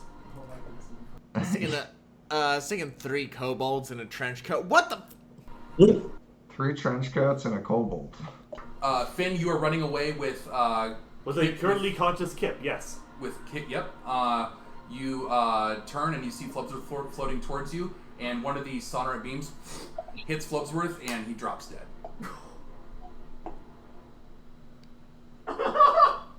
Like dead or like incapacitated? You don't know. I mean,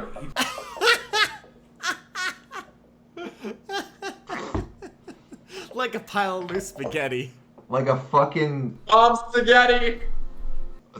fucking yeah, spaghetti just falls out of my pockets, and I name it Flubsworth.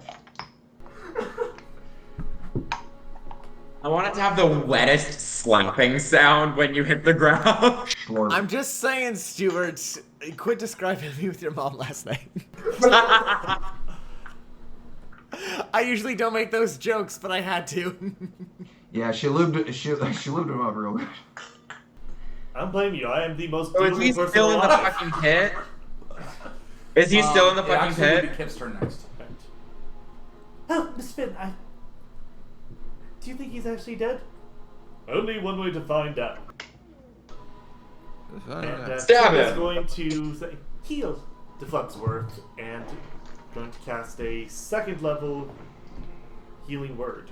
There's no reaction. Yeah, he's dead. He's fucking dead. Oh dear. Not again. Not another one. I can't. Kip! We have to get out of here. I'm sorry, Kip.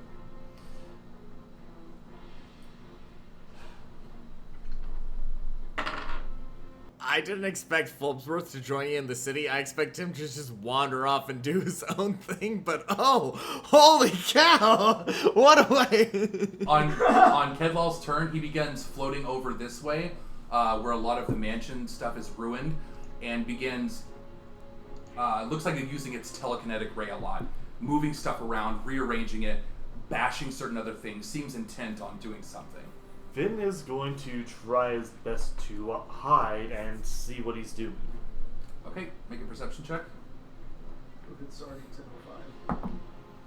Ooh, that is beautiful. 23. 23. You can see what it's doing. It looks like it's clearing certain things away and beginning to, like, burrow.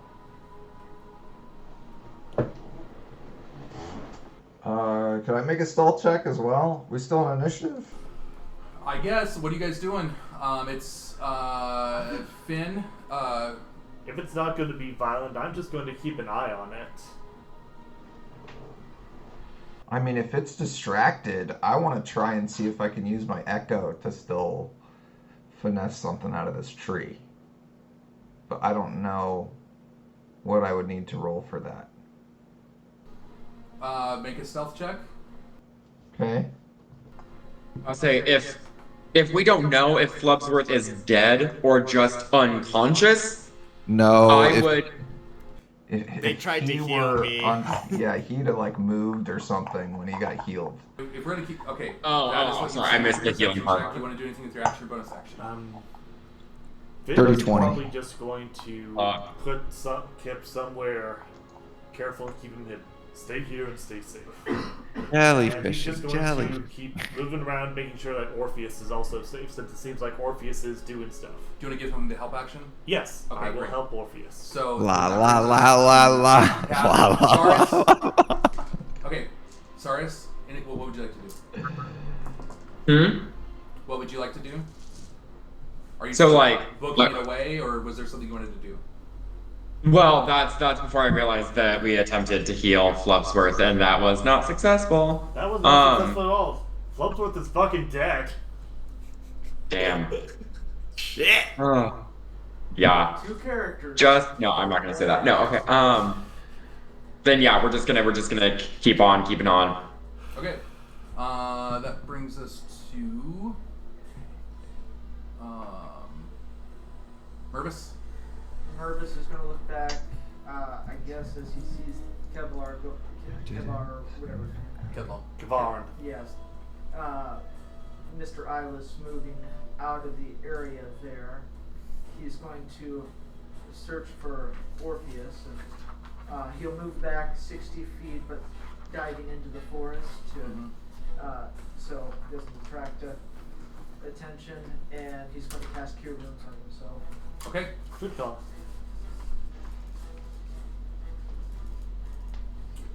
Orpheus, you got a dirty 20 for your stealth check? Correct. All right, that does not beat its passive perception, so it's going to. It seems to notice you as you are you coming close to the tree? I'm trying to be prone, like hiding in the above on the wall in the upper area, and have my echo near the tree if possible to try and So you get want a out. bonus action, pop your echo out. Yeah. I mean, I'm doing this in response to the information of it's burrowing. Yeah, it's not down at the moment. It's just moving debris at the moment. Mm-hmm. Okay, so you put your echo there, bonus action.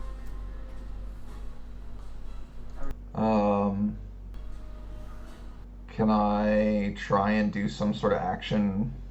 What do you want to do? What I've been trying to do the last 2-3 rounds maybe. Okay. Is it within line of sight or no? It sees you. It sees me, but do I see it? Yes. Okay. 13 to hit the tree. AC of 10. You can just roll the attacks. 11 damage. Okay. That's gonna hit the tree at the minimum amount. 7 at where I'm guessing the heart is. Okay.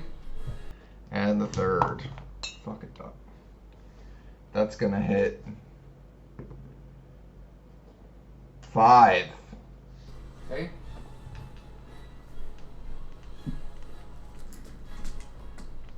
And then, because I haven't used my movement,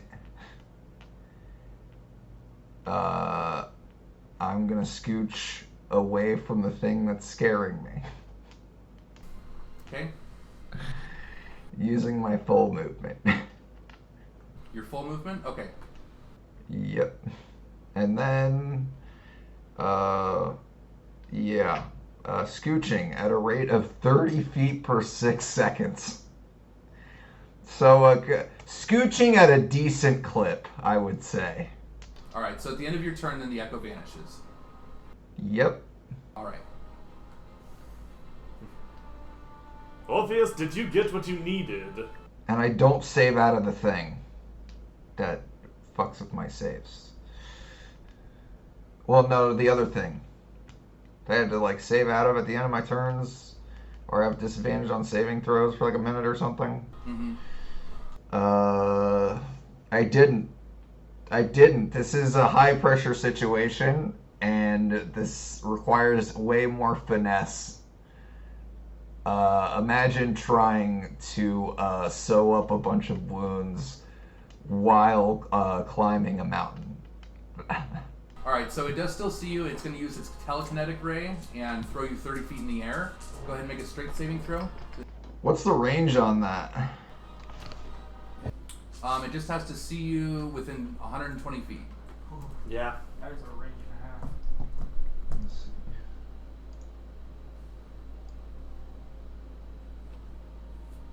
Okay. I'd say wait until it's fully burrowed before going to the tree. Mm-hmm. Thanks for that, hindsight genius.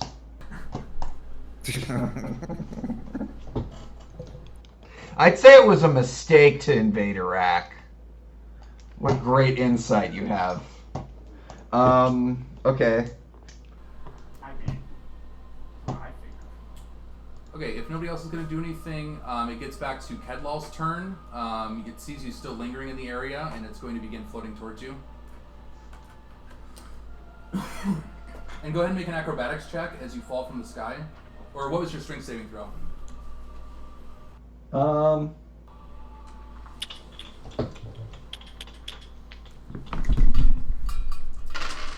nice. 24. That was a disadvantage. Okay. So you just take 5 points of bludgeoning damage. And on Kedlal's turn, he's going to fire 3 rays at you. Nervous, he's still a long ways away, so making his way back. Here's the rays, turns around. Oh my god, okay. Go ahead and make a dexterity saving throw.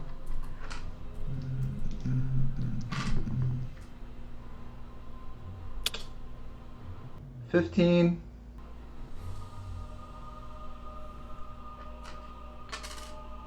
It's a 3. If that's a failure, then I'm just going to use the Ring of Evasion again. Okay. The next one, go ahead and make it's another dexterity saving throw.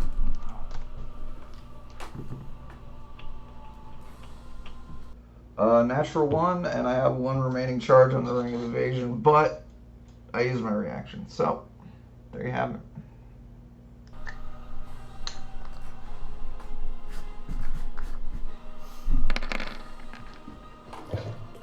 Alright. 52 points of necrotic damage, halved because you're Azamar. Mm-hmm.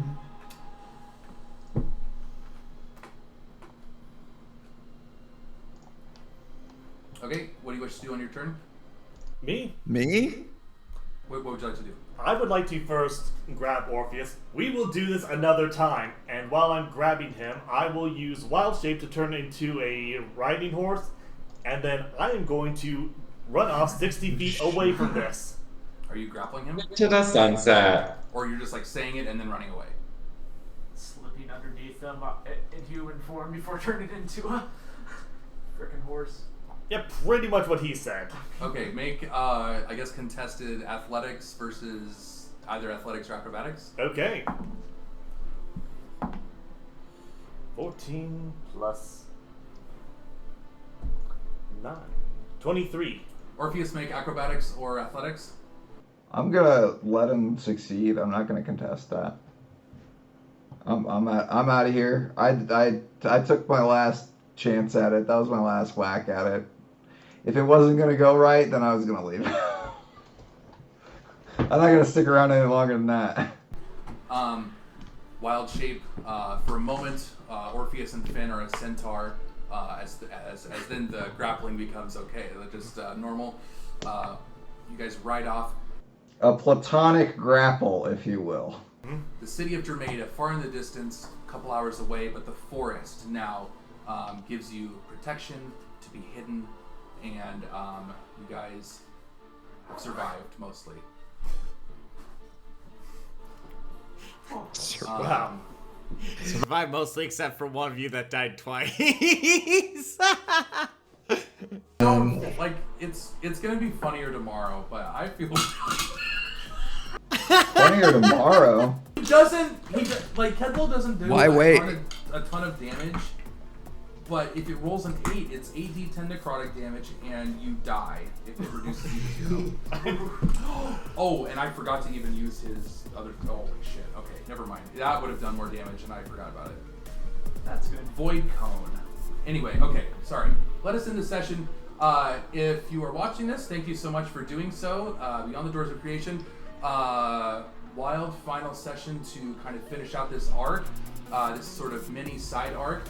I assume next time we'll see what the party intends to do in terms of resting, regrouping with their allies within Dramada to try to work against the Sapphire Cult, and see what they can learn from Novus Archon, because he was successfully saved.